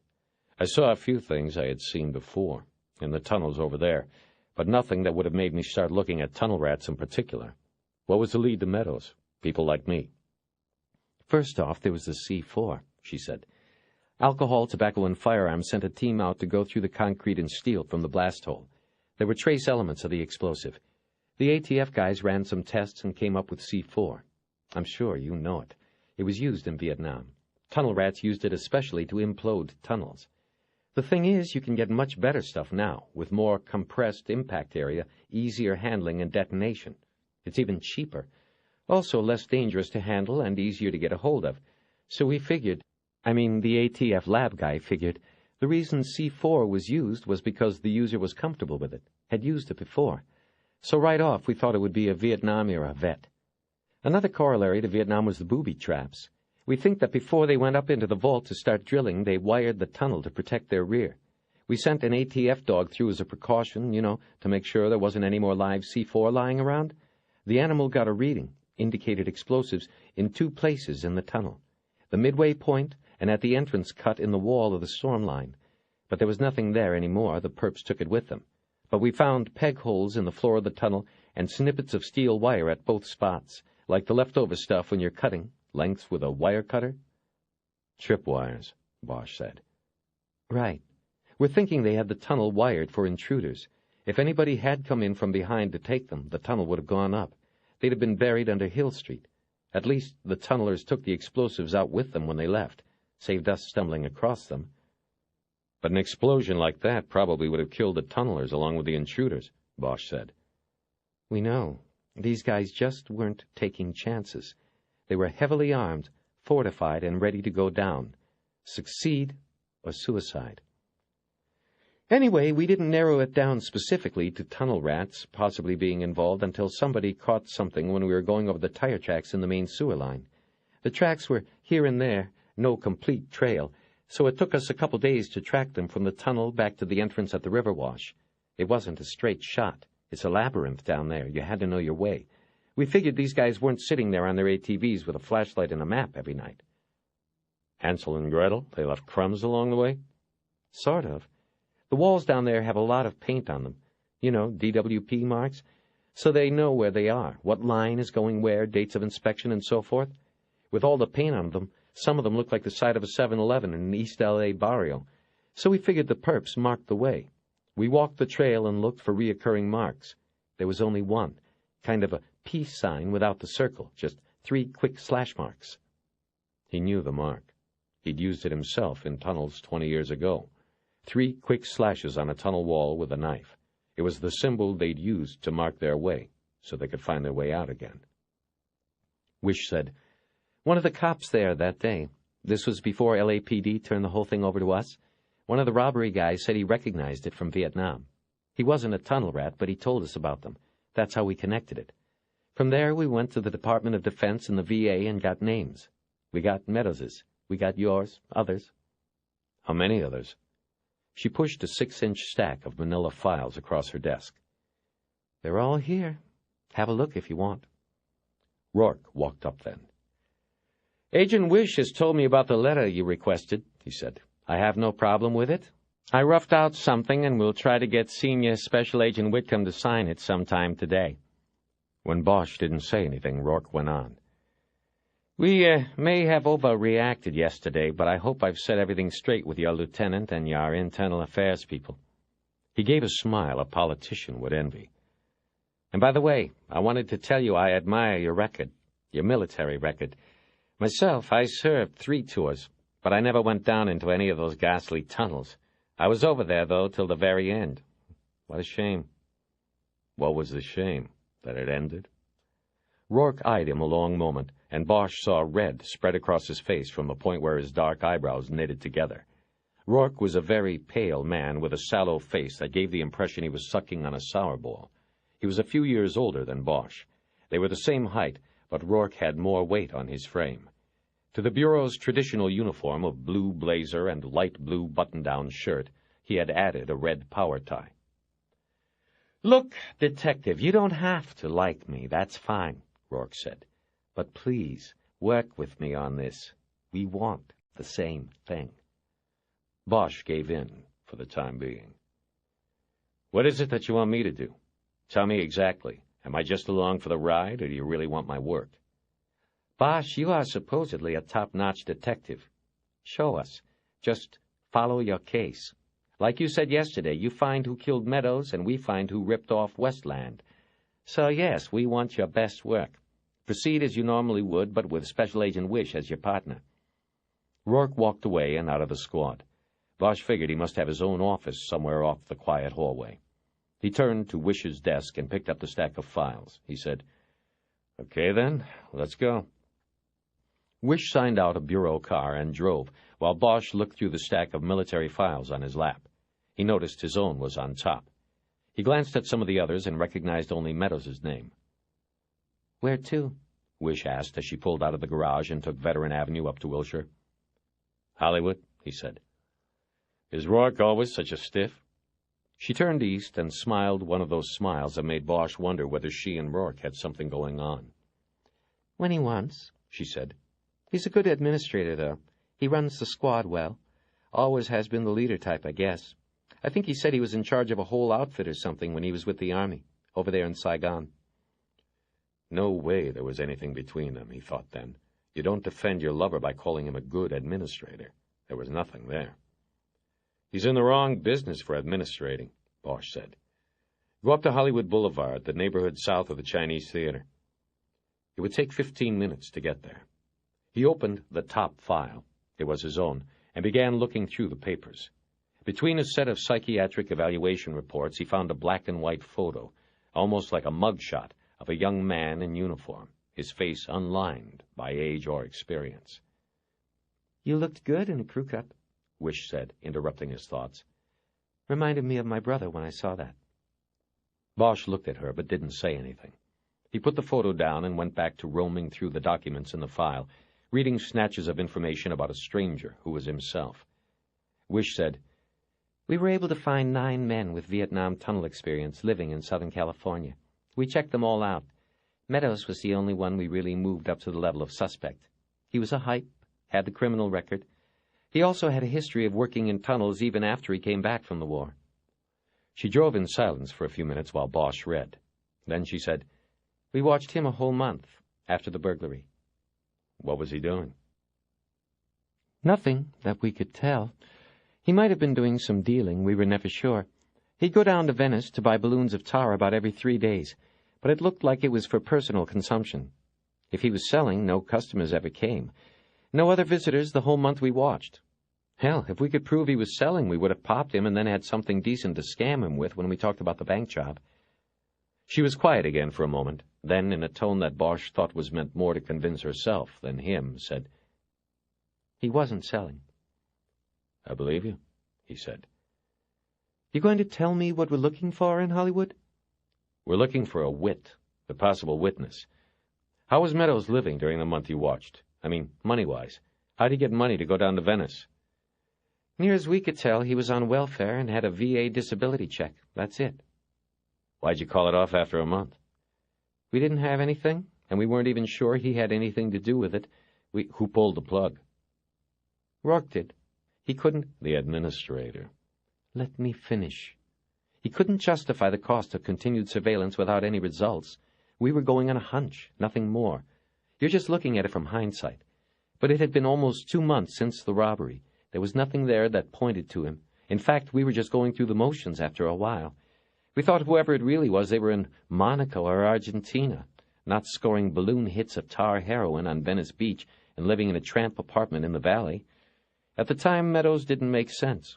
Rourke called the watch, but I concurred. I guess now we know we fucked up. Satisfied?" Bosch didn't answer. He knew Rourke had been correct in calling the watch. Nowhere is hindsight better than in cop work. He changed the subject. Why that bank? Did you ever think about that? Why Westland National? Why not a Wells Fargo or a vault in a Beverly Hills bank? Probably more money in the banks over in the hills anyway. You said these underground tunnels go all over.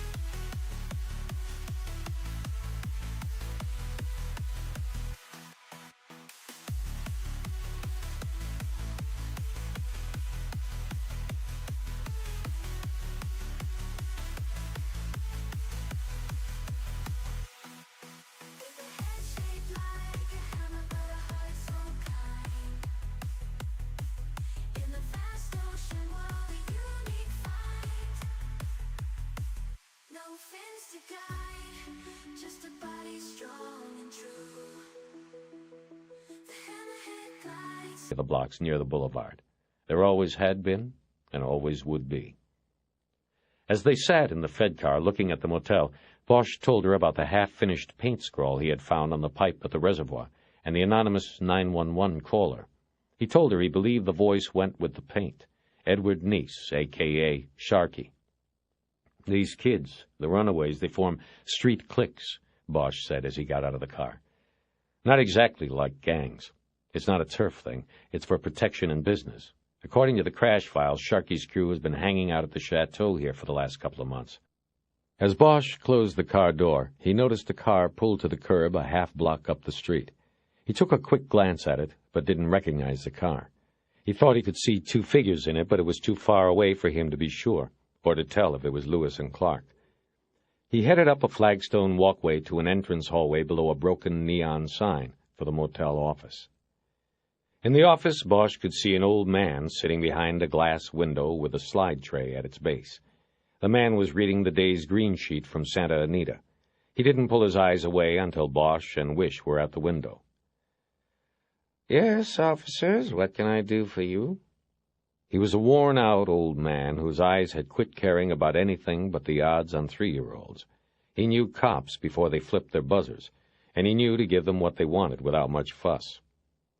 "Kid named Sharkey," Bosch said. "What's the room?" 7, but he's gone, I think. His motorbike usually sits there in the hall when he's around. There's no bike there. He's gone, most probably. Most probably. Anybody else in 7? Sure, somebody's always around. First floor? Yep. Back door or window?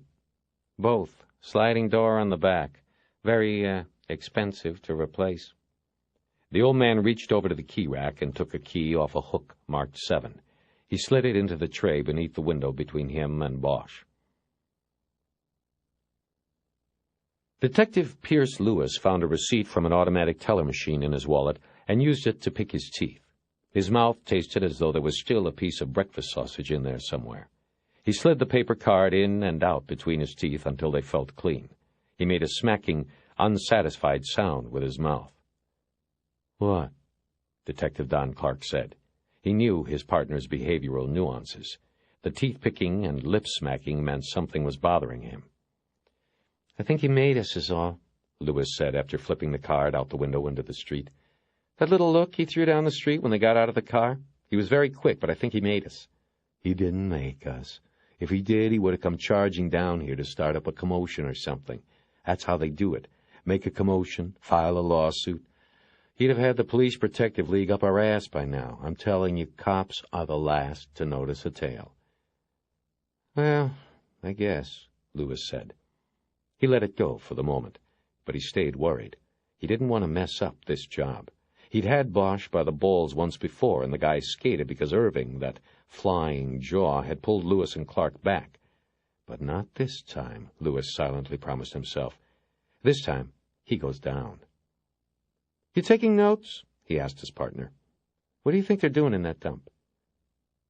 "Looking for something." "You're shitting me. You really think so?" Jeez, who put the pencil up your ass today? Lewis looked away from the chateau to Clark, who had his hands folded on his lap and his seat back at a 60-degree angle. With his mirrored glasses shielding his eyes, it was impossible to tell if he was awake or not. "Are you taking notes or what?" Lewis said loudly. "If you want notes, why aren't you taking them?" "Because I'm driving? That's always the deal. You don't want to drive, you got to write and take the pictures. Now write something down so we have something to show Irving. Otherwise he'll write up a 181 on us and forget about Bosch." "That's 1.81. Let's not take shortcuts, even in our language." "Fuck off." Clark snickered and took a notebook out of his inside coat pocket and a gold cross pen from his shirt pocket. When Lewis was satisfied that notes were being taken and looked back at the motel, he saw a teenage boy with blonde dreadlocks circle twice in the road on a yellow motorbike. The boy pulled up next to the car Lewis had just watched Bosch and the FBI woman get out of. The boy shaded his eyes and looked through the driver's side window into the car. "Now what's this?" Lewis said. "Some kid," Clark said after looking up from his notes. "He's looking for a stereo to snatch. If he makes a move, what are we going to do? Blow the surveillance to save some asshole's tape deck?" "We aren't going to do anything, and he's not going to make a move. He sees the Motorola two-way. He knows it's a cop car. Hey, he's backing away now." The boy revved the bike and did another 2 circles in the street. As the bike circled, he kept his eyes on the front of the motel. He then cruised through the side parking lot and back out onto the street. He stopped behind an old Volkswagen bus that was parked at the curb and shielded him from the motel. He seemed to be watching the entrance to the chateau through the windows of the beat-up old bus. He did not notice the 2 IAD men in the car parked a half-block behind him. "Come on, kid, get going," Clark said. "I don't want to have to call out patrol on you, fucking delinquent." "Use the Nikon and get his picture," Lewis said. "You never know. Something might happen and we'll need it. And while you're at it, get the number off the motel sign. We'll have to call later and see what Bosch and the FBI girl were doing." Lewis could have easily picked the camera up off the seat himself and taken the photos, but that would set a dangerous precedent that could harm the delicate balance of the rules of surveillance.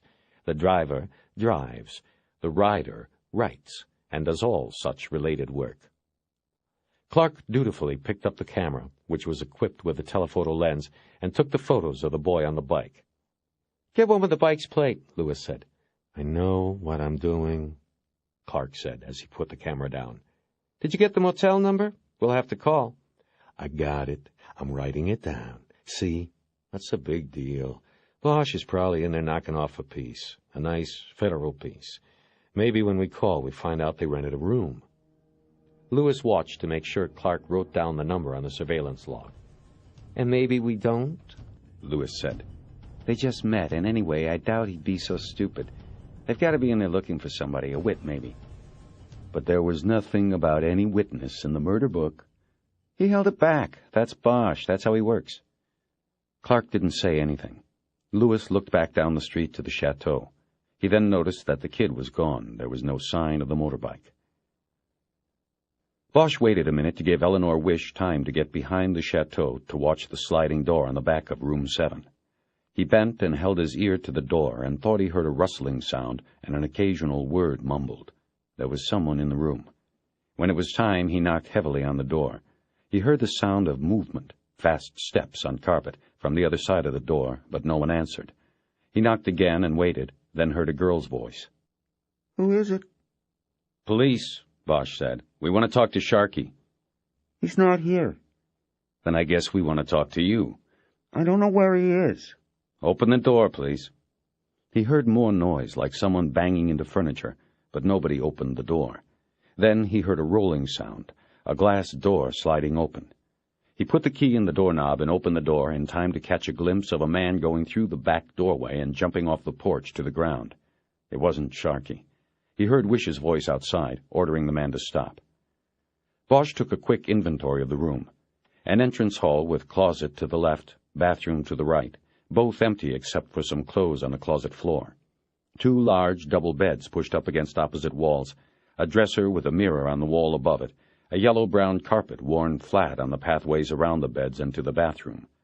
The girl, blonde-haired, small, maybe 17 years old, sat on the front edge of one of the beds with a sheet around her.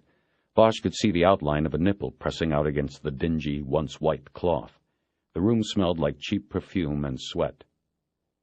Bosch, you all right in there? Wish called from outside. He could not see her because of a sheet hung like a curtain over the sliding door. Okay, you? Okay, what have we got? Bosch walked to the sliding door and looked out. Wish stood behind a man who had his arms extended and his hands on the motel's back wall. He was about 30, with the sallow skin of a man who just did a month in county lockup. His pants were open in the front. His plaid shirt was buttoned incorrectly, and he stared straight down to the ground with the bug-eyed look of a man who had no explanation, but needed one badly. Bosch was momentarily struck by the man's apparent decision to button his shirt before his pants. He's clean, she said. Looks a little winded, though. Looks like soliciting sex with a minor if you want to spend the time with it. Otherwise, kick him loose. He turned to the girl on the bed. No bullshit. How old are you and what did he pay? I'm not here to bust you. She thought it over a moment. Bosch never took his eyes off hers. Almost 17, she said in a bored monotone. He didn't pay me anything. He said he would, but he didn't get to that yet. Who's in charge of your crew? Sharky? Didn't he ever tell you to get the money first? Sharky ain't always around. And how'd you get his name? Heard it around. Where is he today? I told you I don't know. The plaid-shirted man came into the room through the front door, followed by Wish. His hands were cuffed behind him. I am going to book him. I want to. This is sick. She looks... She told me she was 18, Plaid-shirt said. Bosch walked up to him and pulled open his shirt with a finger. There was a blue eagle with its wings spreading across his chest. In its talons it carried a dagger and a Nazi swastika. Beneath that it said, One Nation. Bosch knew that meant the Aryan Nation, the white supremacist prison gang. He let the shirt fall back into place. Hey, how long you been out? He asked. Hey, come on, man, Plaid-shirt said. This is bullshit. She pulled me in from the street, and let me at least button my goddamn pants. This is bullshit. Give me my money, fucker, the girl said.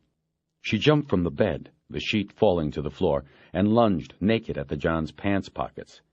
Get her off me! Get her off! He called out as he squirmed to avoid her hands. See? You see, she should be going, not me.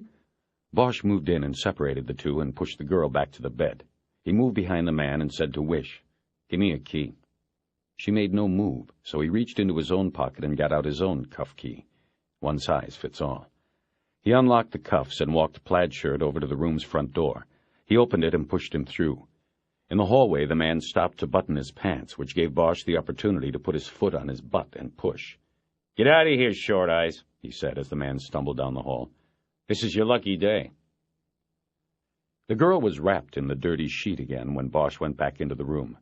He looked at Wish and saw anger in her eyes. He knew it wasn't just for the man in the plaid shirt. Bosch looked at the girl and said, Get your clothes, go into the bathroom, and get dressed. When she didn't move, he said, Now, let's go. After she grabbed up some clothes from the floor next to the bed and walked to the bathroom, letting the sheet fall to the ground, Bosch turned to Wish. We've got too much else to do, he began. You would have spent the rest of the afternoon getting her statement and booking that guy. In fact, it's a state beef, so I would have had to book him. And it's a flopper. Can go felony or misdemeanor. And one look at that girl and the DA would have gone Miss D if he filed it at all. It wasn't worth it. It's a life down here, Agent Wish. She looked at him with smoldering eyes, the same eyes he had seen when he had gripped her wrist to keep her from leaving the restaurant. Bosch, I had decided it was worth it. Don't ever do that again. They stood there trying to outstare each other until the girl came out of the bathroom. She wore faded jeans that were split at the knees and a black tank top. No shoes, and Bosch noticed her toenails were painted red. She sat on the bed without saying anything. We need to find Sharky, Bosch said. About what? You got a cigarette? He pulled out a pack of cigarettes and shook one out for her. He gave her a match and she lit it herself. About what? She said again. About Saturday night, Wish said curtly. We do not want to arrest him. We do not want to hassle him. We only want to ask him a few questions. What about me? The girl said. What about you? Wish said. Are you going to hassle me? You mean, are we going to turn you over to Division of Youth Services, don't you? Bosch looked at Wish to try to gauge a reaction. He got no reading. He said, No, we won't call DYS if you help us.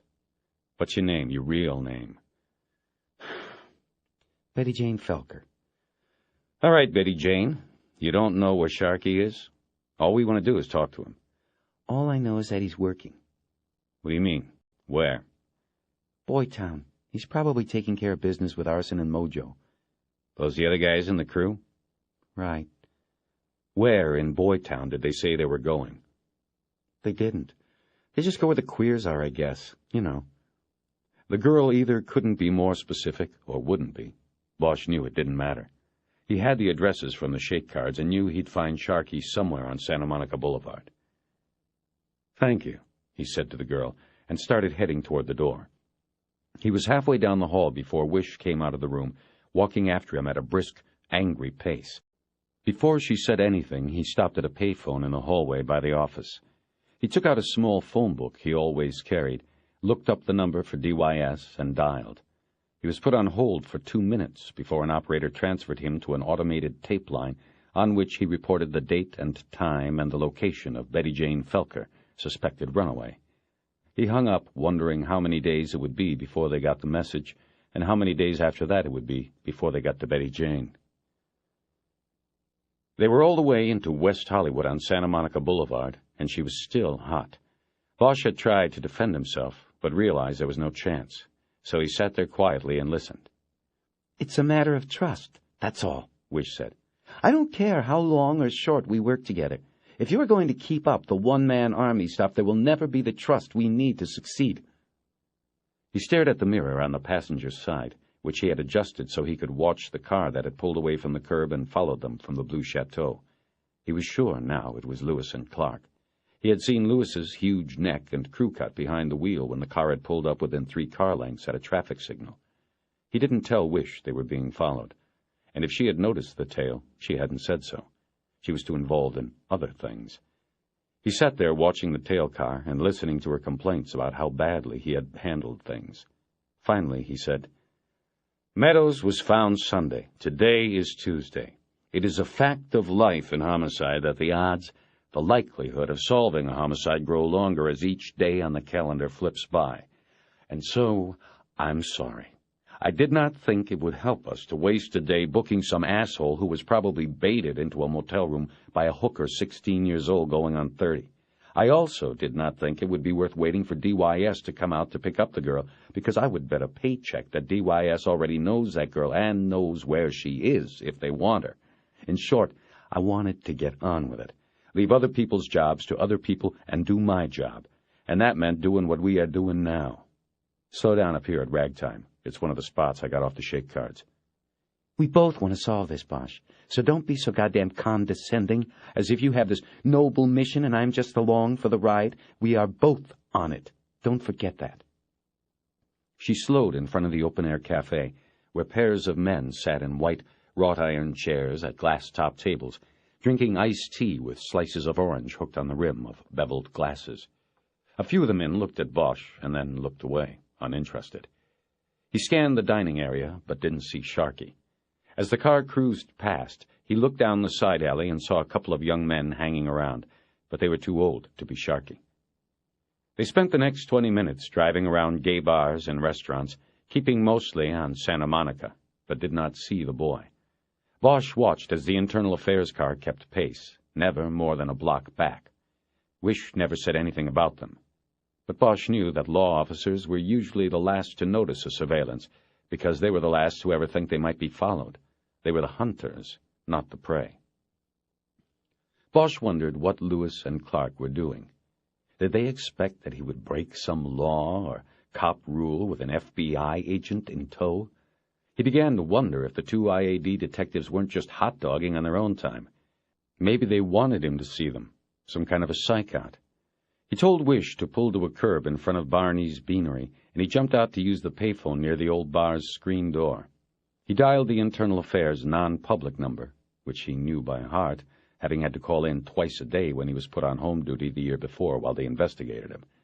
A woman, the desk officer, answered the phone. Is Lewis or Clark there? No, sir, they're not. Can I take a message? No, thanks. This is Lieutenant Pounds, Hollywood Detectives. Are they just out of the office? I need to check a point with them. I believe they are Code 7 till PM watch. He hung up. They were off duty until 4. They were scamming. Or Bosch had simply kicked them too hard in the balls this time, and now they were going after him on their own time. He got back in the car and told Wish he had checked his office for messages. It was as she merged the car back into traffic that he saw the yellow motorbike leaning on a parking meter about a half block from Barney's. It was parked in front of a pancake restaurant. There, he said, and pointed. Go on by and I'll get the number. If it's his, we'll sit on it.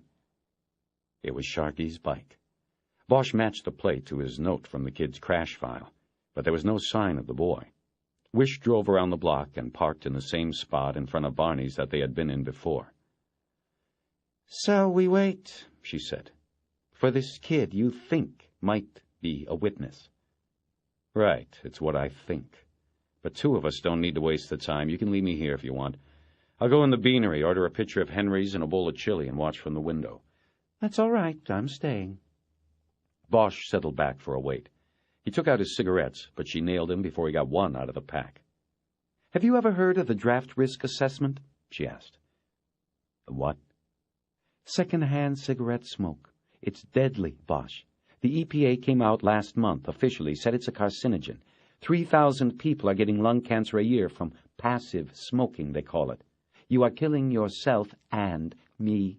Please don't. He put the cigarettes back in his coat pocket. They were quiet as they watched the bike, which was chain-locked to the parking meter. Bosch took a few glances at the side view mirror, but didn't see the IAD car. He glanced over at Wish, too, whenever he thought she wasn't looking. Santa Monica Boulevard steadily got crowded with cars as the apex of rush hour approached. Wish kept her window closed to cut down on the carbon monoxide. It made the car very hot. Why do you keep staring at me? She asked, about an hour into the surveillance. At you? I didn't know that I was. You were. You are. You ever have a female partner before? Nope, but that's not why I would be staring, if I was. Why, then, if you were? I'd be trying to figure you out. You know why you are here, doing this? I always thought, at least I heard, that the bank squad over at the FBI was for dinosaurs and fuck-ups. The agent's too old or too dumb to use a computer or trace some white-collar scumbag's assets through a paper trail. Then, here you are, on the heavy squad. You're no dinosaur, and something tells me you're no fuck-up. Something tells me you're a prize, Eleanor. She was quiet a moment, and Bosch thought he saw the trace of a smile play on her lips. Then it was gone, if it had been there at all. I guess that is a backhanded compliment, she said. If it is, thank you. I have my reasons for choosing where I am with the Bureau, and believe me, I do get to choose. As far as the others in the squad, I would not characterize any of them as you do. I think that attitude, which, by the way, seems to be shared by many of your fellow— There's Sharky, he said. A boy with blonde dreadlocks had come through a side alley between the pancake shop and a mini-mall. An older man stood with him. He wore a T-shirt that said, "The gay 90s are back." Bosch and Wish stayed in the car and watched. Sharky and the man exchanged a few words, and then Sharky took something from his pocket and handed it over. The man shuffled through what looked like a stack of playing cards. He took a couple of cards and gave the rest back. He then gave Sharky a single green bill. What's he doing? Wish asked. Buying baby pictures. What? A pedophile. The older man headed off down the sidewalk, and Sharky walked to his motorbike. He hunched over the chain and lock. Okay, Bosch said, and they got out of the car. That would be enough for today, Sharky thought. Time to kick. He lit a cigarette and bent over the seat of his motorbike to work the combination on the master lock. His dreads flopped down past his eyes, and he could smell some of the coconut stuff he had put in his hair the night before at the Jaguar guy's house. That was after arson had broken the guy's nose and the blood got everywhere. He stood up and was about to wrap the chain around his waist when he saw them coming. Cops. They were too close, too late to run. Trying to act like he hadn't yet seen them, He quickly made a mental list of everything in his pockets. The credit cards were gone, already sold. The money could have come from anywhere. Some of it did. He was cool. The only thing they'd have would be the queer guy's identification if they had a lineup. Sharkey was surprised the guy had made a report. No one ever had before. Sharkey smiled at the two approaching cops, and the man held up a tape recorder. The tape recorder? What was this? The man hit the play button, and after a few seconds, Sharkey recognized his own voice. Then he recognized where it had come from. This wasn't about the Jaguar guy. This was about the pipe. Sharkey said, So? So, said the man, we want you to tell us about it. Man, I didn't have anything to do with it. You ain't gonna put that... Hey, you're the guy from the police station. Yeah, I saw you there the next night. Well, you ain't gonna get me to say I did that shit up there. Take it down a notch, Sharkey, the man said. We know you didn't do it. We just want to know what you saw, is all. Lock your bike up again. We'll bring you back. The man gave his name and the woman's, Bosch and Wish. He said she was FBI, which really confused things. The boy hesitated, then stooped and locked the bike again. Bosch said, We just want to take a ride over to Wilcox to ask you some questions. Maybe draw a picture. Of what? Sharkey asked. Bosch didn't answer. He just gestured with his hand to come along, and then pointed up the block at a gray Caprice. It was the car Sharkey had seen in front of the chateau. As they walked, Bosch kept his hand on Sharkey's shoulder. Sharkey wasn't as tall as Bosch yet, but they shared the same wiry build. The boy wore a tie-dyed shirt of purple and yellow shades. Black sunglasses hung around his neck on orange string. The boy put them on as they approached the Caprice. Okay, Sharkey, Bosch said at the car. You know the procedure. We got to search you before you go in the car. That way we won't have to cuff you for the ride. Put everything on the hood. Man, you said I was no suspect, Sharkey protested. I don't have to do this. I told you, procedure. You get it all back, except the pictures. We can't do that. Sharkey looked first at Bosch and then Wish. Then he started putting his hands in the pockets of his frayed jeans. Yeah, we know about the pictures, Bosch said. The boy put $46.55 on the hood, along with a pack of cigarettes and a book of matches, a small penknife on a keychain, and a deck of Polaroid photos. They were photos of Sharkey and the other guys in the crew. In each, the model was naked and in various stages of sexual arousal. As Bosch shuffled through them, Wish looked over his shoulder and then quickly looked away. She picked up the pack of cigarettes and looked through it, finding a single joint among the cools. I guess we have to keep that, too, Bosch said. They drove to the police station on Wilcox because it was rush hour, and it would have taken them an hour to get to the Federal Building in Westwood. It was after 6 by the time they got into the Detective Bureau, and the place was deserted, everybody having gone home. Bosch took Sharkey into one of the 8x8 interview rooms. There was a small, cigarette-scarred table and 3 chairs in the room. A handmade sign on one wall said, No sniveling. He sat Sharkey down in the slider, a wooden chair with its seat heavily waxed and a 1/4 inch of wood cut off the bottom of the front 2 legs. The incline was not enough to notice, but enough that the people who sat in the chair could not get comfortable. They would lean back, like most hard cases, and slowly slide off the front. The only thing they could do was lean forward, right into the face of their interrogator. Bosch told the boy not to move, then stepped outside to plan a strategy with Wish, shutting the door. She opened the door after he closed it. She said, It's illegal to leave a juvenile in a closed room unattended. Bosch closed the door again. He isn't complaining, he said. We've got to talk. What's your feel for him? You want him or you want me to take it? I don't know, she said. That settled it. That was a no. An initial interview with a witness, a reluctant witness at that, required a skillful blend of scamming, cajoling, demanding. If she didn't know, she didn't go. You're supposed to be the expert interrogator, she said, in what seemed to Bosch to be a mocking voice. According to your file. I don't know if that's using brains or brawn, but I'd like to see how it's done. He nodded, ignoring the jab. He reached into his pocket for the boy's cigarettes and matches. Go in and give him these. I want to go check my desk for messages and set up a tape. When he saw the look on her face as she eyed the cigarettes, he added, First rule of interrogation, make the subject think he is comfortable. Give him the cigarettes. Hold your breath if you don't like it. He started to walk away, but she said, Bosh, what was he doing with those pictures? So that was what was bothering her, he thought. Look, 5 years ago, a kid like him would have gone with that man and done who knows what. Nowadays, he sells them a picture instead. There are so many killers, diseases and otherwise. These kids are getting smart. It's safer to sell your Polaroids than to sell your flesh. She opened the door to the interview room and went in. Bosch crossed the squad room and checked the chrome spike on his desk for messages. His lawyer had finally called back. So had Bremer over at the Times, though he had left a pseudonym they had both agreed on earlier. Bosch didn't want anybody snooping around his desk to know the press had called.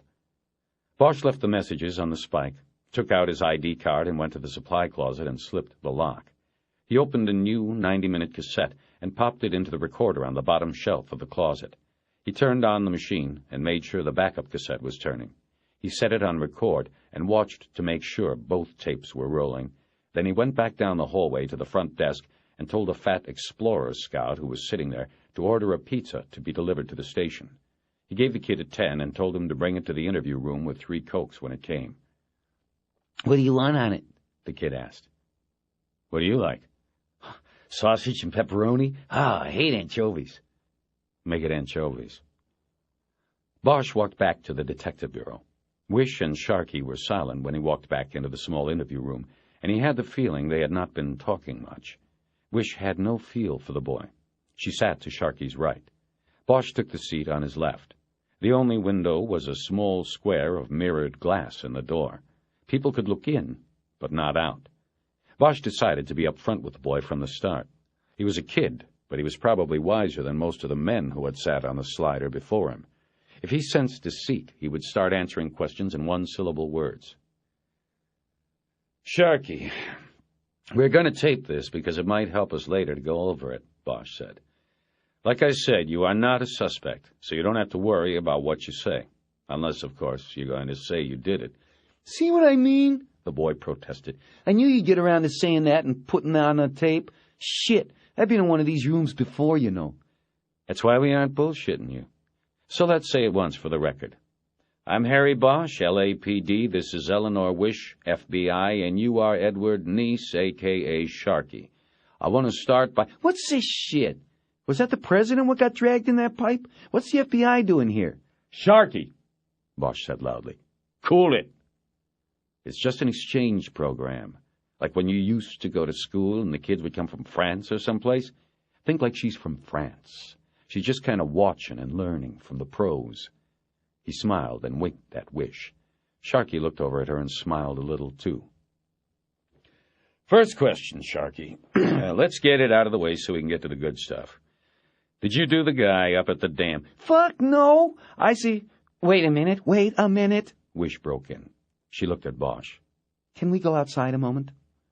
Bosch got up and walked out. She followed, and this time she closed the interview room door. What are you doing? He said. What are you doing? Are you going to read that kid his rights, or do you want to taint this interview from the start? What are you talking about? He didn't do it. He isn't a suspect. I'm just asking him questions because I'm trying to establish an interrogation pattern. We don't know he isn't the killer. I think we should give him his rights. We read him his rights, and he's going to think we think he's a suspect, not a witness. We do that, and we might as well go in there and talk to the walls. He won't remember a thing. She walked back into the interview room without another word. Bosch followed and picked up where he had left off, without saying anything about anybody's rights. Okay. You do the guy in the pipe, Sharkey? No way, man. I seen him, that's all. He was already dead. The boy looked to his right at Wish as he said this. Then he pulled himself up in his chair.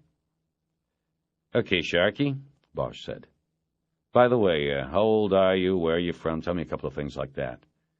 Almost 18, man. Then I'm free, the boy said, looking at Bosch. My mom lives up in Chatsworth, but I try not to live with... Man, you already got all of this in one of your little notebooks. You a faggot, Sharkey? No way, man, the boy said, staring hard at Bosch. We sell 'em pictures, big fucking deal. I ain't one of them. You do more than sell pictures to them? You roll a few when you get the chance, bust them up, take their money. Who's going to file a complaint, right? Now Sharkey looked back over to Wish and raised an open hand. I don't do that shit. I thought we were talking about the dead guy. We are, Sharky, Bosch said. I just want to figure out who we're dealing with here is all. Take it from the top. Tell us the story. I got pizza coming and there's more cigarettes. We got the time. It won't take any time. I didn't see anything except the body in there. I hope there's no anchovies. He said this looking at Wish while pulling himself up in the chair. He had established a pattern in which he would look at Bosch when he was telling the truth, at Wish when he was shading it or outright lying. Scammers always play to the women, Bosch thought. Sharky, Bosch said, if you want, we can take you up to Silmar and have him hold you overnight.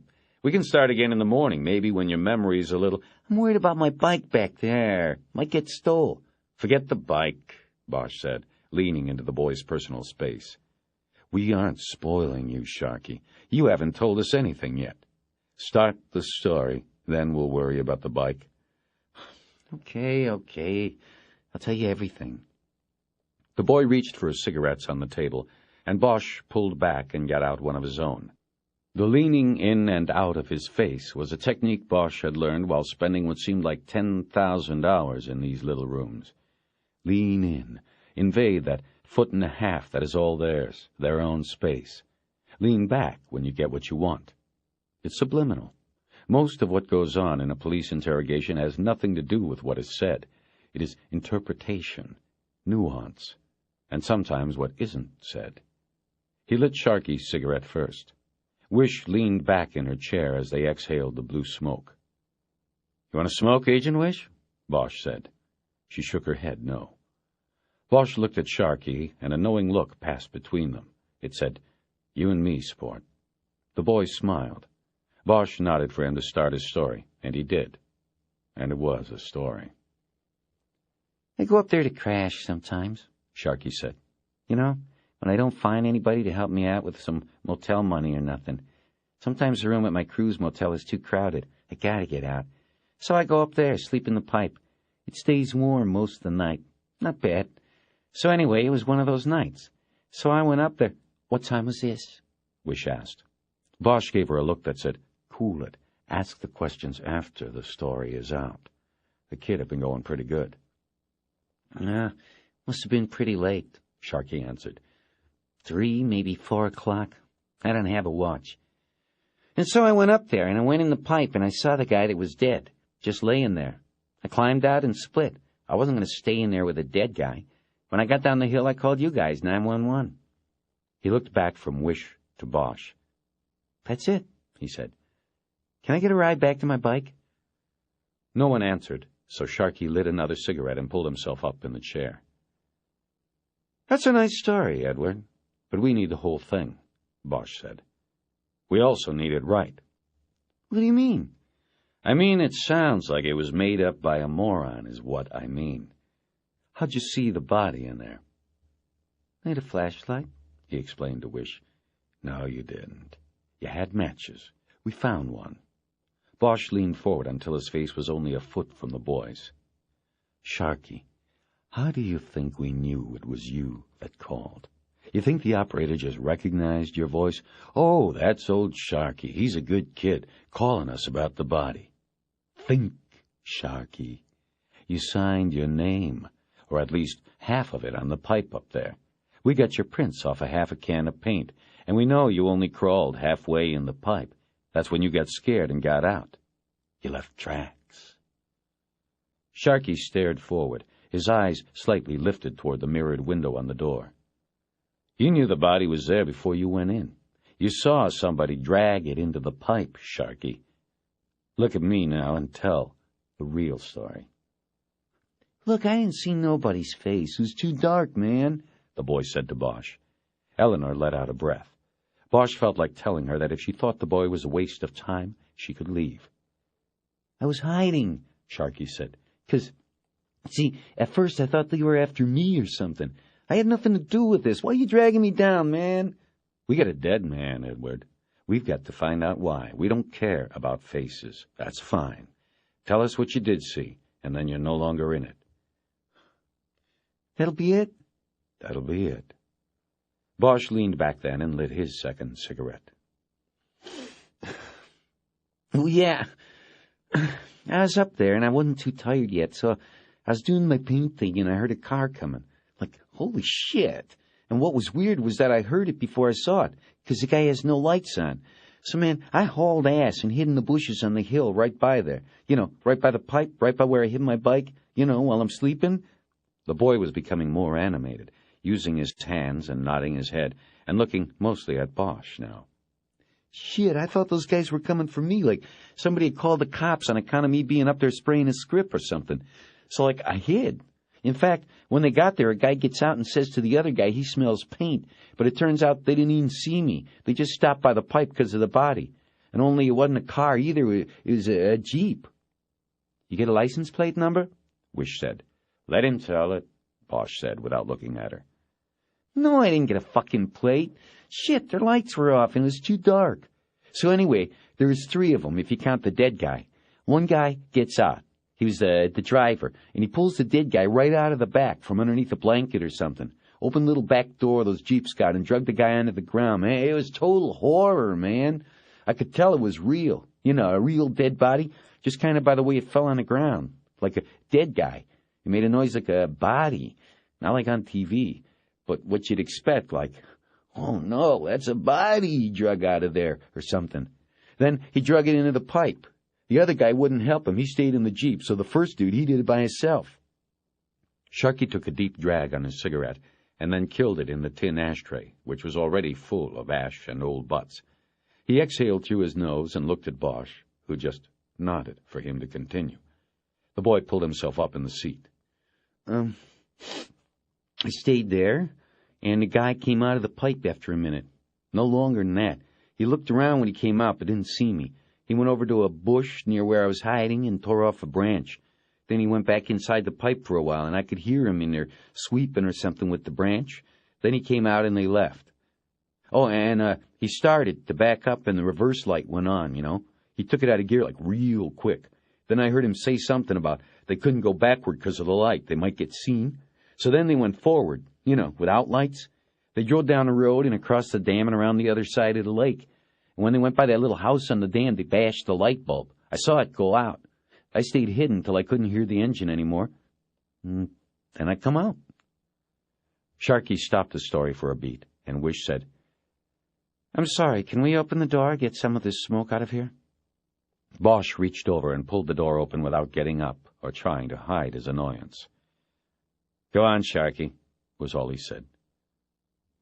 So, when they were gone, I went over to the pipe and yelled into the guy. Hey in there, and are you all right, stuff like that. But nobody answered, so I leaned my bike down on the ground so the light would go in there, and I crawled in a little bit. I also lighted a match, like you say. And I could see him in there, and he looked dead and all. I was going to check, but it was too creepy. I got out, I went down the hill, and I called the cops. Hey, that's all I did, and that's the whole thing. Bosch figured the boy was going to rob the body if he got scared halfway in. That was okay, though. The boy could keep that as his secret. Then he thought of the branch taken from the bush and used by the man Sharky had seen to obliterate the tracks and drag marks in the pipe. He wondered why the uniformed cops hadn't come across either the discarded branch or the broken bush during the crime scene search. But he didn't dwell on it long, because he knew the answer. Sloppiness. Laziness. It wasn't the first time things had been missed, and wouldn't be the last. We're going to go check on that pizza, Bosch said, and he stood up. It'll only be a couple of minutes. Outside the interview room, Bosch checked his anger and said, My fault. We should have talked more about how we wanted to do it before we heard his story. I like to hear what they have to say first, then ask questions. It was my fault. No problem, Wish said curtly. He doesn't seem that valuable anyway. Maybe. He thought a moment. I was thinking of going back in and talking a little more to him, maybe bring an identikit in. And if he doesn't get any better at remembering things, we could hypnotize him. Bosch had no way of knowing what her reaction to the last suggestion would be. He offered it in an offhand manner, half hoping it would slip by unnoticed. California courts had ruled that hypnotizing a witness taints that witness's later court testimony. If they hypnotized Sharky, he could never be a witness in any court case that could arise from the Meadows investigation. Wish frowned. I know, Bosch said. We'd lose him in court. But we might never get to court with what he's given us now. You just said yourself he's not that valuable. I just don't know whether we should close the door on his usefulness now, so early in the investigation.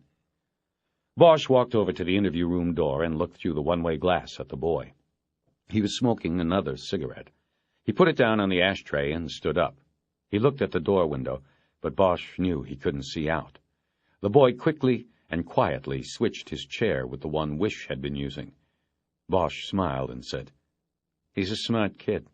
There might be more that we won't get unless we put him under. I think it's worth the chance." I didn't know you were one of LAPD's hypnotists. I must have missed that in your file. "I'm sure there's a lot you missed," Bosch replied. After a few moments, he said, "I guess I'm one of the last around. After the Supreme Court shot it down, the department quit training people. There was only one class of us. I was one of the youngest. Most of the others have retired." Anyway, she said, I don't think we should do it yet. Let's talk to him some more, maybe wait a couple days before we waste him as a witness. "Fine, but in a couple days, who knows where a kid like Sharky will be?" Oh, you're resourceful. You found him this time. You can do it again. "You want to take a shot in there?" No, you're doing okay. As long as I can jump in now, whenever I think of something. She smiled, and he smiled, and they went back into the interview room, which smelled of smoke and sweat. Bosch left the door open again to air it out. Wish didn't have to ask. No food? Sharky said. "Still on the way," Bosch said. Bosch and Wish took Sharky through his story 2 more times, picking up small details along the way. They did it as a team, partners, exchanging knowing looks, surreptitious nods, even smiles. A few times Bosch noticed Wish slipping in her chair and thought he saw a smile play on Sharky's boyish face. When the pizza came, he protested the anchovies, but still ate 3/4 of the pie and downed 2 of the Cokes. Bosch and Wish passed. Sharky told them the Jeep that Meadows's body came in was dirty white or beige. He said there was a seal on the side door, but he could not describe it. Perhaps this was so it would look like a DWP vehicle, Bosch thought. Maybe it was a DWP vehicle. Now he definitely wanted to hypnotize the boy, but he decided not to bring it up again. He'd wait for Wish to come around, to see that it had to be done. Sharky said the one who stayed behind in the Jeep as the body was dragged into the pipe didn't say a word the whole time the boy watched. This person was smaller than the driver. Sharky described seeing only a slightly built form, a whisper of a silhouette against what little light there was from the moon above the reservoir perimeter's thick stand of pine. What did this other guy do? Wish asked. Just watched, I guess, like a lookout. He didn't even do the driving. I guess he was in charge or something. The boy got a better look at the driver, but not enough to describe a face or to make a drawing with the facial templates and the identikit that Bosch had brought into the interview room. The driver had dark hair and was white. Sharky couldn't or wouldn't be any more exact in his description. He had worn matching dark shirt and pants, maybe overalls. Sharky also said that he wore some kind of equipment belt or carpenter's apron. Its dark tool pockets hung empty at the hips and flapped like an apron at his waist. This was curious to Bosch, and he asked Sharky several questions, coming at it from different angles but getting no better description. After an hour they were finished. They left Sharky in the smoky room while they conferred outside again. Wish said, All we have to do now is find a Jeep with a blanket in the back, do a microanalysis, and match hairs. Only must be a couple million white or beige Jeeps in the state. You want me to put out a bolo, or you want to handle it? Look, 2 hours ago we had nothing. Now we've got a lot. If you want, let me hypnotize a kid. Who knows, we might get a license plate, a better description of the driver. Maybe he'll remember a name spoken, or be able to describe the seal on the door. Bosch held his hands out, palms up. His offer was out, but she had already turned it down, and she did again. Not yet, Bosch. Let me talk to Rourke. Maybe tomorrow. I don't want to rush into that and possibly have it come back on us as a mistake, okay? He nodded and dropped his hands. So what now? She said. Well, the kid's eating. Why don't we get him squared away and then you and I get something to eat? There's a place... I can't, she said. On Overland, I know. I already have plans for tonight. I'm sorry. Maybe we can make it another night? Sure. He walked over to the interview room door and looked through the glass. Anything to avoid showing his face to her. He felt foolish for trying to move so quickly with her. He said, "If you have to get going, go ahead. I'll get him in his shelter or something for the night. We don't both have to waste our time with it." You sure? "Yeah, I'll take care of him. I'll get a patrol unit to take us. We'll get his bike on the way. I'll have him drop me by my car." That's nice. I mean about you getting his bike and taking care of him. Well, we made a deal with him, remember? I remember. But you care about him. I watched how you handled him. You see some of yourself there? He turned away from the glass to look at her. "No, not especially," he said. "He's just another wit that has to be interviewed. You think he's a little bastard now, wait another year. Wait till he's 19 or 20, if he makes it. He'll be a monster then, preying on people. This isn't the last time he'll be sitting in that room. He'll be in and out of there his whole life till he kills somebody or they kill him. It's Darwin's rule, survival of the fittest, and he's fit to survive. So no, I don't care about him. I'm putting him in a shelter because I want to know where he is in case we need him again, that's all." Nice speech, but I don't think so. I know a little bit about you, Bosch. You care, all right. The way you got him dinner and asked him... Look, I don't care how many times you read my file. You think that means you know about me? I told you, that's bullshit. He had come up close to her until his face was only a foot from hers, but she looked away from him, down at her notebook, as if what she had written there might have something to do with what he was saying. "Look," he said, "we can work this together, maybe even find out who killed Meadows if we get a few more breaks like the one with the kid today. But we won't really be partners, and we won't really know each other. So maybe we shouldn't act like we do. Don't tell me about your little brother with a crew cut and how he looks the way I did, because you don't know how I was. A bunch of papers and pictures in a file. Don't say anything about me."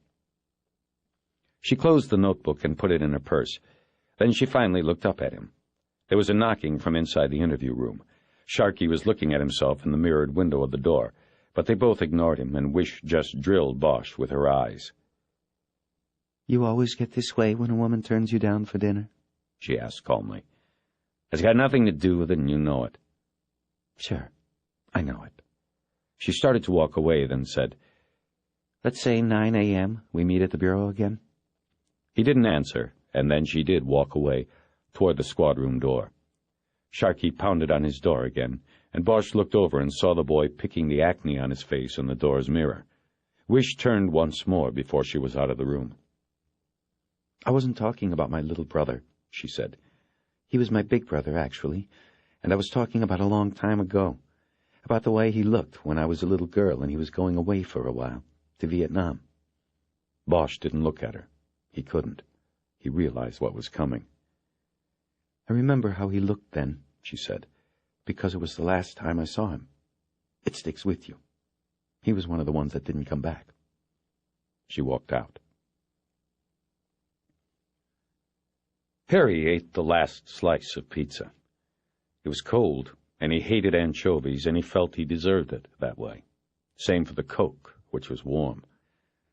Afterward, he sat at the homicide table and made calls until he found an empty bed, rather, an empty space in one of the no-questions-asked shelters near the boulevard.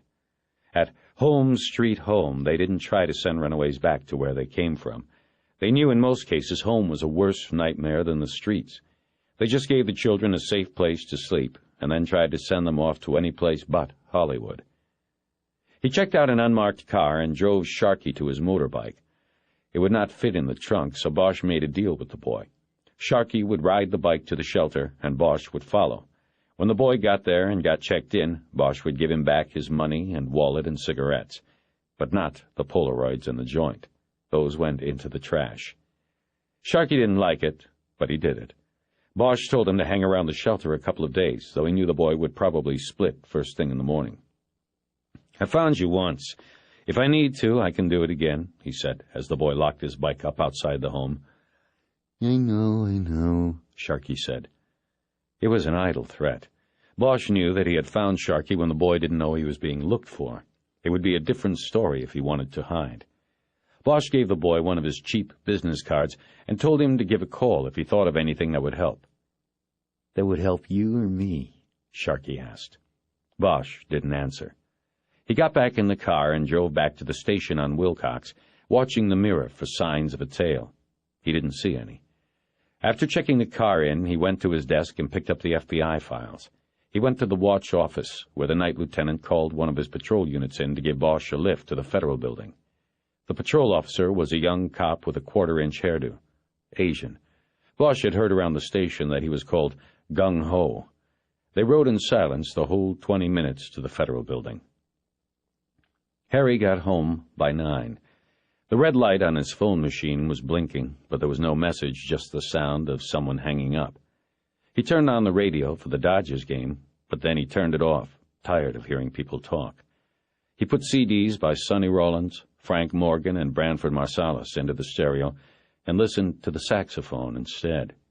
He spread the files out on the table in the dining room and turned the cap on a bottle of beer. Alcohol and jazz, he thought as he swallowed. Sleeping with your clothes on. You're a cliché cop, Bosch, an open book, and no different from the dozen other fools who must hit on her every day. Just stick to the business in front of you, and don't hope for anything else. He opened the file on Meadows, carefully reading every page, whereas before, in the car with Wish, he had only skimmed. Meadows was an enigma to Bosch, a pillhead, a heroin user, but a soldier who had re-upped to stay in Vietnam. Even after they took him out of the tunnels, he stayed. In 1970, after 2 years in the tunnels, he was assigned to a military police unit attached to the American Embassy in Saigon. Never saw enemy action again, but stayed right up to the end. After the treaty and pullout of 1973, he got a discharge and stayed on again, this time as one of the civilian advisors attached to the embassy. Everybody was going home, but not Meadows. He didn't leave until April 30th, 1975, the day of the fall of Saigon. He was on a helicopter and then a plane ferrying refugees out of the country on their way to the United States. That was his last government assignment, security on the massive refugee transport to the Philippines and then to the States.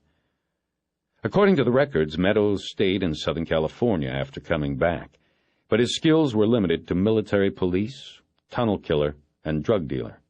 There was an LAPD application in the file that was marked rejected. He failed the drug test. Next in the file was a National Criminal Intelligence computer sheet that showed Meadows' record.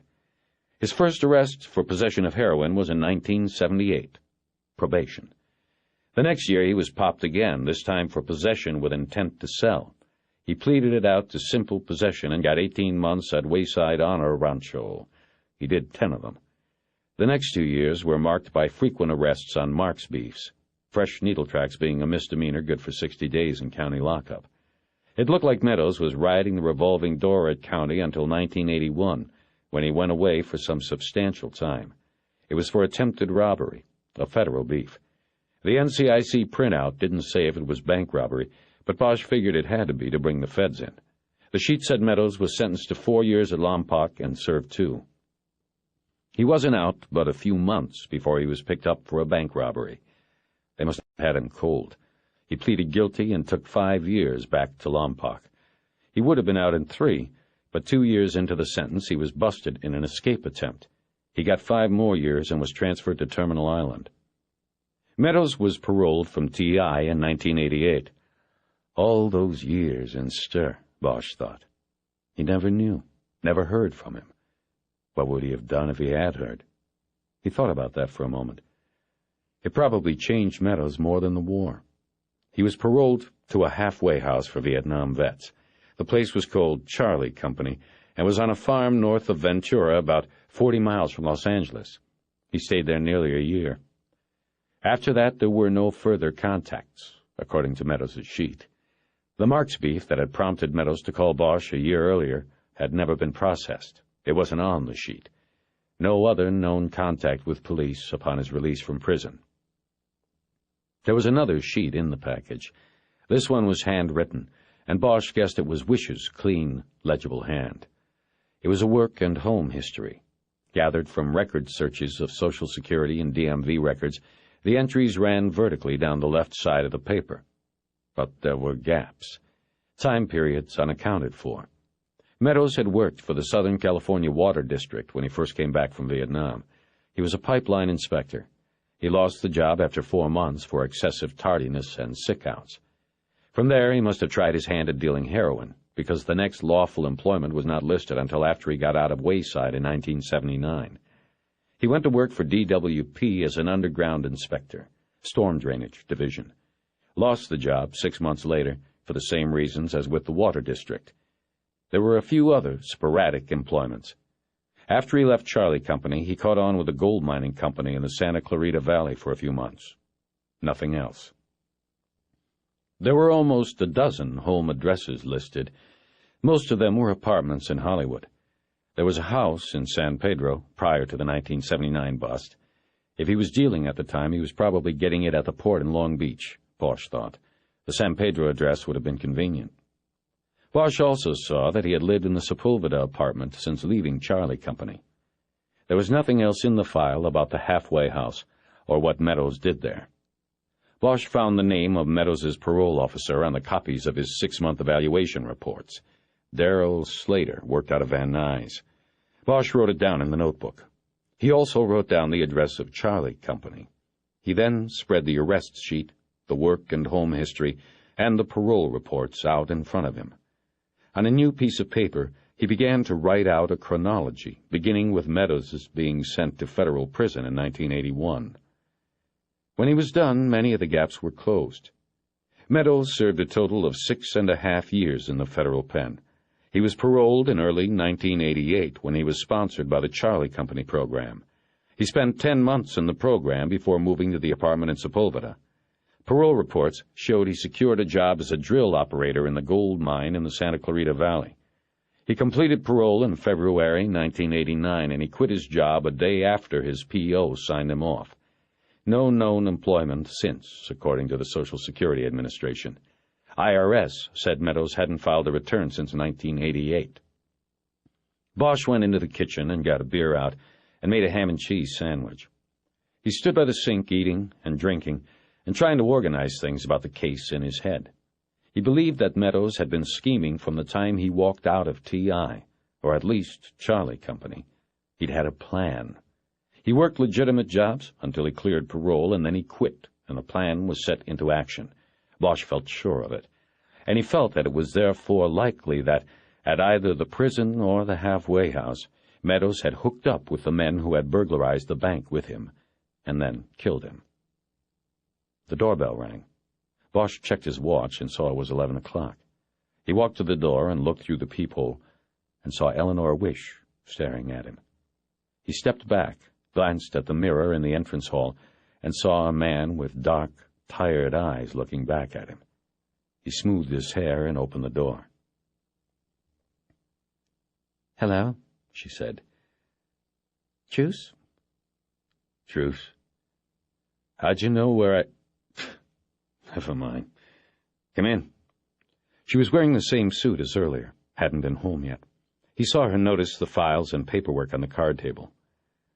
"Working late," he said, "just looking over some things in the file on Meadows." "Good. I happened to be out this way, and I just came by to say that Well, it's been a rough week so far, for both of us. Maybe tomorrow we can start this partnership over?" "Yes," he said. "And listen, I'm sorry for what I said earlier. And I'm sorry about your brother. You were trying to say something nice, and... Can you stay a few minutes? Have a beer?" He went to the kitchen and got 2 fresh bottles. He handed her one and led her through the sliding door to the porch. It was cool out, but there was a warm wind occasionally blowing up the side of the dark canyon. Eleanor Wish looked out at the lights of the valley. The spotlights from Universal City swept the sky in a repetitive pattern. "This is very nice," she said. "I've never been in one of these. They're called cantilevers?" "Yes." "Must be scary during an earthquake." "It's scary when the garbage truck drives by." So, how'd you end up in a place like this? Some people, the ones down there with the spotlights, gave me a bunch of money once to use my name and my so-called technical advice for a TV show. So I didn't have anything else to do with it. When I was growing up in the valley, I always wondered what it would be like to live in one of these things. So I bought it. He used to belong to a movie writer. This is where he worked. It's pretty small, only 1 bedroom. But that's all I'll ever need, I guess. She leaned on the railing and looked down the slope into the arroyo. In the dark, there was only the dim outline of the live oak grove below. He also leaned over and absent-mindedly peeled bits of the gold foil label off his beer bottle and dropped them. The gold glinted in the darkness as it fluttered down out of sight. "I have questions," he said. "I want to go up to Ventura." Can we talk about it tomorrow? I didn't come up to go over the files. I've been reading those files for almost a year now.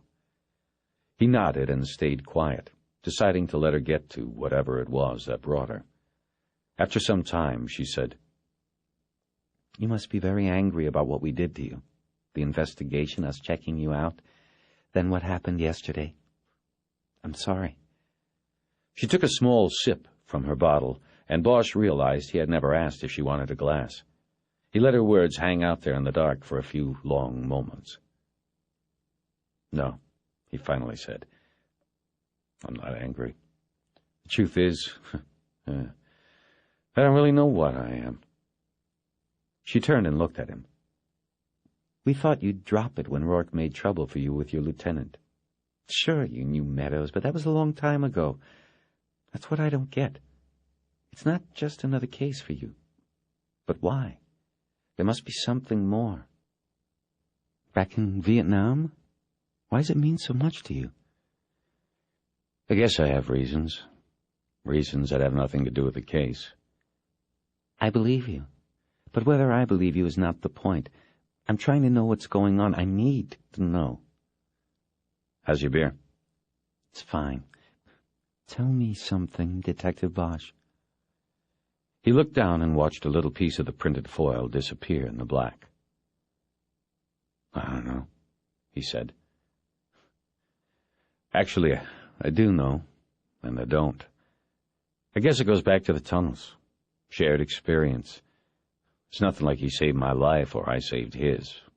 Not that easy. But I feel something is owed, no matter what he did or what kind of fuck-up he became after. Maybe if I had done more than make a few calls for him last year, I don't know." Don't be silly, she said. When he called you last year, he was well into this caper. He was using you then. It's like he's using you now, even though he's dead. He'd run out of label to peel.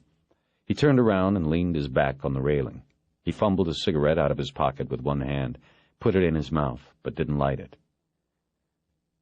"Meadows," he said, and shook his head at the memory of the man.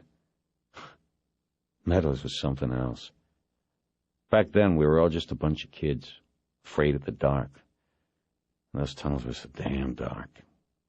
But Meadows, he wasn't afraid. He'd volunteer and volunteer and volunteer, out of the blue and into the black. That's what he said going on a tunnel mission was. We called it the Black Echo. It was like going to hell. You're down there and you could smell your own fear. It was like you were dead when you were down there. They had gradually turned so that they were facing each other. He searched her face and saw what he thought was sympathy. He didn't know if that's what he wanted. He was long past that, but he didn't know what he wanted. So all of us scared little kids, we made a promise. Every time anybody went down into one of the tunnels, we made a promise. The promise was that no matter what happened down there, nobody would be left behind. Didn't matter if you died down there, you wouldn't be left behind. Because they did things to you, like our own psychops. And it worked. Nobody wanted to be left behind, dead or alive. I read once in a book that it doesn't matter if you're lying beneath a marble tombstone on a hill or at the bottom of an oil sump. When you're dead, you're dead. But whoever wrote that wasn't over there. When you're alive, but you're that close to dying, you think about those things. And then it does matter. And so, we made the promise.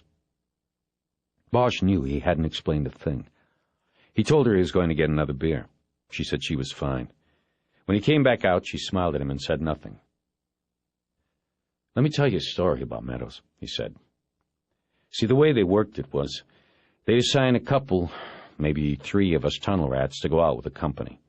So when they'd come across a tunnel, we'd zip on down, check it out, mine it, whatever." He took a long pull on the fresh beer. "So once..."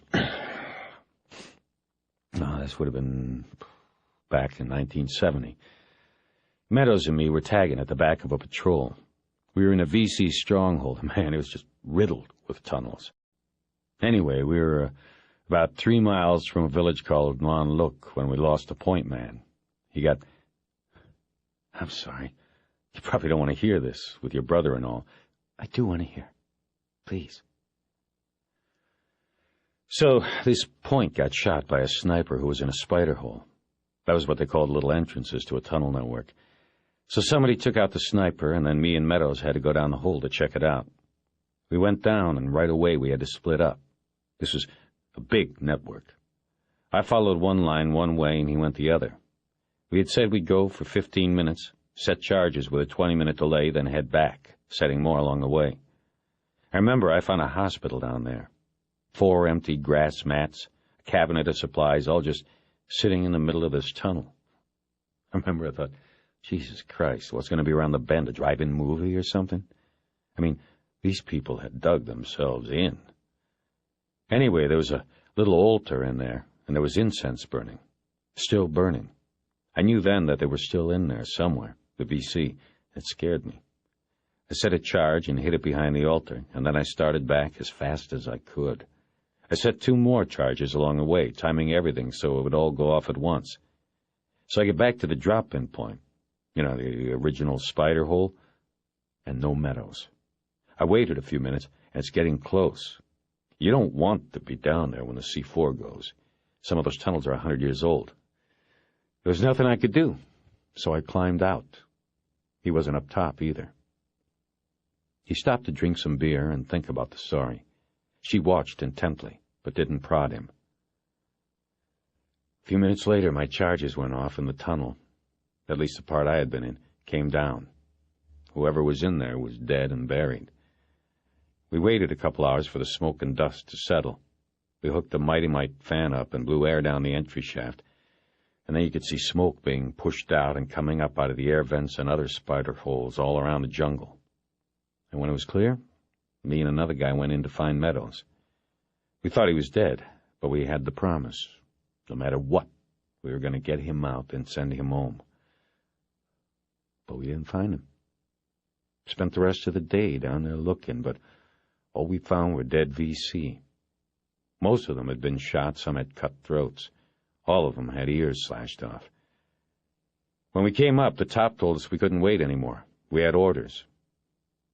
We pulled out, and I had broken the promise. Bosch was staring blankly out into the night, seeing only the story he was telling. 2 days later, another company was in the village. One look, and somebody found a tunnel entrance in a hooch. They get their rats to check it out, and they aren't in that tunnel more than 5 minutes when they find Meadows. He was just sitting like Buddha in one of the passageways, out of ammo, talking gibberish, not making sense, but he was okay. And when they tried to get him to come up with them, he didn't want to. They finally had to tie him up and put a rope on him and had a patrol up there pull him out. Up in the sunlight, they saw he was wearing a necklace of human ears, strung with his tags. He finished the beer and walked in off the balcony. She followed him to the kitchen, where he got a fresh bottle. She put her half-finished bottle on the counter. So that's my story. As Meadows. He went to Saigon for some R&R, but he came back. He couldn't stay away from the tunnels. After that one, though, he was never the same. He told me that he just got mixed up and lost down there. He just kept going in the wrong direction, killing anything he came across. The word was that there were 33 ears on his necklace. And somebody asked me once why Meadows let one of the VC keep an ear, accounting for the odd number. And I told him that Meadows let them all keep an ear. She shook her head. He nodded his. Bosch said, I wish I had found him that time I went back in to look. I let him down. They both stood for a while, looking down at the kitchen floor. Bosch poured the rest of his beer down the sink. One question about Meadows' sheet, and then no more business, he said. You got jammed up at Lompoc on an escape attempt, then sent to TI. You know anything about that? Yes, and it was a tunnel. He was a trustee, and he worked in the laundry. The gas dryers had underground vents going out of the building. He dug beneath one of them. No more than an hour a day. They said he had probably been at least 6 months before it was discovered, when the sprinklers they use in the summer on the rec field softened the ground and there was a cave-in. He nodded his head. He figured it had been a tunnel. The 2 others that were in on it, she said, a drug dealer and a bank robber, they're still inside. There's no connection to this. He nodded again. I think I should go now, she said. We have a lot to do tomorrow. Yeah, I have a lot more questions. I'll try to answer them if I can. She passed closely by him in the small space between the refrigerator and counter and moved out into the hallway. He could smell her hair as she went by. An apple scent, he thought. He noticed that she was looking at the print hanging on the wall opposite the mirror in the hallway. It was in 3 separate framed sections and was a print of a 15th century painting called The Garden of Delights. The painter was a Dutchman. Hieronymus Bosch, she said as she studied the nightmarish landscape of the painting. When I saw that was your full name, I wondered if... No relation, he said. My mother, she just liked his stuff. I guess because of the last name. She sent that print to me once. Said in the note that it reminded her of L.A. All the crazy people. My foster parents, they didn't like it, but I kept it for a lot of years. Had it hanging there as long as I've had this place. But you like to be called Harry. Yeah, I like Harry. Good night, Harry. Thanks for the beer. Good night, Eleanor. Thanks for the company. Part 4. Wednesday, May 23rd. By 10 a.m. they were on the Ventura Freeway, which cuts across the bottom of the San Fernando Valley and out of the city. Bosch was driving, and they were going against the grain of traffic, heading northwest toward Ventura County, and leaving behind the blanket of smog that filled the valley like dirty cream in a bowl. They were heading to Charlie Company. The FBI had only done a cursory check on Meadows and the prison outreach program the year before. Wish said she had thought its importance was minimal because Meadows' stay had ended nearly a year before the tunnel caper. She said the Bureau had requested a copy of Meadows' file, but had not checked the names of other convicts who were part of the program at the same time as Meadows. Bosch thought this was a mistake. Meadows' work record indicated the bank caper was part of a long-range plan, he told Wish. The bank burglary might have been hatched at Charlie Company. Before leaving, Bosch had called Meadows' parole officer, Darrell Slater, and was given a rundown on Charlie Company. Slater said the place was a vegetable farm, owned and operated by an Army colonel who was retired and born again. He contracted with the state and federal prisons to take early release cases, the only requirement being that they be Vietnam combat veterans. That wasn't too difficult a bill to fill, Slater said. As in every other state in the country, the prisons in California had high populations of Vietnam vets. Gordon Scales, the former colonel, didn't care what crimes the vets had been convicted of, Slater said. He just wanted to set them right again. The place had a staff of 3, including Scales, and held no more than 24 men at a time. The average stay was 9 months. They worked the vegetable fields from 6 to 3, stopping only for lunch at noon. After the workday, there was an hour-long session called Soul Talk, then dinner and TV. Another hour of religion before lights out. Slater said Scales used his connections in the community to place the vets in jobs when they were ready for the outside world. In 6 years, Charlie Company had a recidivist record of only 11%, a figure so enviable that Scales got a favorable mention in a speech by the president during his last campaign swing through the state. Slater said, "The man's a hero, and not 'cause of that war, for what he did after. When you get a place like that, moving maybe 30, 40 cons through it a year, and only 1 in 10 gets his ass in a jam again, then you are talking about a major success. Scales, he has the ear of the federal and state parole boards and half the wardens in this state." "Does that mean he gets to pick who goes to Charlie Company?" Bosch asked. "Maybe not pick, but give final approval to, yes. But the word on this guy is out. His name is known in every and any cell block where you got a vet doing time. These guys come to him. They send letters, send Bibles, make phone calls, have lawyers get in contact, all to get Scales to sponsor them." "Is that how Meadows got there?" "Far as I know, he was already heading there when he was assigned to me. You'd have to call Terminal Island and have them check their files or talk to Scales." Bosch filled Wish in on the conversation while they were on the road. Otherwise, it was a long ride, and there were long periods of silence. Bosch spent much of the time wondering about the night before, her visit. Why had she come? After they crossed into Ventura County, his mind came back to the case, and he asked her some of the questions he had come up with the night before while reviewing the files. Why didn't they hit the main vault? At Westland, there were 2 vaults, safe deposit and then the bank's main vault for the cash and the teller's boxes. The crime scene reports said the design of both vaults was the same. The safe deposit vault was bigger, but the armoring and the floor was the same. So it would seem that Meadows and his partners could just as easily have tunneled to the main vault, gotten in, and taken whatever was there and gotten out. No need to risk spending a whole weekend inside. No need to pry open safe deposit boxes either. Maybe they didn't know they were the same. Maybe they assumed the main vault would be tougher. But we are assuming they had some knowledge of the safe deposit vault structure before they started on this. Why didn't they have the same knowledge of the other vault? They couldn't recon the main vault. It's not open to the public. But we think one of them rented a box in the safe deposit vault and went in to check it out. Used the phony name, of course. But see, they could check out one vault and not the other. Maybe that's why. Bosch nodded and said, "How much was in the main vault?" "Don't know offhand.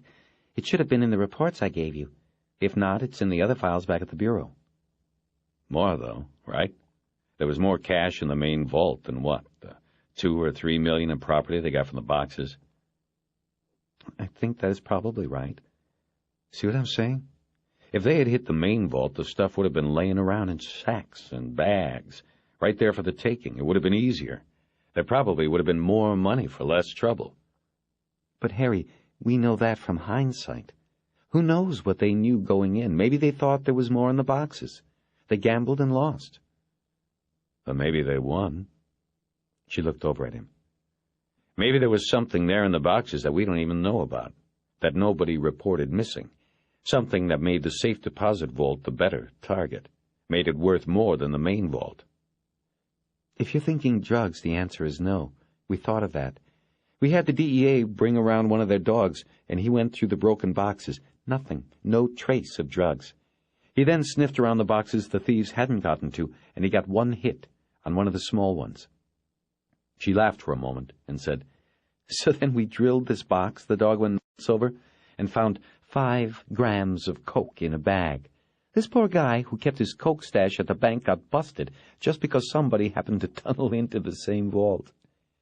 Wish laughed again, but it seemed to be a little forced to Bosch. The story wasn't that funny. "Anyway," she said, "the case against the guy was kicked by an assistant U.S. attorney because he said it was a bad search. We violated the guy when we drilled his box without a warrant." Bosch exited the freeway into the town of Ventura and headed north. "I still like the drug angle, despite the dog," he said after a quarter-hour of silence. "They aren't infallible, those dogs. If the stuff was packed in there right and the thieves got it, there may not have been a trace. A couple of those boxes with coke in them, and the caper starts being worth their while." "Your next question will be about the customer lists, right?" she said. "Right." "Well, we did a lot of work on that. We checked everybody right down to tracing purchases of things they said were in the boxes.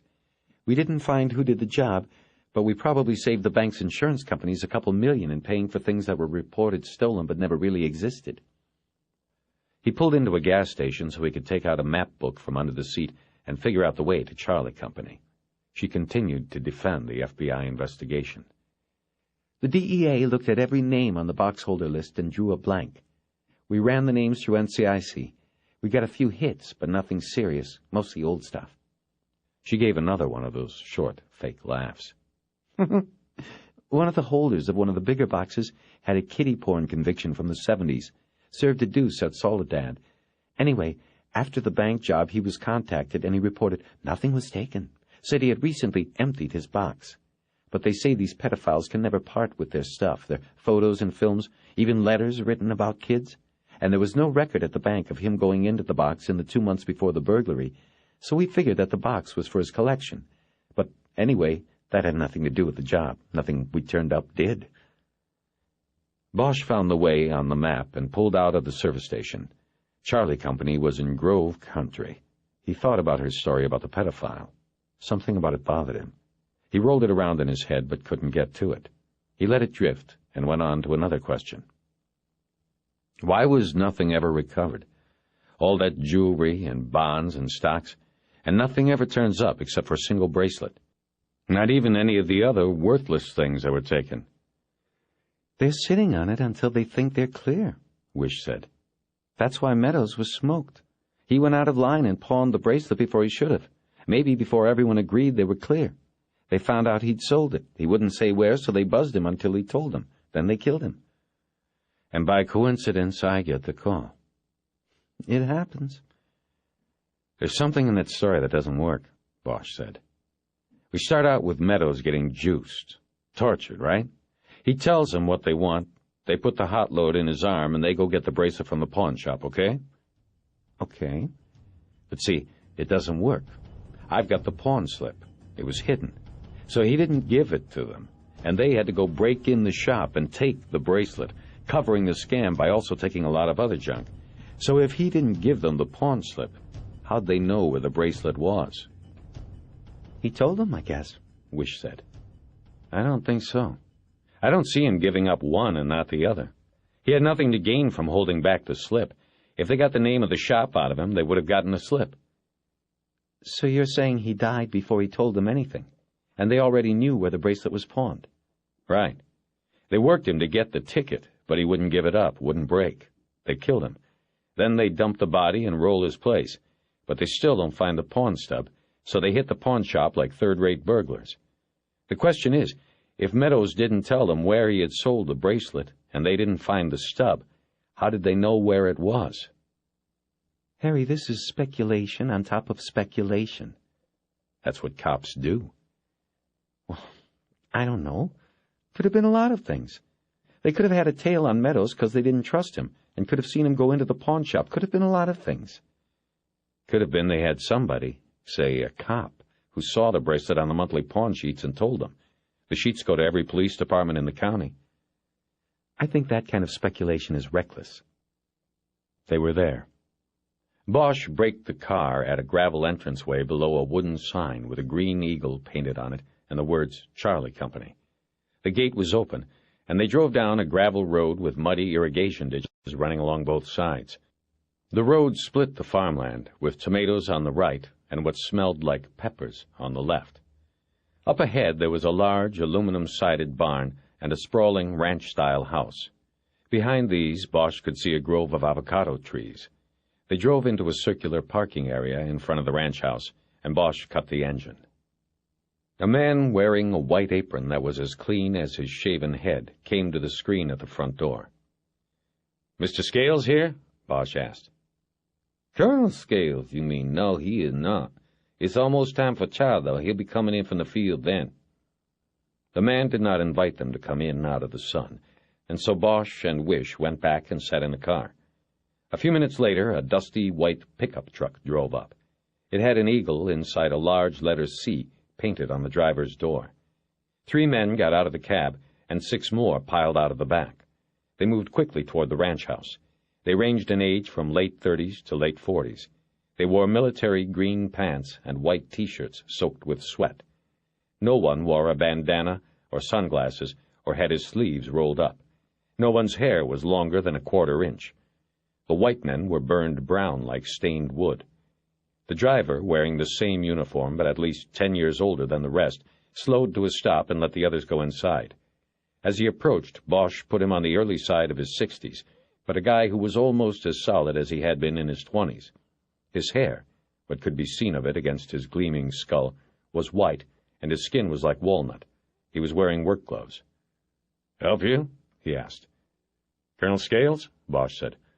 "That's right, you police." Bosch nodded and made introductions. Scales didn't seem too impressed, even with the FBI being mentioned. You remember about 7, 8 months ago the FBI asked you for some information on a William Meadows who spent some time here? Wish asked. "Sure I do. I remember every time you people call up or come around asking about one of my boys. I resent it, so I remember it. You want more information on Billy? Is he in some trouble?" "Not anymore," Bosch said. "What's that supposed to mean?" Scales said. "Sounds like you're saying he's dead." "You didn't know?" Bosch said. "Of course I didn't. Tell me what happened to him." Bosch thought he saw genuine surprise and then a flashing hint of sadness cross Scales's face. The news had hurt. "He was found dead 3 days ago in L.A. A homicide. We think it is related to a crime he took part in last year that you may have heard about from the FBI's previous contact." "The tunnel thing at that bank in L.A.?" he asked. "I know what I was told by the FBI, that's it." That's fine, Wish said. What we need from you is more complete information about who was here when Meadows was. We went over this ground before, but we're rechecking, looking for anything that might help. Will you cooperate with us? "I always cooperate with you people. I don't like it because half the time I think you got your wires crossed. Most of my boys, when they leave here, they don't get mixed up again. We have a good record here. If Meadows did what you're saying he did, he is the rarity." We understand that, she said, and this will be strictly confidential. "All right, then, come into my office and you can ask your questions." As they went through the front door, Bosch saw 2 long tables in what was probably once the ranch house's living room. About 20 men sat before plates of what looked like chicken-fried steaks and mounds of vegetables. Not one looked at Eleanor Wish. That was because they were silently saying grace, their heads down, eyes closed, and hands folded. Bosch could see tattoos on almost every arm. When they stopped their prayer, a chorus of forks struck home on the plates. A few of the men took the time then to look at Eleanor approvingly. The man in the apron who had come to the screen door earlier now stood in the doorway of the kitchen. "Colonel, are you in with the men today, sir?" he called. Scales nodded and said, "Yeah, I'll be through in a few minutes." They went down a hallway and through the first door into an office that was supposed to be a bedroom. It was crowded by a desk with a top the size of a door. Scales pointed to 2 chairs in front of it, and Bosch and Wish sat down, while he took the upholster job behind the desk. "Now, I know exactly what I am required by law to give you, and what I don't have to even speak to you about. But I am inclined to do more if it will help and we have an understanding. Meadows, I sort of knew he would end up as you say he did. I prayed to the good Lord to guide him, but I knew. I will help you. No one should take a life in a civilized world, no one at all." "Colonel," Bosch began, "we appreciate your help. I want you to know, first off, that we know what kind of job you're doing here. We know you have the respect and encouragement of both state and federal authorities. But our investigation of Meadows' death leads us to conclude he was involved in a conspiracy with other men who had the same skills as he, and—" "You're saying they are vets," Scales cut in.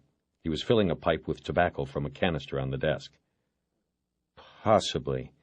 We have not identified them yet, so we don't know it for a fact. But if that is the case, there would seem a possibility that the players in the conspiracy may have met here. I stress the word may. Therefore, there are 2 things we want from you. A look at any records you still have on Meadows, and a list of every man that was here during the 10 months he was." Scales was tamping his pipe and seemingly paying no attention to what had just been said. Then he said, "No problem on his records. He's dead. On the other, I suppose I should call my lawyer just to make sure I can do that. We run a good program here, and vegetables and money from the state and the feds don't cover it. I get out the soapbox and make the rounds. We rely on the tithings of the community, civic organizations, things like that. Bad publicity will dry that money up faster than a Santa Ana wind. I help you, I risk that. The other risk is the loss in the faith of the men who come here for a new start. See, most of those men that were here back when Meadows was, they've gone on to new lives. They aren't criminals anymore. If I'm handing out their names to every cop that comes around, then that doesn't look too good for my program, does it? Colonel Scales, we don't have time for lawyers to look this over, Bosch said. We are on a murder case, sir. We need this information. You know we can get it if we go to the state and federal correctional departments, but that might take longer than your lawyer. We can also get it with a subpoena, but we thought mutual cooperation would be best. We are much more inclined to tread lightly if we have your cooperation. Scales didn't move, and again didn't seem to be listening. A curl of blue smoke swirled like a ghost out of his pipe bowl. I see, he finally said. Then I'll just get those files, won't I? He stood up then and went to a row of beige file cabinets that lined the wall behind his desk. He went to one drawer and, after a short search, pulled out a thin manila file. He dropped it on his desk near Bosch.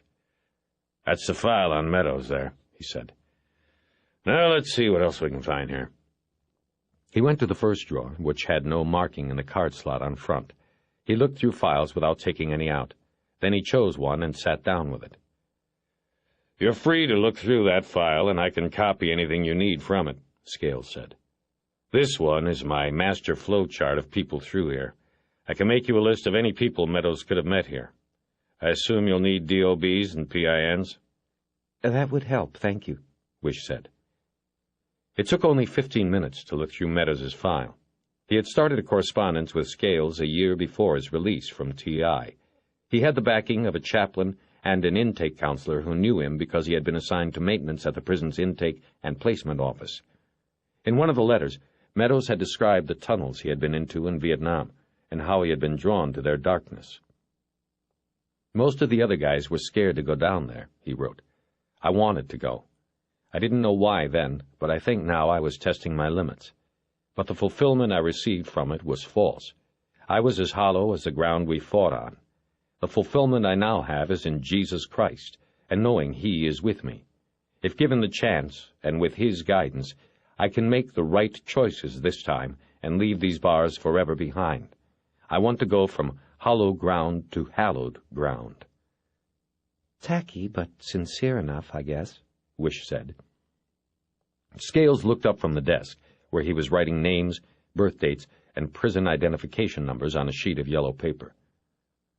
He was sincere, he said in a voice that suggested there was no other way about it. When Billy Meadows left here, I believed he was ready for the outside, and that he had shed past alliances with drugs and crime. It becomes obvious that he fell back into that temptation. But I doubt you two will find what you're looking for here. I gave you these names, but they won't help you. We'll see, Bosch said. Scales went back to writing, and Bosch watched him. He was too consumed by his faith and loyalty to see he might have been used. Bosch believed Scales was a good man, but one who might be too quick to see his beliefs and hopes in someone else, perhaps someone like Meadows. Colonel, what do you get out of all this? Bosch asked. This time he put his pen down, adjusted his pipe in his set jaw, and folded his hands together on the desk. It's not what I get. It's what the Lord gets. He picked up the pen again, but then another thought came to him. You know, these boys were destroyed in many ways when they got back. I know, it's an old story, and everybody's heard it, everybody's seen the movies, but these guys have had to live it. Thousands came back here and literally marched off to the prisons. One day I was reading about that, and I wondered, what if there hadn't been any war, and these boys never went anywhere? They just stayed in Omaha and Los Angeles and Jacksonville and New Iberia and wherever. Would they still have ended up in prison? Would they be hopeless, homeless, wandering mental cases, drug addicts? For most of them, I doubt that. It was the war that did it to them, that sent them the wrong way. He took a long drag on the dead pipe. So all I do, with the help of the earth and a few prayer books, is try to put back inside what the Vietnam experience took out.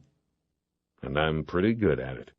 So I'm giving you this list, letting you take a look at that file there, but don't hurt what we've got here.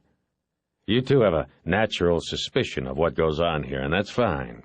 It's healthy for people in your position, but be careful with what is good here. Detective Bosch, you look the right age. Were you over there? Bosch nodded, and Scales said, Then you know. He went back to finishing the list. Without looking up, he said, You two join us for lunch? Freshest vegetables in the county on our table. They declined and stood up to go after Scales handed Bosch the list with the 24 names he had come up with. As Bosch turned to the office door, he hesitated and said, Colonel, do you mind me asking what other vehicles you have on the farm? I saw the pickup. We don't mind you asking, because we have nothing to hide. We got 2 more pickups like that, 2 John Deeres and a 4-wheel drive vehicle. What kind of 4-wheel drive vehicle? It's a Jeep. And what color? It's white. What's going on? Just trying to clear up something. But I guess the Jeep would have the Charlie Company seal on the side, like the pickup? That's right. All our vehicles are marked. When we go into Ventura, we're proud of what we've accomplished. We want people to know where the vegetables are coming from. Bosch didn't look at the names on the list until he was in the car. He didn't recognize any, but he noticed that Scales had written the letters P.H. after 8 of the 24 names. What's that mean? Wish asked as she leaned over and looked at the list also. Purple Heart, Bosch said. One more way to say, be careful, I guess. What about the Jeep? She said. He said it was white. It has a seal on the side. You saw how dirty the pickup was. A dirty, white Jeep. It could have looked beige, if it's the right Jeep. He just doesn't seem right. Scales. He seems legit. Maybe he is. Maybe it's the people he lends his Jeep to. I didn't want to press it with him until we know more. He started the car, and they headed down the gravel road to the gate. Bosch rolled his window down. The sky was the color of bleached jeans, and the air was invisible and clean, and smelled like fresh green peppers. But not for long, Bosch thought. We go back into the nastiness now. On the way back to the city, Bosch cut off the Ventura Freeway and headed south through Malibu Canyon to the Pacific. It would take longer to get back, but the clean air was addictive. He wanted it for as long as possible. I want to see the list of the victims, he said, after they had made their way through the winding canyon and the hazy blue surface of the ocean could be seen ahead. This pedophile you mentioned earlier, something about that story bothered me. Why would they take the guy's collection of kiddie porno? Harry, come on. You are not going to suggest that was a reason, that these guys tunneled for weeks and then blasted into a bank vault to steal a collection of kiddie porn? Of course not. But that's why it raises the question, why'd they take this stuff? Well, maybe they wanted it. Maybe one was a pedophile and he liked it, who knows? Or maybe it was all part of a cover. Take everything from every box they drilled to hide the fact that what they were really after was one box. You know, sort of blur the picture by hitting dozens of boxes, but all along the target was something in only one of the boxes. Same principle with the pawn shop break-in. Take a lot of jewelry to cover they only wanted the bracelet. But with the vault, they wanted something that wouldn't be reported stolen afterward. Something that couldn't be reported stolen because it would get the owner into some kind of jam, like with the pedophile. When his stuff got stolen, what could he say? That's the sort of thing the tunnelers were after, but something more valuable. Something that would make hitting the safe deposit vault more attractive than hitting the main vault. Something that would make killing Meadows a necessity when he endangered the whole caper by pawning the bracelet. She was quiet. Bosch looked over at her, but behind her sunglasses she was unreadable. Sounds to me like you're talking about drugs again, she said after a while. And the dog said no drugs. The DEA found no connections on our list of customers. Maybe drugs, maybe not. But that's why we should look at the box holders again. I want to look at the list for myself, want to see if anything rings a bell with it. The people who reported no losses, they're the ones that I want to start with. I'll get the list. We've got nothing else going anyway. Well, we've got these names from Scales to run down, Bosch said. I was thinking that we'd pull Muggs and take him to Sharkey. Worth a try, I guess. more like just going through the motions. I don't know. I think the kid is holding something. I think he maybe saw a face that night. I left a memo with Rourke about the hypnosis. He'll probably get back to us on that today or tomorrow. They took the Pacific Coast Highway around the bay. The smog had been blown inland, and it was clear enough to see Catalina Island out past the Whitecaps. They stopped at Alice's restaurant for lunch, and since it was late, there was an open table by a window. Wish ordered an iced tea, and Bosch had a beer. I used to come out to this pier when I was a kid, Bosch told her. They'd take a busload of us out. Back then, they had a bait shop out on the end. I'd fish for yellowtail. Kids from DYS? Yeah. No. Back then, it was called DPS, Department of Public Services. A few years back, they finally realized they needed a whole department for the kids, so they came up with DYS. She looked out the restaurant window and down along the pier. She smiled at his memories, and he asked where hers were. All over, she said. My father was in the military. Most I ever spent in one place was a couple years, so my memories aren't really of places, they're people. You and your brother were close? Bosch said. Yes, with my father gone a lot. He was always there, until he enlisted and went away for good. Salads were put down on the table, and they ate a little bit, and small-talked a little bit, and then some time between when the waitress picked up the salad plates and put down the lunch plates, she told her brother's story. Every week he'd write me from over there, and every week he said he was scared, wanted to come home, she said. It wasn't something he could say to our father or mother. But Michael wasn't the type. He should never have gone. He went because of our father. He couldn't let him down. He wasn't brave enough to say no to him, but he was brave enough to go over there. It doesn't make sense. Have you ever heard of anything so dumb? Bosch didn't answer, because he had heard similar stories, his own included. And she seemed to stop there. She either didn't know what had happened to her brother over there, or didn't want to recount the details. After a while, she said, Why'd you go? He knew the question was coming, but in his whole life he had never been able to truthfully answer it, even to himself. I don't know. No choice, I guess. The institutional life, like you said before. I wasn't going to college. Never really thought about Canada. I think it would have been harder to go there than to just get drafted and go to Vietnam. Then in '68, I sort of won the draft lottery. My number came up so low I knew I was going to go, so I thought I'd outsmart him by joining, thought I'd write my own ticket. And so? Bosch laughed a little, in the same phony way she had laughed before. I got in, went through basic and all the bullshit, and when it came time to choose something, I picked the infantry. I still have never figured out why. They get you at that age, you know? You're invincible. Once I got over there, I volunteered for a tunnel squad. It was kind of like that letter Meadows wrote to Scales. You want to see what you've got. You do things you'll never understand. You know what I mean? I think so, she said. What about Meadows? He had chances to leave, and he never did, not till the very end. Why would anybody want to stay if they didn't have to? There were a lot like that, Bosch said. I guess it wasn't usual or unusual. Some just didn't want to leave that place. Meadows was one of them. It might have been a business decision, too. You mean drugs? Well, I know he was using heroin while he was there. We know he was using and selling afterward when he got back here, so maybe when he was over there he got involved in moving it, and he didn't want to leave a good thing. There's a lot that points to it. He was moved to Saigon after they took him out of the tunnels. Saigon would have been the place to be, especially with embassy clearance like he had as an MP. Saigon was Sin City. Whores, hash, heroin is a free market. A lot of people jumped into it. Heroin would have made him some nice money, especially if he had a plan, a way to move some of the stuff back here. She pushed pieces of red snapper she wasn't going to eat around on her plate with a fork. It's unfair, she said. He didn't want to come back. Some boys wanted to come home but never got the chance.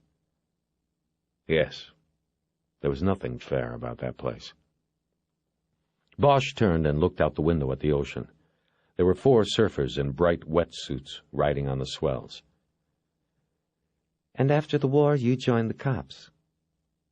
Well, I kicked around a little and then joined the department. It seemed most of the vets I knew, like what Scales said today, were going into the police departments or the penitentiaries. I don't know, Harry. You seem like the loner type. A private eye, not a man who has to take orders from men he doesn't respect. There are no more private operators. Everybody takes orders. But all this stuff about me is in the file, you know it all. Not everything about somebody can be put down on paper. Isn't that what you said? He smiled as a waitress cleared the table. He said, "What about you? What's your story with the Bureau?" Pretty simple, really. Criminal justice major, accounting minor, recruited out of Penn State. Good pay, good benefits, women highly sought and valued. Nothing original. Why the bank detail? I thought the fast track was anti-terrorism, white-collar stuff, maybe even drugs, but not the heavy squad. I did the white-collar stuff for 5 years. I was in D.C., too, the right place to be. The thing is, the Emperor had no clothes. It was all deadly, deadly boring stuff. She smiled and shook her head. I realized I just wanted to be a cop. So that's what I became. I transferred to the first good street unit that had an opening. L.A. is the bank robbery capital of the country. When an opening came up here, I called in my markers and got the transfer. Call me a dinosaur if you want. You're too beautiful for that. Despite her dark tan, Bosch could tell the remark embarrassed her. It embarrassed him, too, just sort of slipping out like that. "Yeah, sorry," he said. No, that was nice. Thank you. "So, are you married, Eleanor?" he said, and then he turned red, immediately regretting his lack of subtlety. She smiled at his embarrassment. I was, but it was a long time ago. Bosch nodded. "You don't have anything... What about Rourke? You two seemed..." What? Are you kidding? "Sorry." They laughed together then, and followed it with smiles and a long, comfortable silence. After lunch, they walked out on the pier to the spot where Bosch had once stood with rod and reel. There was no one fishing. Several of the buildings at the end of the pier were abandoned. There was a rainbow sheen on top of the water near one of the pylons. Bosch also noticed the surfers were gone. Maybe all the kids are in school, Bosch thought. Or maybe they don't fish here anymore. Maybe no fish make it this far into the poisoned bay. "I haven't been here in a long time," he said to Eleanor. He leaned on the pier railing, his elbows on wood scarred by 1,000 bait knives. Things change. It was mid-afternoon by the time they got back to the Federal Building. Wish ran the names and prisoner identification numbers Scales had given them through the NCIC and State Department of Justice computers and ordered mugshots photo-faxed from various prisons in the state. Bosch took the list of names and called U.S. Military Archives in St. Louis and asked for Jesse St. John, the same clerk he had dealt with on Monday. She said the file on William Meadows that Bosch had asked for was already on the way. Bosch didn't tell her he already had seen the FBI's copy of it. Instead, he talked her into calling up the new names he had on her computer and giving him the basic service biography of each man. He kept her past the end of shift at 5 o'clock in St. Louis, but she said she wanted to help. By 5 o'clock L.A. time, Bosch and Wish had 24 mugshots and brief criminal and military service sketches of the men to go with them. Nothing jumped off Wish's desk and hit either of them over the head. 15 of the men had served in Vietnam at some point during the period Meadows was there. 11 of these were U.S. Army. None were tunnel rats, though 4 were 1st Infantry along with Meadows on his first tour. There were 2 others who were MPOs in Saigon. They focused on the NCIC records of the 6 soldiers who were 1st Infantry or military police. Only the MPOs had bank robbery records. Bosch shuffled through the mugshots and pulled those 2 out. He stared at the faces, half expecting to get confirmation from the hardened, disinterested looks they gave the camera. "I like these 2, he said. Their names were Art Franklin and Jean Delgado. They both had Los Angeles addresses. In Vietnam, they spent their tours in Saigon assigned to separate MP units, not the embassy unit that Meadows was attached to. But still, they were in the city. Both of them had been discharged in 1973, but as with Meadows, they stayed on in Vietnam as civilian military advisors. They were there until the end, April 1975. There was no question in Bosch's mind. All three men, Meadows, Franklin, and Delgado, knew each other before they met at Charlie Company in Ventura County. Stateside, after 1975, Franklin got jammed up on a series of robberies in San Francisco and went away for 5 years. He went down on a federal rap of bank robbery in Oakland in 1984 and was at TI at the same time as Meadows. He was paroled to Charlie Company 2 months before Meadows left the program. Delgado was strictly a state offender. 3 pops for burglaries in L.A., for which he was able to get by on county lockup time, then an attempted bank robbery in Santa Ana in 1985. He was able to plead in state court under an agreement with federal prosecutors. He went up to Soledad, getting out in 1988 and arriving at Charlie Company 3 months ahead of Meadows. He left Charlie Company a day after Franklin arrived. 1 day, Wish said. This means all 3 were together there at Charlie Company only 1 day? Bosch looked at their photos and the accompanying descriptions. Franklin was the larger one, 6 foot, 190, dark hair. Delgado was lean, 5'6", and 140. Dark hair, too. Bosch stared at the photos of the big man and the small man, and was thinking about the descriptions of the men in the jeep that had dumped Meadows' body. "Let's go see Sharkey," he said after a while. He called Home Street home and was told what he knew they were going to tell him. Sharkey was gone.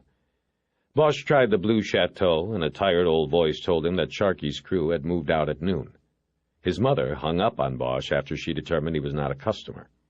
It was near 7. Bosch told Wish they would have to go back to the street to find him. She said she'd drive. They spent the next 2 hours in West Hollywood, mostly in the Santa Monica Boulevard corridor, but there was no sign of Sharkey or his motorbike locked to a parking meter. They flagged down a few sheriff's cruisers and told them who they were looking for, but not even the extra eyes helped. They parked at the curb by the Okie Dog, and Bosch was thinking that maybe the boy had gone back to his mother's house and she had hung up the phone to protect him. "You want to take a ride up to Chatsworth?" he asked. As much as I'd like to see this witch you told me Sharkey has for a mother, I was thinking more along the lines of calling it a day. We can find Sharkey tomorrow. How about that dinner we didn't have last night? Bosch wanted to get to Sharkey, but he also wanted to get to her. She was right. There was always tomorrow. "Sounds good to me," he said. "Where you feel like going?" My place. Eleanor Wish lived in a rent-controlled townhouse she subleased 2 blocks from the beach in Santa Monica. They parked at the curb in front, and as they went in she told Bosch that although she lived close by, if he wanted to actually see the ocean, he had to walk out onto her bedroom balcony, lean over, and look sharply to the right down Ocean Park Boulevard. A slice of the Pacific could then be seen between 2 condominium towers that guarded the shoreline. From that angle, she mentioned, he could also see into her next-door neighbor's bedroom. The neighbor was a has-been television actor turned small-time dope dealer who had a never-ending procession of women through the bedroom. It kind of took away from the view, she said. She told Bosch to have a seat in the living room while she got dinner started. If you like jazz, I have a CD over there I just bought but haven't had time to listen to, she said. He walked over to the stereo, which was stacked on shelves next to a set of bookcases, and picked up the new disc. It was Rollins, Falling in Love with Jazz, and inside Harry smiled because he had it at home. It was a warm connection. He opened the case, put the music on, and began to look around the living room. There were pastel throw rugs and light-colored coverings on the furniture. Architectural books and home magazines were spread on a glass-topped coffee table in front of a light blue couch. The place was very neat. A framed cross-stitch canvas on the wall next to the front door said, "Welcome to this home." Small letters stitched in its corners said, EDS 1970, and Bosch wondered about the last letter. He made another one of those psychic connections with Eleanor Wish when he turned around and looked at the wall above the couch. Framed in black wood was a print of Edward Hopper's Nighthawks. Bosch didn't have the print at home, but he was familiar with the painting and from time to time even thought about it when he was deep on a case or on a surveillance. He had seen the original in Chicago once, and had stood in front of it studying it for nearly an hour. A quiet, shadowy man sits alone at the counter of a street-front diner. He looks across at another customer, much like himself, but only the second man is with a woman. Somehow Bosch identified with it, with that first man. I am the loner, he thought. I am the Nighthawk.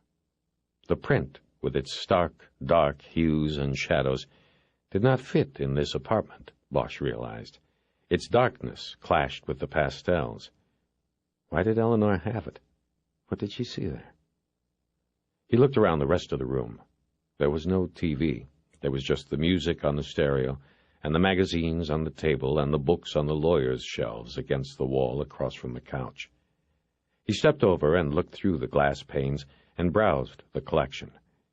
The top two shelves were mostly highbrow book-of-the-month offerings, descending into crime fiction by writers like Crumley and Williford and others. He had read some of them. He opened the glass door and pulled out a book called The Locked Door. He'd heard of the book, but had never seen it to buy. He opened the cover to see how old it was, and he solved the mystery of the last letter on the needlework. On the first page, printed in ink, it said, Eleanor D. Scarletti, 1979. She must have kept her husband's name after the divorce, Bosch thought. He put the book back and closed the case. The books on the bottom 2 rows of the bookcase ranged from true crime to historical studies of the Vietnam War to FBI manuals. There was even an LAPD homicide investigation textbook. Many of these books Bosch had read. One of them he was even in. It was a book the Times reporter Bremer had written about the so-called beauty shop slasher. A guy named Harvard Kendall, the slasher killed 7 women in 1 year in the San Fernando Valley. They were all beauty shop owners or employees.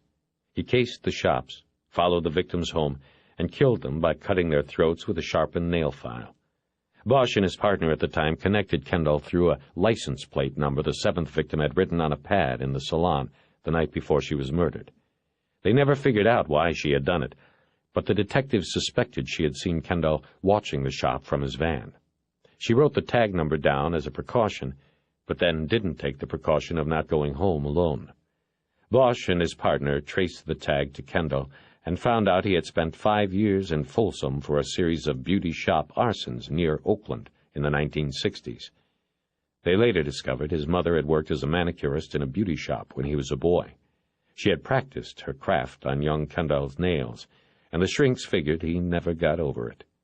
Bremer had gotten a bestseller out of it, and when Universal made a movie of the week out of it, the studio paid Bosch and his partner for the use of their names and technical assistance. The money doubled when a cop series spun off the movie. His partner quit the department and moved to Ensenada. Bosch stayed on, investing his stake in the stilt house on the hill that looked down on the studio that paid him the money. Bosch always found an unexplainable symbiosis in that. I read that book before your name ever came up in this. It wasn't part of the research. Eleanor had come out of the kitchen with 2 glasses of red wine. Harry smiled. I wasn't going to accuse you of anything, he said. Besides, it isn't about me, it's about Kendall. The whole thing was luck, anyway. But they still made a book and TV show about it. You know, whatever it is in there, it smells good. You like pasta? I like spaghetti. That's what we're having. I made a big pot of sauce Sunday. I love to spend an entire day in the kitchen, not thinking about anything else. I find it's good therapy for stress, and it lasts and lasts. All I have to do is warm it up and boil some noodles.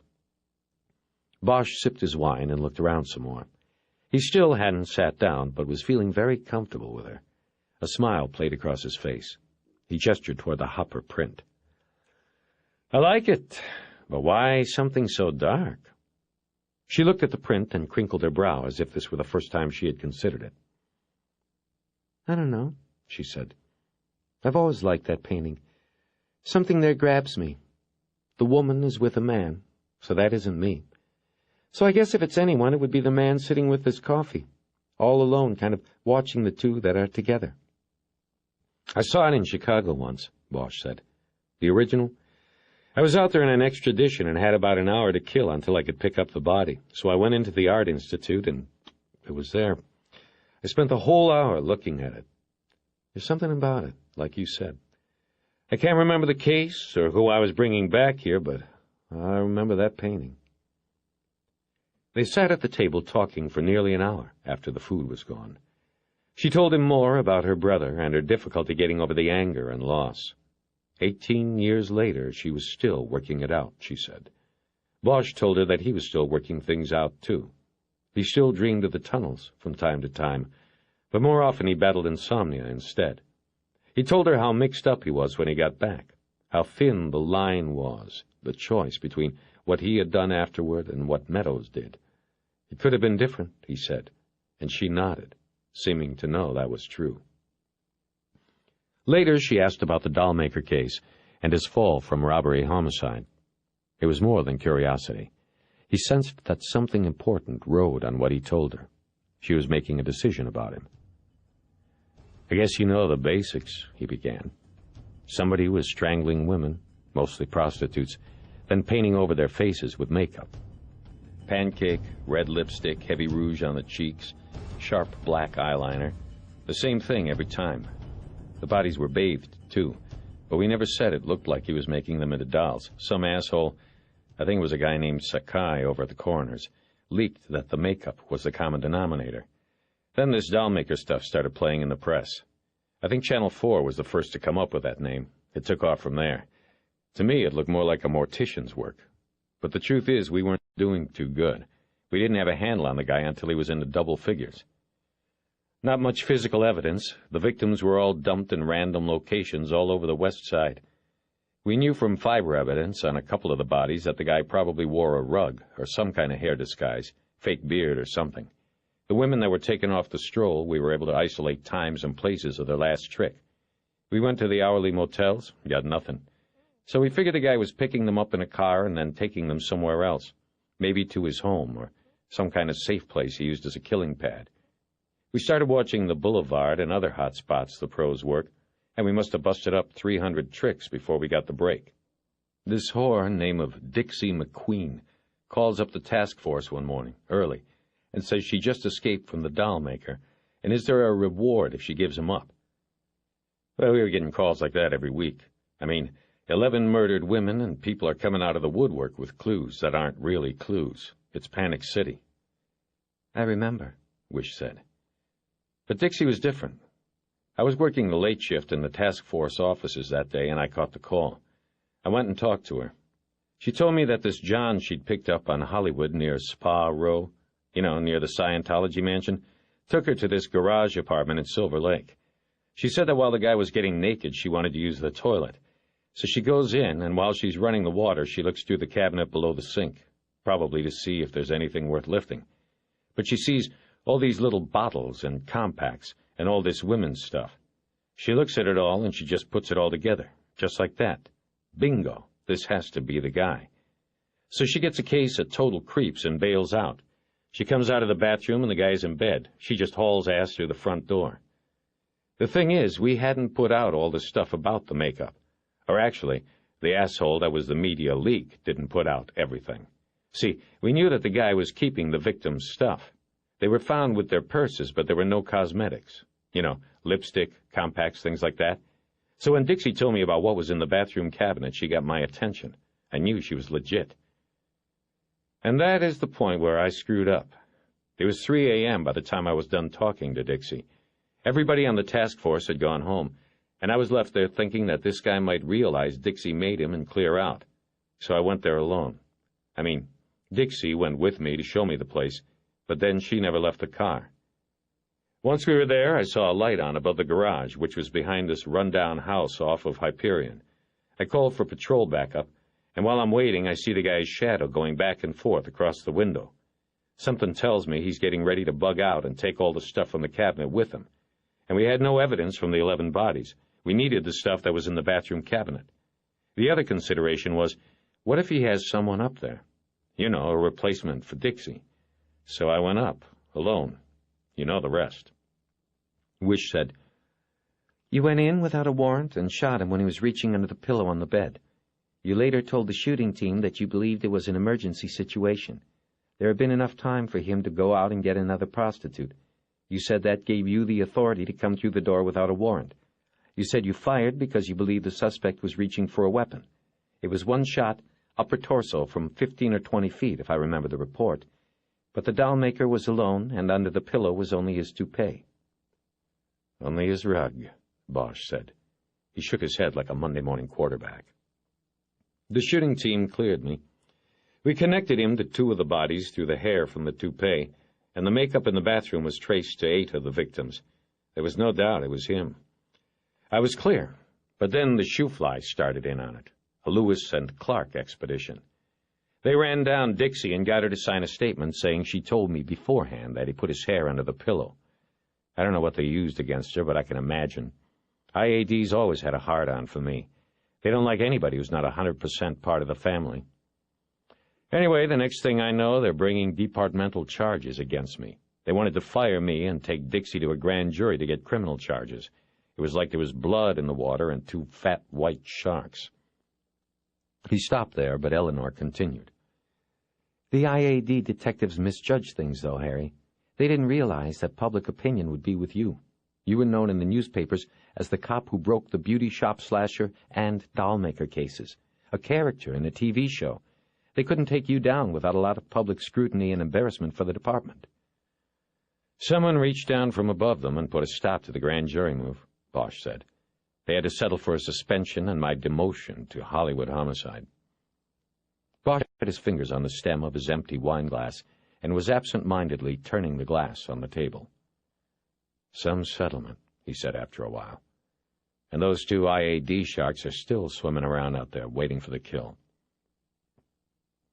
They sat silently for a while then. He was waiting for her to ask the question she had asked once before. Had the whore lied?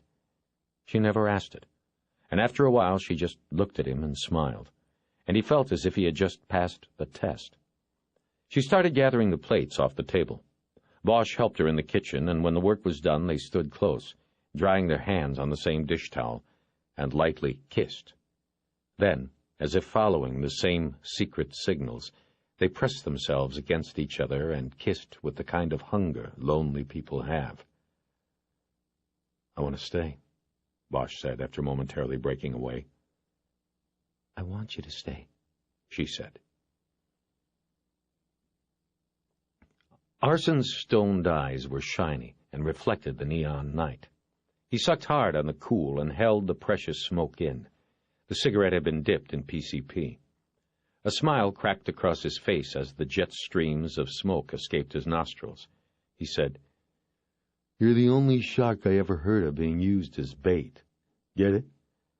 He laughed and took another deep drag before handing the cigarette to Sharky, who waved it away because he'd had enough. Mojo took it then. "Yeah, I'm getting tired of this shit," Sharky said. "You take a turn for once." "Chill out, man. You're the only one can get away with it, man. Mojo and me, man, we just don't play the part good as you. Besides, we got our part. You ain't big enough to pound these faggots." "Well, why don't we do the 7-Eleven again?" Sharky said. "I don't like this not knowing who it is. I like it at the 7-Eleven. We pick our meat. They don't pick me." "No way," Mojo spoke up then. "We go back there. We don't know if that last guy reported it to the sheriffs or not. We have to stay clear of there a while. They're probably watching the place from the same parking lot we did."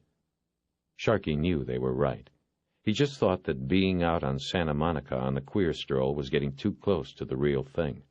Next thing, he guessed, the 2 dopers will not feel like charging in. They'll want him to go through with it, get the money that way. That was when he would split these guys, he knew. "Okay," he said, stepping off the curb. "Don't fuck me up." He started to cross the street. Arson yelled after him, "BMW or better." As if I need to be told, Sharky thought. He walked a half-block toward La Brea and then leaned against the door of a closed print shop. He was still a half-block from Hot Rods, an adult bookstore that offered 25-cent all-male peeps, but he was close enough to catch the eye of somebody walking out, if the eye was looking. He looked back the other way and saw the glow of the joint in the darkness of the driveway where Arson and Mojo sat on their bikes. Sharkey hadn't been standing there 10 minutes when a car, a new Grand Am, pulled to the curb and the electric window glided down. Sharkey was going to blow this one off, remembering BMW or better, until he saw the glint of gold and stepped closer. His adrenaline kicked up a notch. The wrist the driver had draped over the steering wheel was adorned with a Rolex Presidential. If it was real, Arson knew where they could get $3,000 for it, $1,000 apiece, not to mention what else the meat might have at home or in his wallet. Sharkey looked the man over. The guy looked like a straight, a businessman, dark hair, dark suit, mid-40s, not too big. Sharkey might even be able to take him alone. The man smiled at Sharkey and said, "Hey, how you doing?" "Not bad. What's up?" "Oh, I don't know, just out for a ride. You want to take a ride?" "Where to?" "No place special. I know a place we can go be alone." "You got $100 on you?" "No, but I got $50 for night baseball." "Pitching or catching?" "Oh, I'm a pitcher, and I brought my own glove." Sharkey hesitated and glanced toward the driveway where he had seen the glow from the cool. It was gone now. They must be ready to move. He looked back at the watch. "That's cool," he said, and got in the car.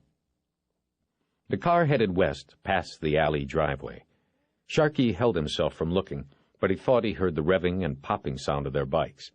They were following. "Where are we going?" he asked.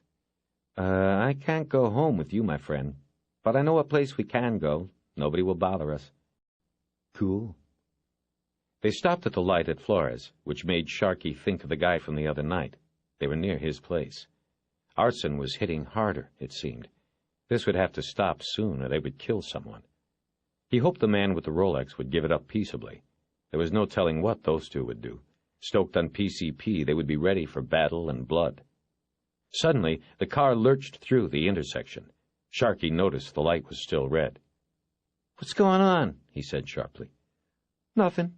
I'm tired of waiting is all." Sharkey thought there would be nothing suspicious about looking back now. He turned and saw only cars waiting back at the intersection.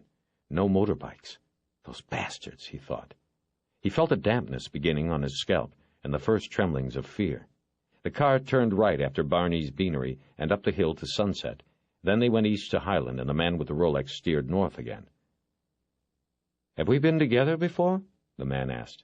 "You seem familiar." "I don't know. Maybe we've just seen each other around."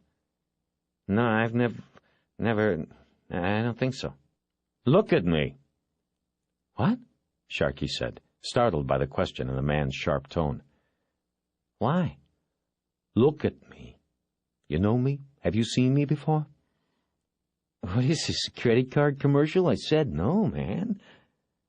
The man turned the car off the street into the east parking lot of the Hollywood Bowl. It was deserted. He drove quickly, and without saying another word, to the darkened north end. Sharkey thought, if this is your quiet little spot, then that ain't no real Rolex you got on your wrist, pal. "Hey, what are we doing, man?" Sharkey said. He was thinking of a way to bail out of this. He was pretty sure Arson and Mojo, stoned as they were lost. He was alone with this guy, and he wanted to scratch it. "The bowl is closed," Rolex said, "but I got a key to the dressing room, see? We just take the tunnel under Cahuenga, and then near where it comes up there's a little walkway we back around. There won't be anyone around. I work there, I know." For a moment, Sharkey considered trying to take the guy alone, then decided he couldn't do it. Unless there was a way of taking him by surprise. He would see. The man turned the car engine off and opened his door. Sharkey opened his own door, got out, and looked across the dark expanse of the empty parking lot. He was looking for the two lights of the motorbikes, but there weren't any. "I'll take this guy out on the other side," he decided. He would make his move, either hit and run, or just run. They headed toward the sign that said Pedestrian Expressway. There was a concrete outbuilding with an open doorway, and then stairs. As they walked down the whitewashed steps, the man with the Rolex put his hand on Sharkey's shoulder and then clamped it on the back of his neck in a fatherly manner. Sharkey could feel the cold metal of the watch's wristband. The man said, "You sure we don't know each other, Sharkey? Maybe seen each other?" "No, man, I'm telling you, I haven't been with you." They were about halfway through the tunnel when Sharkey realized he hadn't told the man his name.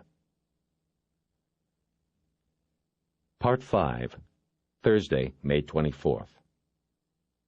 It had been a long time for him, and in Eleanor's bedroom, Harry Bosch was clumsy in the way of a man who was overly self-conscious and out of practice.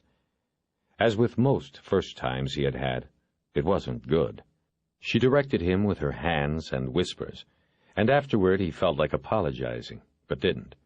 They held each other and lightly dozed, the smell of her hair in his face, the same apple scent he had encountered in his kitchen the night before. Bosch was infatuated with her and wanted to breathe the smell of her hair every minute. After a while he kissed her awake, and they made love again. This time he needed no directions, and she didn't need her hands. When they were done, Eleanor whispered to him, "Do you think you can be alone in this world and not be lonely?" He didn't answer at first, and she said, "Are you alone, or are you lonely, Harry Bosch?" He thought about that for some time while her fingers gently traced the tattoo on his shoulder. "I don't know what I am," he finally whispered. "You get so used to things the way they are. And I've always been alone. I guess that makes me lonely. Until now." They smiled in the dark and kissed, and soon he heard her deep, sleeping breaths. Much later, Bosch got up from the bed, pulled on his pants, and went out on the balcony to smoke. On Ocean Park Boulevard there was no traffic, and he could hear the ocean's noise from nearby. The lights were out in the apartment next door. They were out everywhere except on the street. He could see that the jacaranda trees along the sidewalk were shedding their flowers. They had fallen like a violet snow on the ground, and the cars parked along the curb. Bosch leaned on the railing and blew smoke into the cool night wind. When he was on his second cigarette, he heard the door behind him slide open, and then felt her hands come around his waist as she embraced him from behind. "What's wrong, Harry?" "Nothing. Just thinking. You better watch out. Carcinogen alert. You ever heard of the draft risk easement?" "Assessment, Harry, not easement. What are you thinking about? Is this how it is most nights for you?" Bosch turned around in her arms and kissed her forehead. She was wearing a short robe of pink silk. He rubbed his thumb up and down the nape of her neck. "Almost no night is like this. I just couldn't sleep. I guess I was thinking about a lot of things." "About us?" She kissed his chin. "I guess." "And?" He brought his hand around to her face and traced the outline of her jaw with his fingers. "I was wondering how you got this little scar here."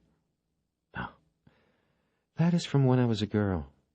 My brother and we were riding on a bike, and I was on the handlebars, and we went down this hill. It was called Highland Avenue. This was when we lived in Pennsylvania, and he lost control. The bike started weaving, and I was so scared because I knew we were going to crash, and just as he really lost it and we were going down, he yelled, 'Ellie, you'll be all right,' just like that. And because he had yelled that, he was right. I cut my chin, but I didn't even cry. I always thought that was something, that he would try to yell something to me rather than worry about himself at a moment like that. But that was my brother." Bosch dropped his hands from her face. He said, "I was also thinking that what happened between us was nice." "I think so too, Harry. Nice for a couple of nighthawks. Come back to bed now." They went back in. Bosch first went into the bathroom and used his finger as a toothbrush, and then crawled back under the sheet with her. The blue glow of a digital clock on the bed table said 2:26, and Bosch closed his eyes. When he opened them again, the clock said 3:46, and there was an obnoxious chirping sound coming from somewhere in the room. He realized he was not in his own room. Then he remembered he was in Eleanor Wish's room. As he finally got oriented, he saw her shadowy figure stooped next to the bed, her hands going through the pile of his clothes. "Where is it?" she said. "I can't find it." Bosch reached for his pants, traced his hands along the belt until he found the pager, and turned it off without having to fumble with it. He had done it many times in the dark before. "Jesus," she said. "That was rude." Bosch swung his legs over the side of the bed, gathered the sheet around his waist, and sat up. He yawned and then warned her that he was going to turn on the light. She said, "Go ahead," and when the light came on, it hit him like a diamond burst between his eyes. When his vision cleared, she was standing in front of him naked, looking down at the digital readout of the pager in his hand. Bosch finally looked down at the number, but didn't recognize it. He wiped a hand across his face and rustled his hair. There was a telephone on the bed table, and he pulled it onto his lap. He dialed the number and then fumbled with his hands in his clothes for a cigarette, which he put in his mouth but didn't light. Eleanor noticed her nakedness and walked over to a lounge chair to get her robe. After it was on, she went into the bathroom and closed the door. Bosch heard water running. The other end of the line was picked up halfway through the first ring. Jerry Edgar didn't answer with a hello, just, "Harry, where you at?" "I'm not home. What is it?" "This kid you were looking for, the one on the 911 call. You found him, right?" "Yeah, but we're looking for him again." "Who's we? You and the Phoebe woman?" Eleanor came out of the bathroom and sat down on the edge of the bed next to him. "Jerry, what are you calling me for?" Bosch asked. He was beginning to get a sinking feeling in his chest. "What's the kid's name?" Bosch was in a daze. It had been months since he had fallen so deeply asleep, only to be rousted out of it. He couldn't remember Sharky's real name, and he didn't want to ask Eleanor because Edgar might hear and then know they were together. Harry looked at Eleanor, and when she began to speak, he touched his finger to her lips and shook his head. "Is it Edward Neist? That the kid's name?" The sinking feeling was gone. Bosch felt an invisible fist pressing up under his ribs and into the folds of his guts and heart. "Right," he said. "That's the name." "You gave him one of your business cards?" "Right." "Harry, you aren't looking for him anymore." "Tell me about it." "Come on out and see for yourself. I'm over at the Bowl. Sharky's in the pedestrian tunnel under Cahuenga. Park on the east side. You'll see the cars." The Hollywood Bowl's east parking lot was supposed to be empty at 4:30 a.m., but as Bosch and Wish drove up Highland to the mouth of the Cahuenga Pass, they saw that the north end of the lot was crowded with the usual grouping of official cars and vans that signal the violent, or at least unexpected, end of a life. There was yellow plastic crime scene tape strung in a square, boxing the entrance to the stairwell that went down to the pedestrian underpass. Bosch flashed his badge and gave his name to a uniformed cop who was keeping the officers on the scene list on a clipboard. He and Wish ducked under the tape and were met by the loud sound of an engine echoing from the mouth of the tunnel. Bosch knew by the sound that it was a generator making the juice for the crime scene lights. At the top step, before they began their descent, he turned to Eleanor and said, "You want to wait here? We don't both have to go." "I'm a cop, for God's sake," she said. "I've seen bodies before. You going to get protective of me now, Bosch? Tell you what, want me to go down and you stay up here?" Startled by her abrupt change in mood, Bosch didn't answer. He looked at her a moment longer, confused. He started down a few steps in front of her, but stopped when he saw Edgar's large body come out of the tunnel and start up the steps. Edgar saw Bosch, and then Bosch saw his eyes go over his shoulder and take Eleanor Wish in. "Hey, Harry," he said. "This your new partner? You must be getting along real fine already." Bosch just stared at him. Eleanor was still 3 steps behind and probably hadn't heard the remark. "Sorry, Harry," Edgar said, just loud enough to be heard over the roar from the tunnel. "Out of line. Been a bad night. You should see who I got for a new partner. The useless fuck 98 pounds stuck me with." "I thought you were going to get—" "Nope. Get this. Pounds put me with Porter from Autos. The guy's a burned-out lush." "I know. How'd you even get him out of bed for this?" "He wasn't in bed. I had to track him down at the Parrot up in North Hollywood. It's one of them private bottle clubs. Porter gives me the number when we're first introduced as partners and tells me that's where he'll be most nights. Tells me he works a security detail there. But I called the off-duty assignments officer at Parker Center to check it out, and they got no record. I know the only thing he does there is booze. He must have been practically passed out when I called. The bartender said the pager on his belt went off, but he didn't even hear it. Harry, I think the guy could blow a .2 right now if we put a breathalyzer on him." Bosch nodded and frowned the required 3 seconds, and then put Jerry Edgar's troubles aside. He felt Eleanor step down beside him, and he introduced her to Edgar. They shook hands and smiled, and Bosch said, "So, what have we got?" "Well, we got these on the body," Edgar said, and he held up a clear plastic bag. There was a short stack of Polaroids in it, more nude shots of Sharkey. He hadn't wasted any time resupplying. Edgar turned the bag, and there was Bosch's business card. "It looks like the kid was a hustler down in Boytown," Edgar said. "But if you already pulled him in once, you already know that. Anyway, I saw the card and figured he might be the kid from the 911 call. If you want to come down and take a look, be my guest. We already processed the scene, so touch whatever you want. You can't hear yourself thinking there, though. Somebody went through and knocked out every light in the tunnel. Haven't figured out whether that was the perp or the lights were knocked out before. Anyway, we had to set up our own, and our cables weren't long enough to put the generator up here. It's in there, screaming like a 5-horsepower baby." He turned to head back into the tunnel, but Bosch reached out and touched his shoulder. "Jed, how'd you get the call on this?" "Anonymous. It wasn't a 911 line, so there's no tape or trace. Came in right to the Hollywood desk. Caller was a male, that's all the dipshit. One of those fat explorer kids who took it could tell us." Edgar turned back into the subway. Bosch and Wish followed. It was a long hallway that curved to the right. The floor was dirty concrete. Its walls were white stucco with a heavy overlay of graffiti. Nothing like a dose of urban reality as you're leaving the symphony at the Bull, Bosch thought. The tunnel was dark except for the bright splash of light that bathed the crime scene about halfway in. There, Bosch could see a human form sprawled on its back. Sharkey. He could see men standing and working in the light. Bosch walked with the fingers of his right hand trailing along the stuccoed wall. It steadied him.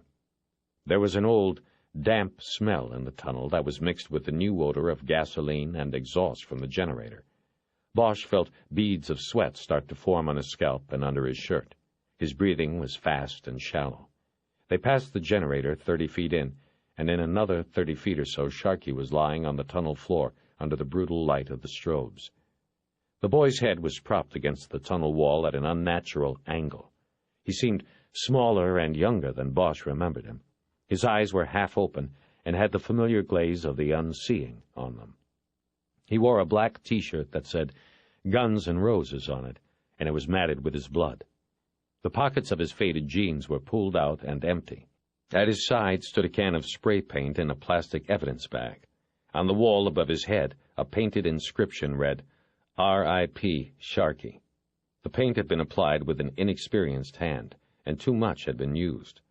Black paint had run down the wall in thin lines, some of them into Sharkey's hair. When Edgar yelled, "You want to see it?" above the din of the generator, Bosch knew that he meant the wound. Because Sharkey's head was angled forward, the throat wound was not visible, only the blood. Bosch shook his head no. Bosch noticed the blood splatter on the wall and floor about 3 feet from the body.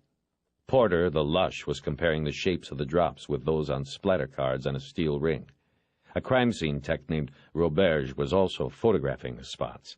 The blood on the floor was in round spots. The wall splatter drops were elliptical. You didn't need splatter cards to know the kid had been killed right here in the tunnel.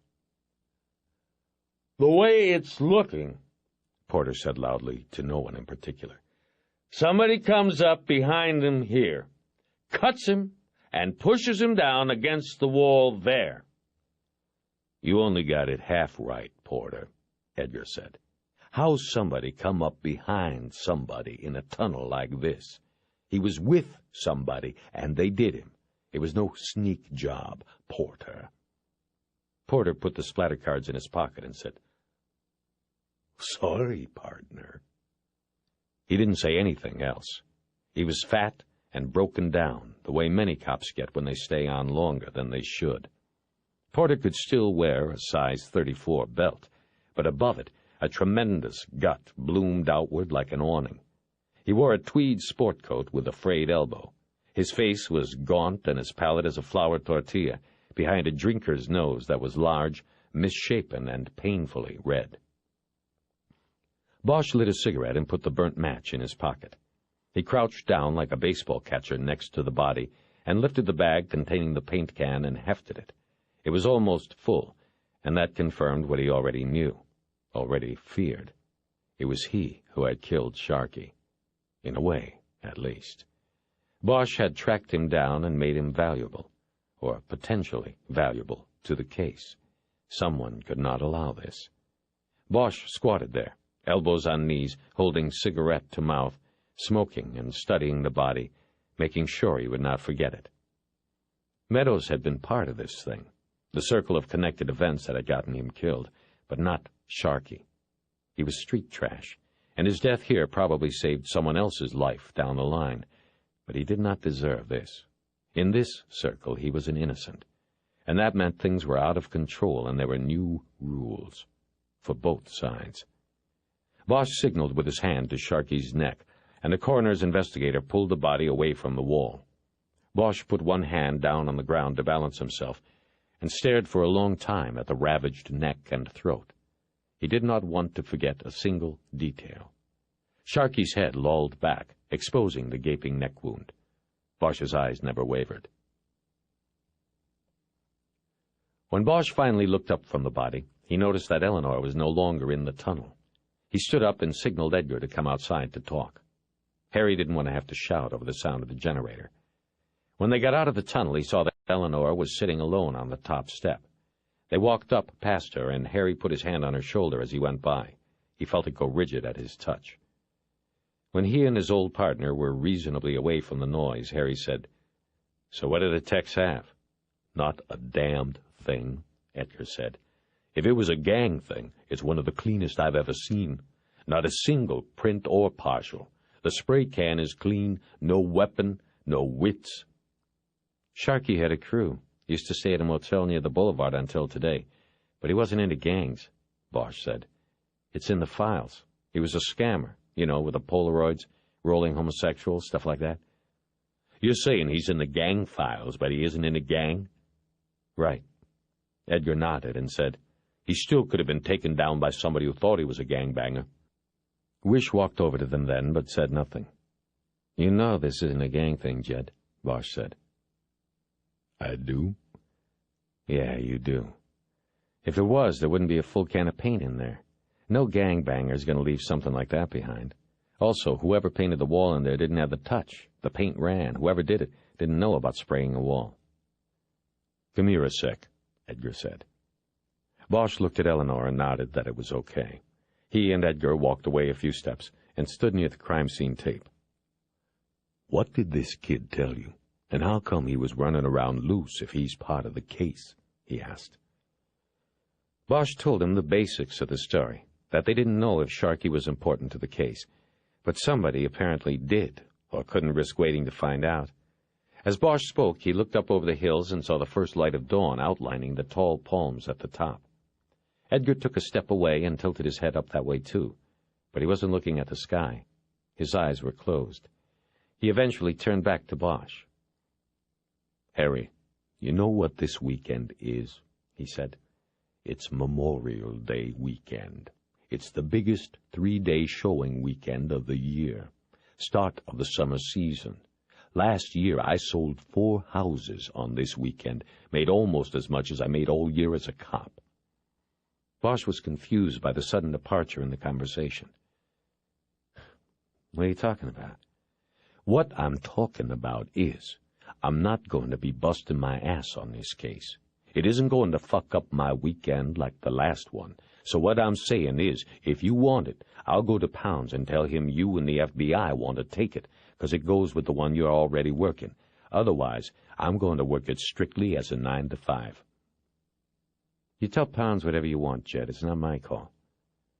Bosch started back toward Eleanor, and Edgar said, "Just one thing. Who knew you had found the kid?" Bosch stopped and looked at Eleanor. Without turning around, he said, "We took him off the street. We interviewed him over on Wilcox. The reports went to the Bureau." "What do you want me to say, Jed?" "Nothing," Edgar said. But, Harry, maybe you and the FBI there should have looked out for your witness a little better. Maybe saved me some time and that boy some life.